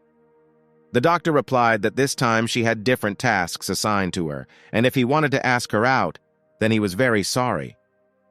Looking at Andy and conducting a dialogue with him, Dr. Eugene sees how the hero has matured and how quickly he absorbs the knowledge he receives in his laboratory. He asked the main character if he received the money that his company sent to the account of the company where he works. If suddenly he did not receive them, and the company deceived him, then he can always turn to him, and he will gladly accept him into the ranks of researchers in his company. Andy replied that he did not receive any additional money, but the administration gave him a special corporate card.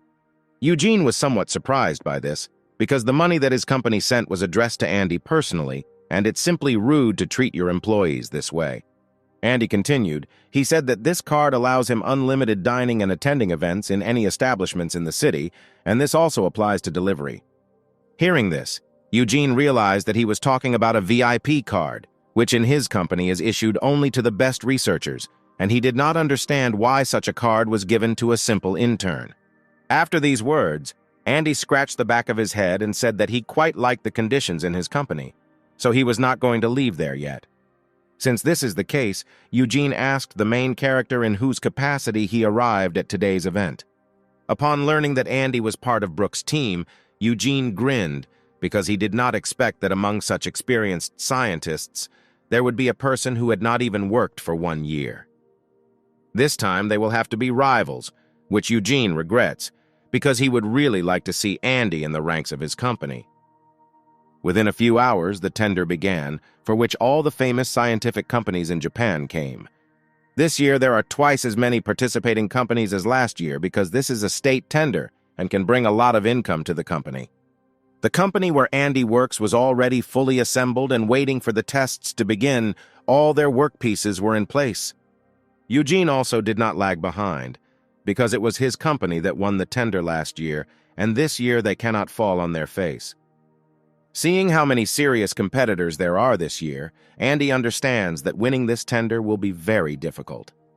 At this moment, he is distracted by Chloe, who complains that the room is very cold and she simply cannot stand it anymore. The bags that she took with her just in case have completely cooled down and do not emit a single drop of heat and do not warm anything at all. Andy asks the girl to give these bags to him. He knows how to use them correctly and will help her reheat them. After 1 minute, he returns the girls the bags from which the heat was emanating. Chloe was surprised at such an unusual ability of the protagonist. She called him a wizard because apart from magic, he could not have warmed them up in any way, because there was no substance left in them that kept them warm inside. Andy thought that he needed to be a little more careful with his tricks, because Chloe was much smarter than Yun and telling her that ordinary chemistry would not work. At that moment, he looked towards Eugene and saw that on his right hand was sitting a bald scientist who occupied the very first rows. He gave off an air as if he were a good-natured neighbor who was always ready to help you out, no matter what your problem was. Within a couple of hours, the first tests began and all the companies went out into the street, where a training fire would be created, which they would need to extinguish. This year, many firefighters will be present at the competition, who will render a verdict in favor of one company or another. This was done because these are the people who fight fires in real life, and who better than them knows which company's method is best suited. Andy realizes that the training flame will be unusual, because it will be created from a mixture of petroleum and flammable oil. Putting it out will not be easy, and only the company that has prepared the best formula to cover the flames from oxygen will be able to do it the fastest. Last year, the record was set at 35 seconds, but there were far fewer companies, so expect to see a new record this year. Andy's team needs to try hard because their result last year was significantly worse than 35 seconds. Andy tells everyone that they will definitely manage. The main thing is that the flame is not too high, which makes it difficult to extinguish it. Meanwhile, the instructor announced that the tests were beginning, and Eugene's company would be the first to put out the flames. Although the training field was full of Fire Academy students who were supposed to be putting out fires with the company's substances, Dr. Park volunteered from Eugene's company. He looked very confident, as if he had dealt with fires all his adult life and knew how to put them out correctly. Andy immediately realized that something was wrong here, because who in their right mind would send an old man to such hard work, especially since he is the leading scientist of the company? He was even more surprised when he saw how quickly this old man put out the flames, because it only took him 26 seconds for the fire to go out completely. Eugene praises Dr. Park for a brilliant job and tells him that at his age he is still capable of giving a head start to young people. Park replies that if these students had worked in the field of firefighting as much as he has, they would have completed this task even faster. Next in line were KG. They understood that breaking the record of Eugene's company would be quite problematic. And so it happened. They put out the flames 10 seconds longer than Dr. Park did. The company found itself in a situation where every extra point is worth more than gold, and they simply cannot lose the tests, because then they will not see the tender. At this moment, the person in charge of the tests, Captain Huss, said through the loudspeaker for Dr. Park to come to him. Dr. Park was surprised by this and asked what exactly was the matter, because he had not cheated anywhere and put out the fire without any tricks. In fact, Captain Huss called him over to greet a veteran of the service who had served in the position for more than 20 years. Dr. Park replied that the captain shouldn't talk so much in front of him, because he has been retired for a long time, and he is not obliged to salute him, because he no longer has a rank. Gus replied that there are no former firefighters, and he is an excellent confirmation of this, because everyone saw how he quickly and without problems dealt with a heavy fire. But he must give way to the young, because the students, when they saw how quickly the old man dealt with the flame, began to become disappointed in their abilities. However, Dr. Park can continue to participate in the tests if he so desires, because an experienced firefighter is more important than dozens of expensive chemicals. Captain Chris announces the start of the second round of testing, which will use substances developed personally by the companies. This time, Eugene completed it in 28 seconds, which is slightly slower than last time, but still a very outstanding result. Andy's company needs to complete the action faster than them, otherwise they will no longer have the opportunity to catch up with Eugene, and the tender will elude them this year. Looking at how Dr. Park works, Andy realizes that the composition of the chemicals in their companies is approximately the same, only the way they are sprayed is different. If you increase the supply of chemical to the point of greatest fire, the rate of flame extinction should increase. Andy explains this to a student who works for their company and tells him to increase the supply of the substance to the very center of the fire. He watches the whole process with the help of his special vision and sees that the student is doing well, and he can manage to put out the fire faster than Dr. Park. And so it happened KG this time was ahead of Eugene by 2 seconds, although there was nothing foreshadowing this. Andy was happy because it was his formula that helped the company develop the so-called light water, which helped quickly put out the fire. Dr. Eugene is somewhat tense because he sees that the formulas of the substances are almost identical, and KG is a formidable opponent in the fight for the tender. Dr. Brown could not resist being happy because he did not expect that the young scientist's achievements would help them win one of the tests. He praised Andy for his intelligence and said that if they managed to win, then everyone in the company would know what a young genius had joined their ranks.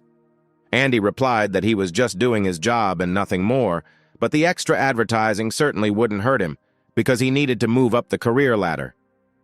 Other scientists also praised Andy for his resourcefulness. Everyone here understood that without him, they would never have been able to stay in the race. However, Andy understood that the battle was not over yet, and this was only a small victory because there were still many different challenges ahead of them. At this point, the action switches to Chloe, who leaves the hall in a bad mood because her project on fireproof suits has completely failed. However, she tries to control herself and promises herself that next year she will make the project even better and will definitely win. Chloe's supervisor tells her that she shouldn't rush into her research because science doesn't like rushers. Before throwing around promises, she needs to understand this step very well and choose the right direction for herself. Chloe told him that a couple of months is enough for her to study any topic in depth, so she will definitely cope. The supervisor gave her the example of a famous scientist who was able to receive 2 Nobel Prizes, chemist Frederick Sanger. Before developing the insulin formula, which is still used in medicine to this day, he spent more than 10 years on it and constantly failed. Chloe was surprised by such an ambiguous example because she understood that she had not spent even a few % of the efforts that world-famous scientists spent. However, she is not going to receive the Nobel Prize when she is already an old woman and wants to receive it at a young age. The manager replied that she was simply unteachable and that such a character could play a bad joke on her when she had another failure. Although if her sympathy for Andy is mutual, then she will be able to achieve results because he seems to be not a stupid guy, said the supervisor. Chloe was silent for a second because she didn't know how to respond to such words, although she understood that the leader was just joking. Her pause was interrupted by the cry of a man coming from behind her. It was some unknown man dressed in a beautiful suit. Chloe knew this man. It was Dr. Luntz, who used to work for their company, but had long since left and started working on his own companies. He told her that during this time she had become much prettier, and he was glad that she did not go to Germany for Dr. Eric, but still stayed here. Luntz told her that over the past 7 years that he has been working alone, he has managed to open his own small chemical business and also complete several projects. Chloe told him that she was glad that everything was going well for him, and also told him about her achievements. After which she told him that it was time for her to go because her colleagues were waiting for her, who expected to see another successful project from her. Looking at Chloe, Luntz notes how much she resembles her mother in her younger years. It turns out that he knew her. After this, Chloe politely bids him farewell, saying that if she succeeds, she would like to meet again in her free time.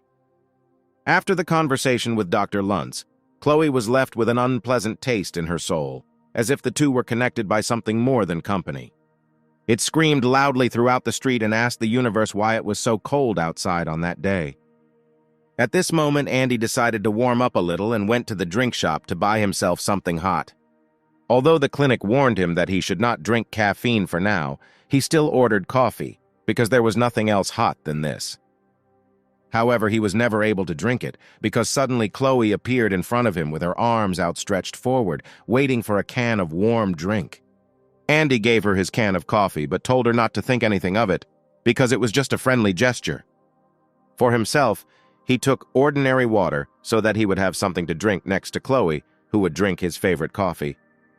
Sitting down on a bench, Andy asked her why don't they have a snack in the car, because it's very cold outside now, and she's a notorious freezer. Chloe replied that she just wanted to sit for a while and think about everything that had happened to her lately. She didn't want to go anywhere. Andy told her that he was very sorry that her project was not approved. He sincerely believed that she deserved to be given more attention. Chloe replied that nothing could be done about it, because the training flames were very strong this year, and her suit was not ready for such tests. At that moment, an idea came to Andy's head, and he asked Chloe if there were still those costumes that she designed for their company.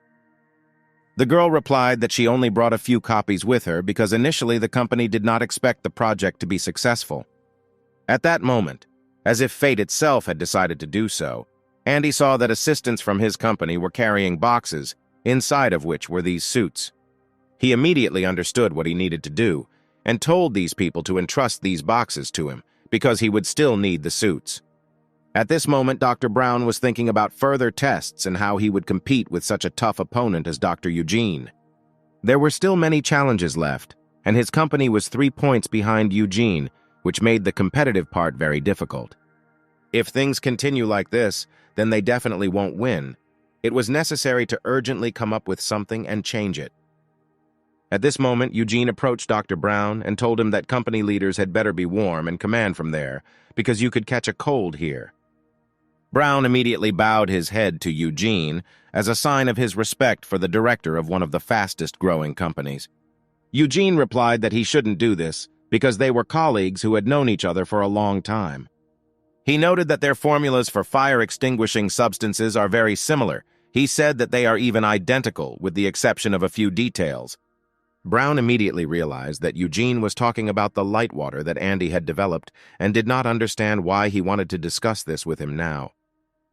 At this moment, their conversation is interrupted by a message from Captain Russ, who announced the next stage of testing. This time, the fire will be even larger. Eugene decided to ask Dr. Brown why they took with them a young scientist named Andy, who at that very moment appeared behind them in a fireman's suit. He approached them and said that he accidentally heard his name here. Perhaps they were looking for him and wanted to ask something. Seeing that Andy was wearing a fireproof suit, Brown did not immediately understand why Andy did it. Eugene looked at the main character with a sidelong glance and asked him if he wore this suit because it was cold outside or to look more impressive. Andy replied that his friend from the company made this suit, and he was going to use it in business to prove to everyone that he has excellent qualities. Eugene asked him if he was really going to go put out the fire, because he had absolutely no experience in this area. Andy replied that he didn't need any experience, because after watching the test participants, he already understood all the principles of their work. Brown also objected to Andy, because this suit was criticized by scientists from their company, and sticking to the flame without preparation is very dangerous. Andy replied that he was not going to put out the fire alone, but would only help a student who worked for their company with this difficult task. If you think about it, Dr. Park is not an official firefighter either, but he was cleared to work with fire, which means Andy shouldn't have any special problems. The main character approached the Fire Academy student and greeted him, saying that he wanted to help him pass the next test. He told him that he was the chief researcher in his company and that he could completely rely on him, because this was not the first time he had done this. The main thing is that he carries out his commands, and then any flame will be of no use to them, because science can cope with any complexity. The student looked at him as if standing in front of him was not a young guy of his own age who pretended to be the chief researcher, but at least a veteran of the fire service. Looking at the student, Andy realizes that he has gone a little too far because he himself has never extinguished fires, and if everything does not go according to plan, he will be very disappointed. The main character explains to the student about the hotspot and how they will need to act to quickly put out the fire from a physics perspective. The oil reservoir also does not send fuel at the same rate, so this also affects how quickly the fire ignites. While observing Dr. Park, he saw that he somehow puts the most effort into the area where the flame is the brightest, and he ignores the areas where there is practically no fire, despite the possibility of the flame moving. Therefore, together they should be able to complete the task much faster if everything goes as the main character planned.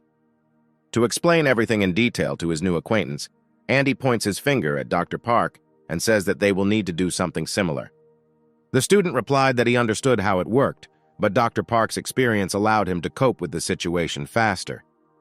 You may know the theory very well, but when you come face to face with flames, all knowledge quickly disappears. That is why Andy will go with him, who will have to control every action of the student. After which, they go out to the training ground and Captain Russ asks why two people came out from the KG company at once. Andy replies that he works for this company and is here as a representative of the fireproof suit that his company has developed. Russ thought that this young scientist was good enough to come up with such an interesting version with which he could be near the flame. The training fire lit up, looking much larger and more intimidating up close than when you look at it from afar. However, Andy was not at a loss and immediately analyzed the properties of the flame and the point of its greatest combustion. After which, he ordered the student to aim directly at the center and use the maximum flow of the substance to put out the fire as quickly as possible. When a large flow of substance hit the center of the flame, access to oxygen for the rest of the fire was limited and the flame began to go out. The rest of the fire was extinguished by spraying fine particles of light water over its surface, with simply splendid results. Dr. Brown simply could not believe his eyes just a little more, and these two would put out the fire much faster than the veteran fire service did. Dr. Eugene had no face.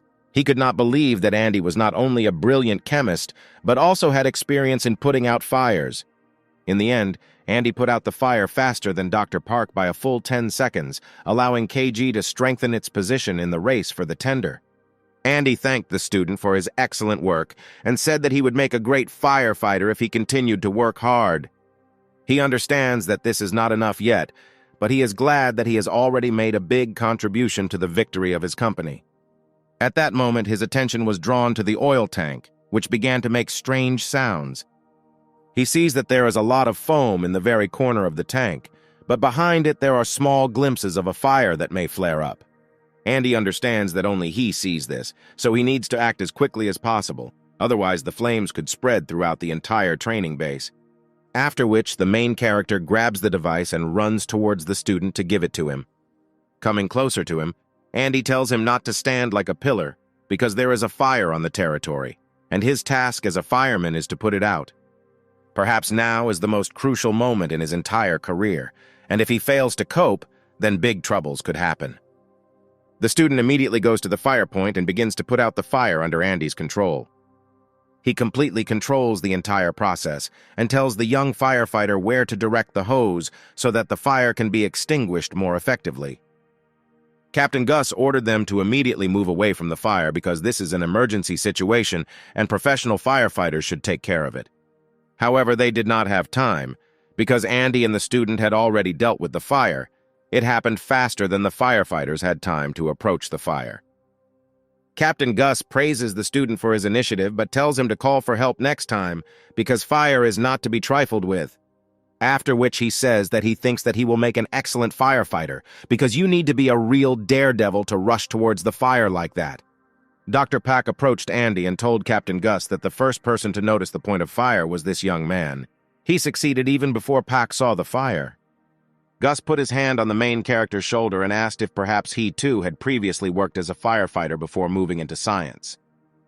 If not, then he will gladly accept him into his ranks because he needs such amazing guys in his squad, to which Andy replied that now he is in his place.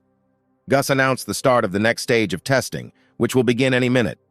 This time the flame will be larger, and attention must be paid to the carbon dioxide that will be released. It must not be allowed to spread beyond the control line. At this moment, Dr. Park called Andy over, showing with his appearance that he wanted to discuss something with him. He told him that he was glad that there were still young people who could be interested in everything and were able to work in both science and the fire industry. He enjoys the competitive nature of the event and is looking forward to facing him at the A-class trial that will follow this trial. Its essence lies in the fact that several dozen logs of natural wood will be installed in one place, which will need to be extinguished with ordinary water. The competitive aspect of this tender attracts more and more spectators, because everyone knows that you can watch the fire burn endlessly. This time, they were allowed to perform in pairs so that the process would be more efficient and they could focus on eliminating carbon monoxide. At this moment, Andy appears behind Chloe and tells her that he did not expect to see her at such an event. He tells her that he is completely satisfied with the suit. However, she needs to come up with something with the pockets, because they are terribly inconvenient. Even a map cannot fit in there.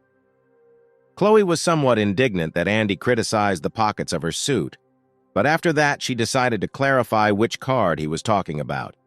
Finally, from his shirt pocket, the hero took out his corporate card, which allows him to place orders for any amount at any of the city's restaurants. He told Chloe that when they were done with this challenge, he would be very hungry, so she should order food for everyone. The first to begin this test was Dr. Eugene's team, which, like last time, was represented by Dr. Park. He used the fire hose as if it were stuck to his hands and was now an extension of them. He deftly maneuvered it from area to area. Using his vision, Andy saw that the composition of the flame was different and was richer in carbon monoxide than past versions of the flame. When you know your job 10-1, it is not a problem for you to correctly use the means to prevent the spread of gas. However, when you don't have enough experience in the field, such a labor-intensive process takes much more effort and time than a professional. Mr. Park copes with his task much better than others, and this is felt in every aspect of his actions. Although the chemistry that Eugene's company uses is somewhat worse than that used by KG, although they are approximately similar in composition. Captain Russ shows Dr. Park as an example to the young firefighters and tells them to learn while they have time. Analyzing the composition of the flame, Andy realizes that it is necessary to slightly change the formula in order to reduce the evaporation of carbon monoxide. Since the substance is based on one chemical element, if you add another catalyst to it, the course of the reaction may change, which will speed up the process. Andy tells the student that this time he will put out the fire himself, while he will be busy with something else. He tells him that he believes in his abilities, and if something suddenly starts to go wrong for him, he will always be ready to come to his aid. After which, the main character goes to his supervisors and tells them that he had a great idea after he saw the actions of Dr. Park. At this point, Captain Russ says that KG has about 5 minutes left to prepare before the test begins. Andy has had enough of this time. He asks Brown and his assistant if they have with them exactly the catalyst that he originally thought about. The assistant asked Andy if he really analyzed the composition of the flame just by looking at it. Andy replied that he should not underestimate the power of a normal gaze, because with its help you can notice very interesting things.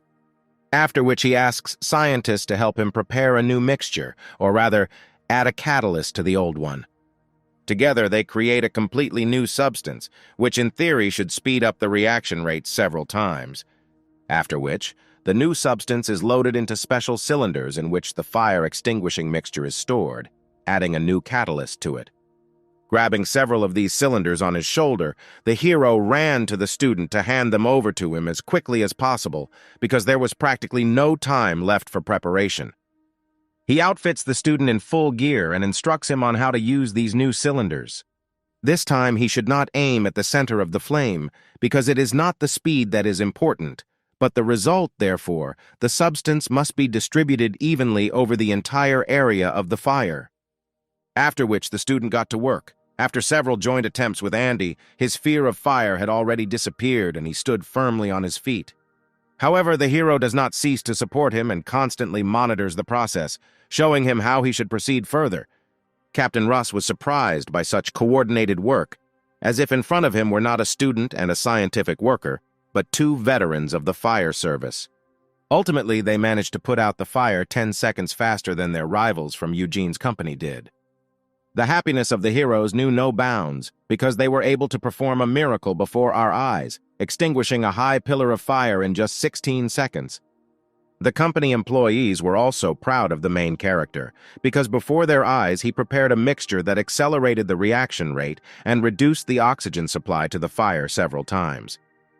Dr. Eugene's face also changed, because recently they were several points ahead of KG, but now they are already equal.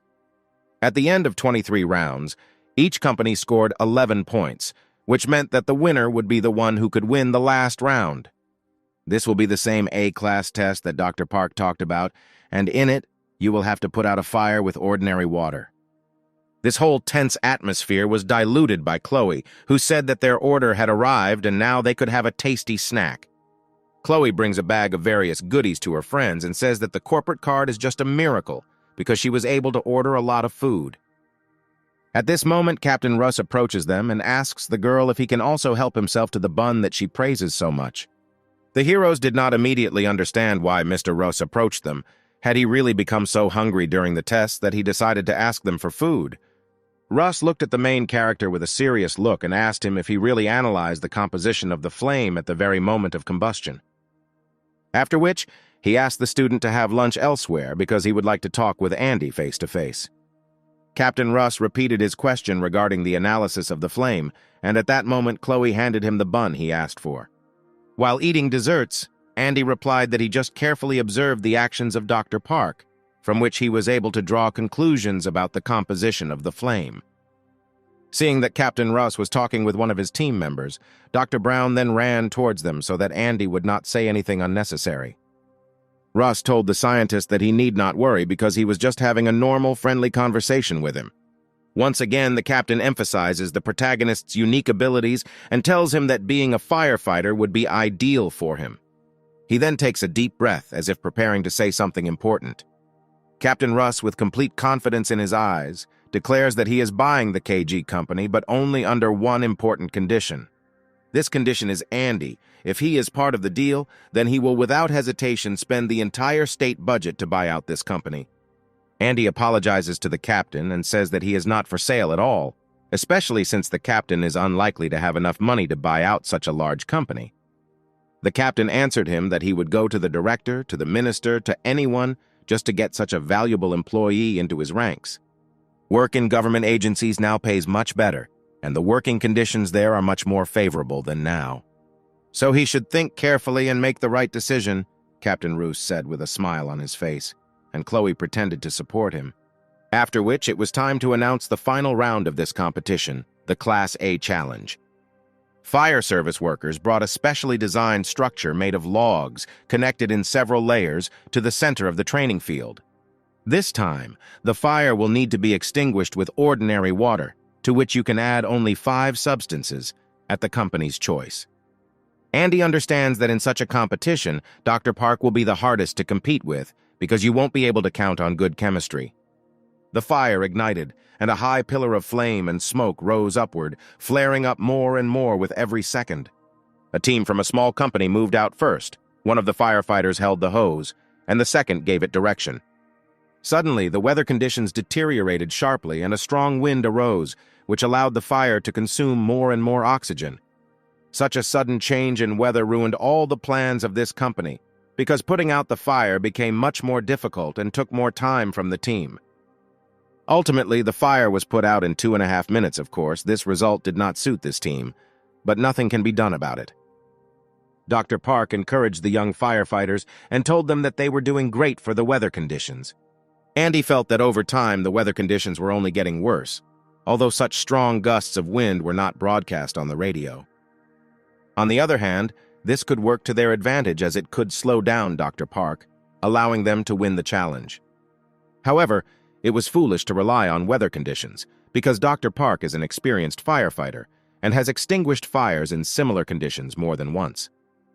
Moreover, he puts out the fire completely alone, without any assistance or third parties who only get in the way. His face was calm, and his body moved in time with the hose, using a special technique where the hose moves in a fan shape. The student tells Andy that Captain Park's technique is almost perfect. He has never seen anyone wield a fire hose so deftly. Andy himself understands this very well, because the fire is dying out right before our eyes, despite the bad weather conditions. Ultimately, Dr. Park managed to put out the fire in 50 seconds, which is an absolute record in this test. Tiny sparks are still left on the logs, but they are not capable of causing a fire, so this result is accepted. While analyzing the system of how Dr. Park extinguished the fire, Andy noticed one interesting feature. He aimed precisely at such sparks, and not at the very epicenter of the flame, in order to prevent its further spread, and then extinguished the main source. The student asked Andy if he had a plan this time, and if he would help him as a second fireman. Andy had no desire to compete with such a master of the matter as Dr. Park, but he had no choice. He had to save the situation. The main character tells the student that he will allow him to put out the fire on his own, but he will be present on the field as a guide. Since he sees much better than a student, he will be able to see all the fire points, after which he will help direct the hose to them. This is their only chance in which they can fight Dr. Park. They simply have no other options. They must give their all to uphold the honor of their company and not fall in the face in front of their bosses. Seeing Andy's fighting spirit, Dr. Park examined him with a careful look. He approached him and, despite his rivalry, gave him some advice that would help him put out the fire faster. Andy thanked him for his advice and said that if he were a firefighter, he would want a teacher like Dr. Park. It's time to start the test, and the assistants brought out a pillar of logs that Andy's team will need to extinguish. Up close, it looked much larger. It seemed to be at least several meters high and wide. Captain Russ announced the start of the round and gave the command to his assistants to light the fire. The weather was deteriorating every minute, so there was no time for preparation. He gestured to Andy as if he were eating a muffin with him and wished him luck in this ordeal. In response to this, Andy smiled and replied that he would try not to let him down and complete the task as quickly as possible. The characters took their positions and prepared for the test. Each of them was extremely focused because the work required the highest degree of attentiveness. The fire flared up. A high pillar of smoke and flame instantly appeared before the eyes of the heroes. Andy immediately analyzes the composition of the flame to understand which point needs to be pressed first. He finds a place where the fire is just starting to flare up, after which he directs the fire hose to this place and gives the command to the student. The student is holding up well. He instantly follows Andy's command and releases a large stream of water in that direction in the indicated direction. The process is going well. The heroes manage to put out one of the fires thanks to their coordinated work. Andy constantly monitors the process and moves the hose from place to place so that the flow of water gets exactly where it is needed. Little by little, the flame begins to fade, and at this point, KG is ahead of Eugene by several tens of seconds if everything goes well. Looking at how well the guys work, Russ is once again surprised by the abilities of the main character and dreams of him working for him. Dr. Park is also surprised by this result. The guys are doing better than the professional firefighters who came before him. Andy feels that constantly using his vision is starting to put a lot of strain on his eyes, and he is missing some sparks. He decides that he needs to turn his gaze to the sky for a few seconds to relax his vision from the prolonged burning of the flame. But looking up, he sees that not just a wind flow is forming in the sky, but a real wind whirlwind. The hero immediately returns his gaze to the flame and tells the student that it is necessary to put out the fire more actively and quickly, otherwise problems may arise. However, it was already too late. The whirlwind began to descend to the ground and disperse the upper sections of the flame, from which it began to increase. Andy tries to deceive nature and makes movements with a hose similar to the movement of a vortex, only in a different direction. This gives little result, however. It was not possible to stop the wind, and it continued to fan the flames. Sparks from the flame began to fly in different directions and go beyond the control line, falling on the skin and clothes of those watching. The student felt that from prolonged use of the hose in his glove, his hand became very numb, and he could no longer hold it. But even here, Andy came to the rescue, holding the hose with his hand and not showing him where to direct the flow of water. Captain Russ shouts to the young people to finish quickly because everyone already wants to go home and they are tired of watching them play with fire. Andy feels his strength weakening again and decides to look at the sky again. However, for now, he keeps himself under control and tries to concentrate on the fire because a little more and they will be inferior to Eugene in terms of results. But a loud whistle of the wind forced the main character to raise his head up. What he saw there made him freeze because there was a whirlwind that was several times larger than the previous one. Such a wind flow can even be called a small hurricane, which is also accompanied by unpleasant precipitation, which only gets in the way. Andy shouts to the student that he needs to finish now, so the main emphasis should be on the center of the flame. They squeeze the hose tightly and direct a powerful stream of water in one stream straight to the center of the fire. The wind intensified. Sparks from the flames began to fly throughout the area, getting into the eyes and covering the places where the fire flared up again. Despite the efforts made, the flames began to flare up even more. The fire consumed more and more oxygen. The logs began to fall from the level turret to the ground, breaking into smithereens and increasing the area of the flame. The hero understands that a little more, and the area of the flame can become so large that he can move to a completely different point. It is necessary to somehow redirect the wind flow in the other direction in order to extinguish it. It is necessary that everything be synchronized. At that moment, he saw that the wind was beginning to divert one of the sources of flame towards his team. He immediately rushed forward so that, if anything happened, he could put it out before the fire touched any of his friends. Every minute, the flames flared up stronger and stronger, and the wind fanned sparks around the entire perimeter, forming new fires. Andy redirects the wind in a different direction using his power of electron control, which completely changes its directions. At that moment, Chloe watched how Andy tried to put out this fire, but she could not even think that the fire could reach her too. As if out of nowhere, a stream of wind appeared, bringing with it many small sparks that flew straight towards Chloe. But she did not feel the touch of any of them, as if someone was covering her. Looking up, she saw Andy standing in front of her, holding out his hand to her, asking if she was okay. Chloe asked him how he realized that now the wind would be directed towards her. Did he really feel it again? After which, she began to shout at him so that he would tell her what was happening here, and how he always came to the rescue on time. But their conversation was interrupted by Dr. Park, who approached them at that moment. He told Andy that he would cover everyone behind the control line from sparks so he could concentrate on the fire. Andy asked why he needed this, because he belongs to another company and it is not profitable for him to help someone who is 1 point behind them. The retired firefighter replied that it doesn't matter to him at all who wins this tender, but he knows one thing for sure: if there is a fire, it needs to be put out. Therefore, Andy must go back and help his comrade finish what he started before the fire spreads everywhere. Russ looked at these two and noted to himself that in every generation, there are people who differ from others in their way of thinking. Encouraged by Dr. Park's words, Andy returned to the student and told him it was time to finish what he started. At this moment, the action switches to the main character's mother, who decided to take a shortcut from the store through a high slope. The weather in the city was the same. Wind and snow were everywhere. Even for an adult, it was difficult to stand on his feet. Unable to withstand the flow of wind, Andy's mother twists her leg while on the surface at an angle and falls to the ground with a loud sound. The pain was so severe that the woman screamed throughout the street. She did not understand how she could now get up and try to get home. After successfully extinguishing the fire, the heroes went to the shower to wash off all the soot and dirt created by the fire. While in the neighboring booths, the student told Andy that he did not expect him to drop everything and run to his comrades. Andy told him that his friends were much more important than some result of one of the tests, and if they had suffered, he would not have forgiven himself for it. At that moment, they heard someone else enter the shower room. It was Captain Roos, who greeted the heroes with a loud voice in his characteristic manner and with a loud captain's intonation. He took the next booth and told the guys that they showed themselves well today. Everyone was very impressed. Especially Andy. If he didn't know that he was a scientist, he would have thought that he was definitely a former firefighter or a graduate of an elite firefighting university. Therefore, he is still waiting for Andy to accept his job offer because such brainy guys are always needed in the fire service of their country.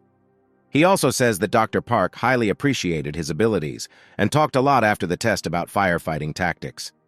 The weather conditions varied significantly, so the results may also vary, leaving them with hopes of winning the competition.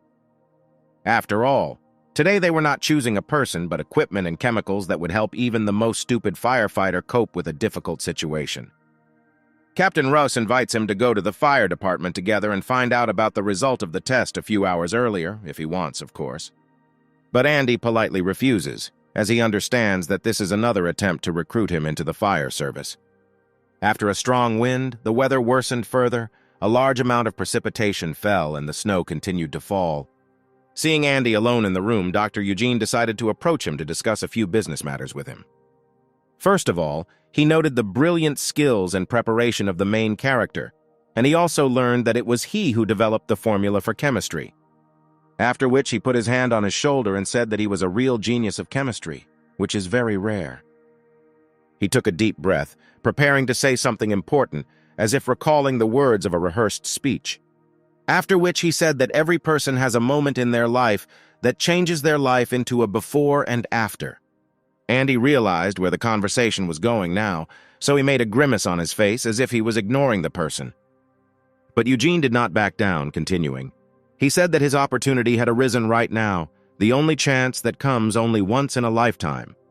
The salary is like that of a doctor of science, the latest equipment and any components he desires, an excellent young team and many other advantages. Andy raised his hand and replied that he already had all this in his company, and he did not yet need to improve the working conditions. He thanked Dr. Eugene for the honor of working for his company, but it was time for him to go to the meeting, because it was about to start. The meeting actually began a few minutes later. The room was filled with visitors awaiting the test results. Andy sat down behind Chloe and asked the girl if he had missed anything while talking to other people about all sorts of trifles. Chloe replied that the results had not yet been announced and he had arrived just in time.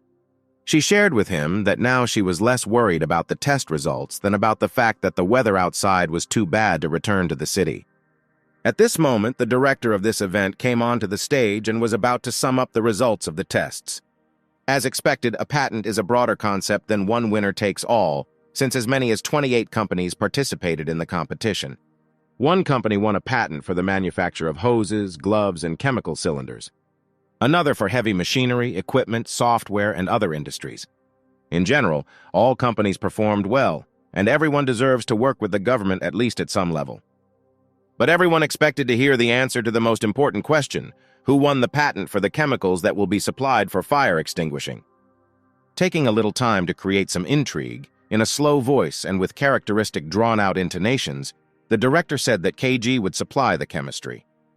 Dr. Brown cried out with joy because his goal was accomplished, and he could not contain his delight at victory.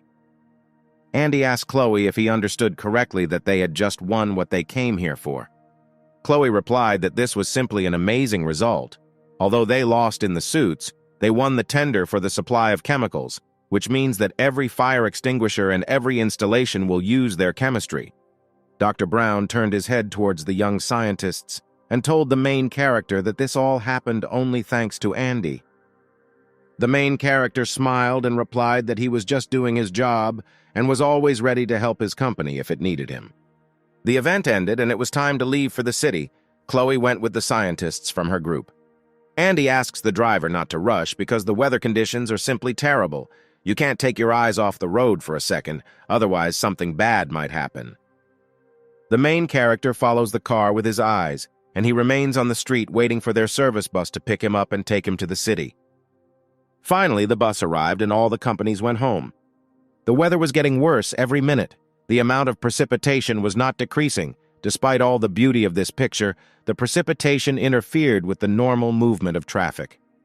At that moment, Andy heard the phone vibrate in his pocket. Apparently, someone called him.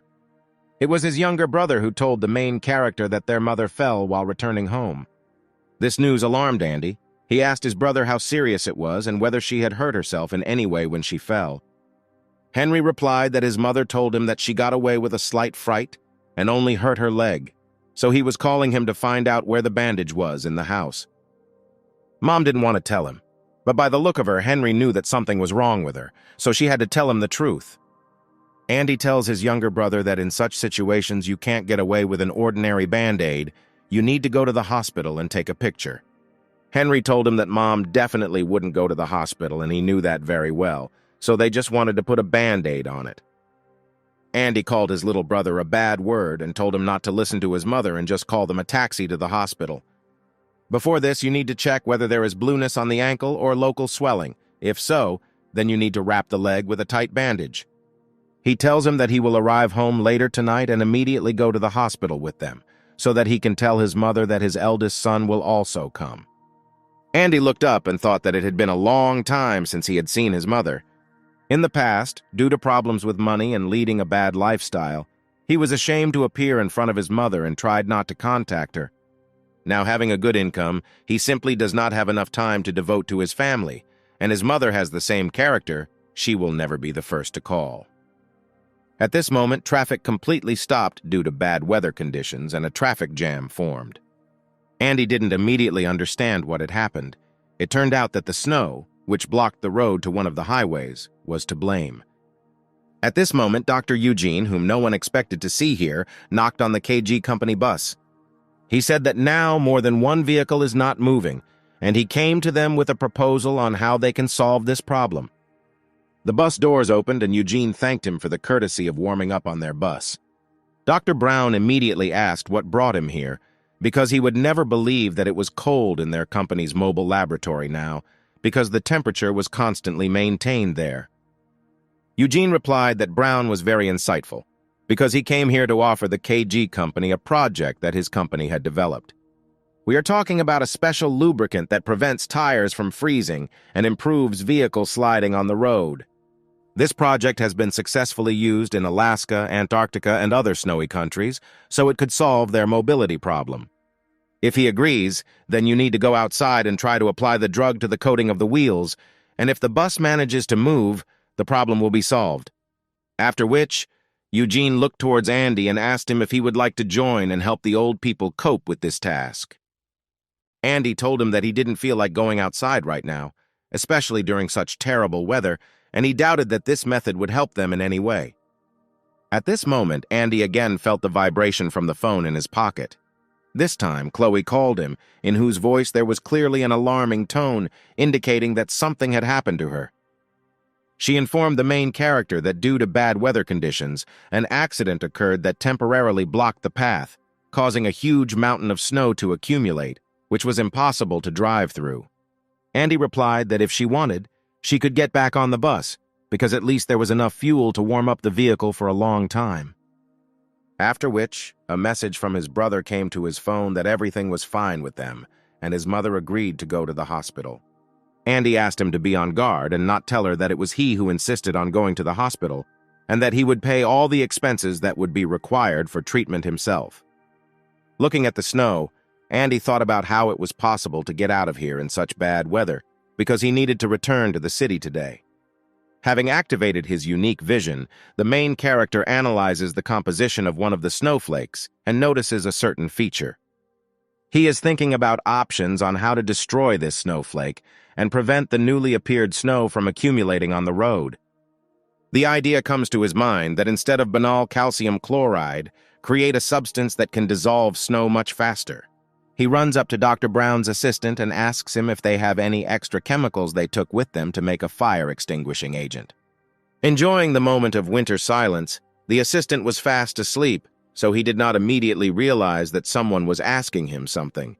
Opening his eyes a little, the assistant told him that perhaps there was something left in the box, but he did not understand why Andy asked such a question so sharply.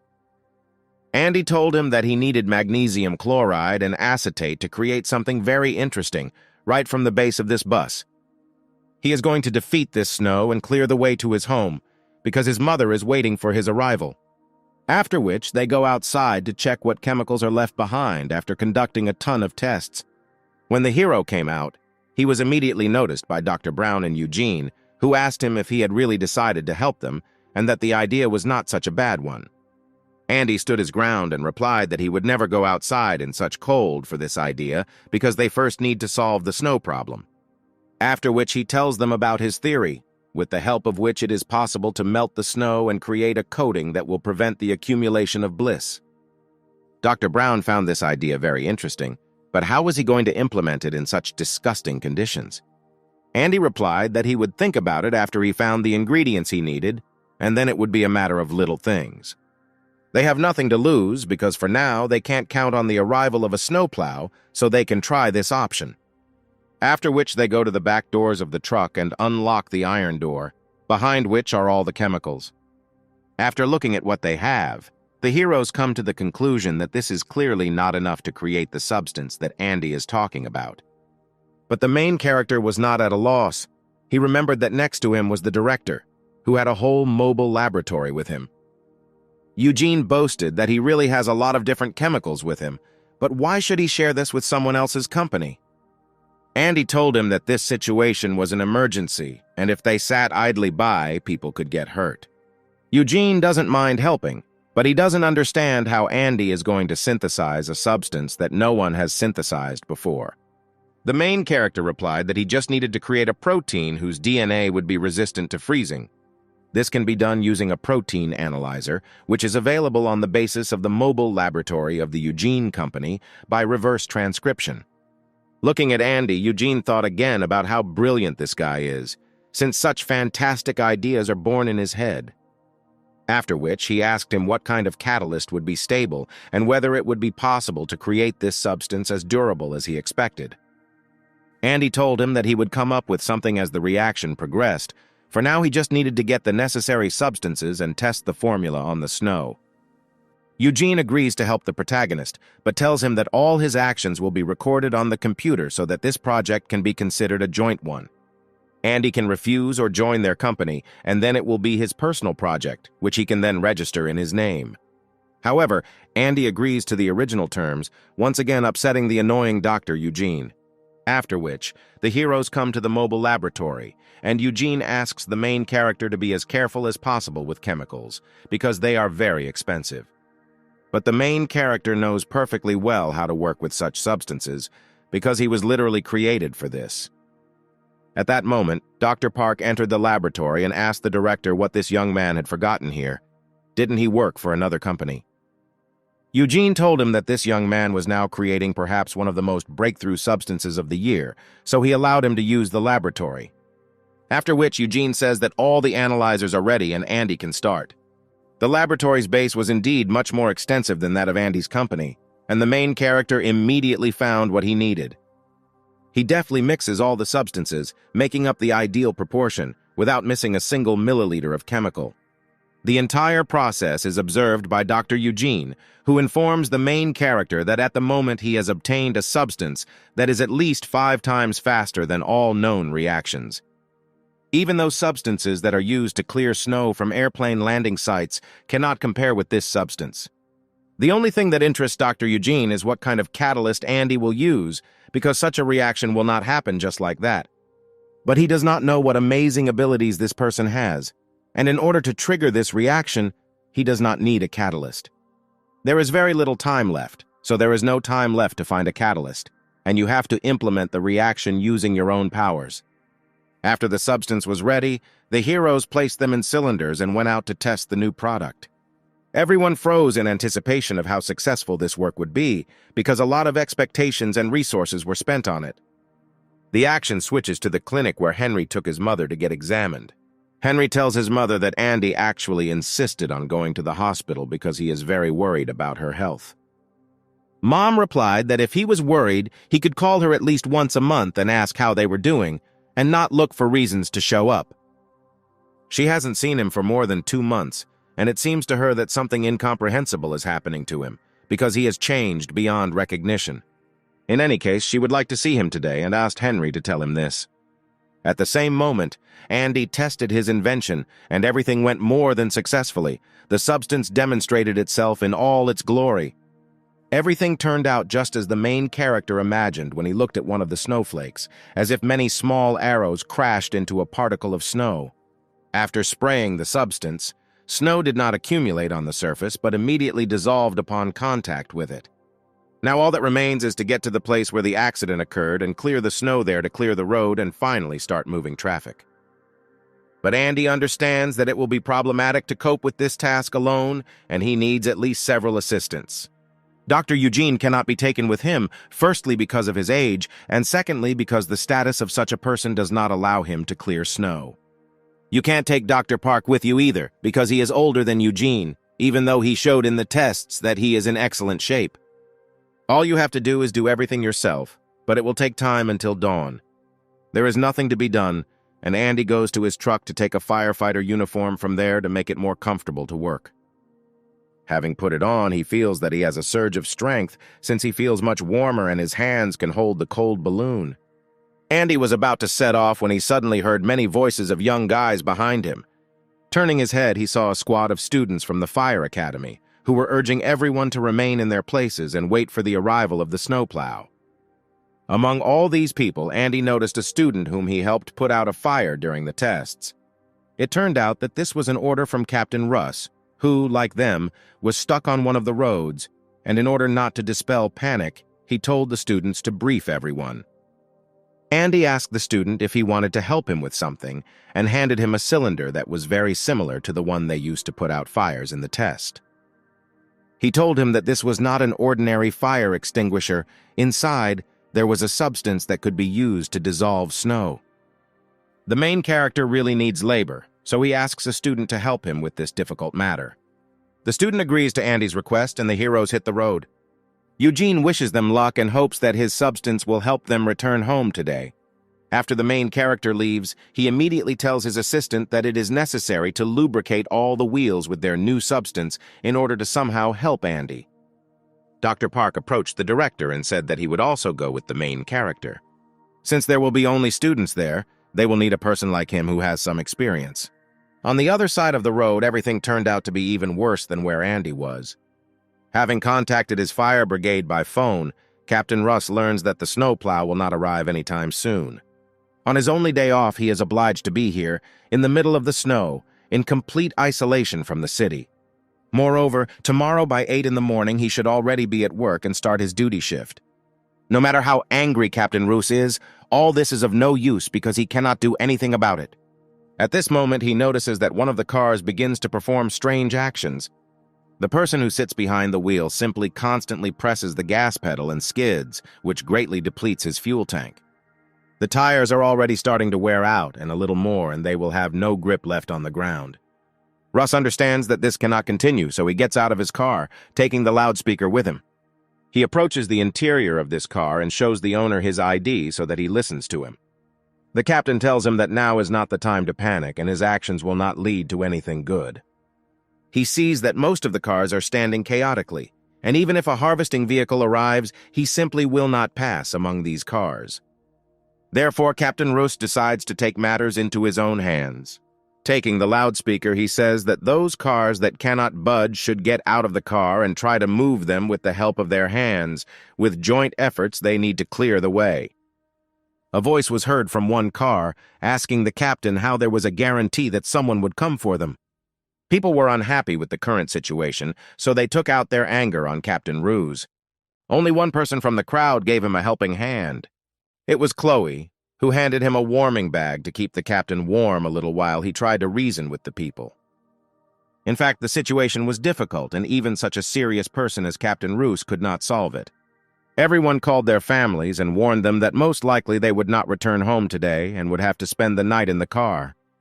Chloe's supervisor advised her to call her relatives because the weather was only getting worse. However, he did not know that there was no one to call her because she was left completely alone. She wishes Andy would call her now and cheer her up with some of his stupid jokes. And her dream came true. At the same moment, the main character called her and asked where she was. He told her that he would come very soon, and they would jointly solve the problem with the snow. Having reached the right place, the first person Andy met was Captain Russ. He asked the main character what made him come here after so many kilometers, wearing some kind of cylinders. Andy told him about the substance he created to dissolve the snow, and Captain Russ immediately agreed to help him. Over his loudspeaker, he called on everyone to help the young chemist and take advantage of what he brought. Then they would have a chance to return home today. They must trust the man who in the future will become the best chemist in the world, whose history will begin from this place.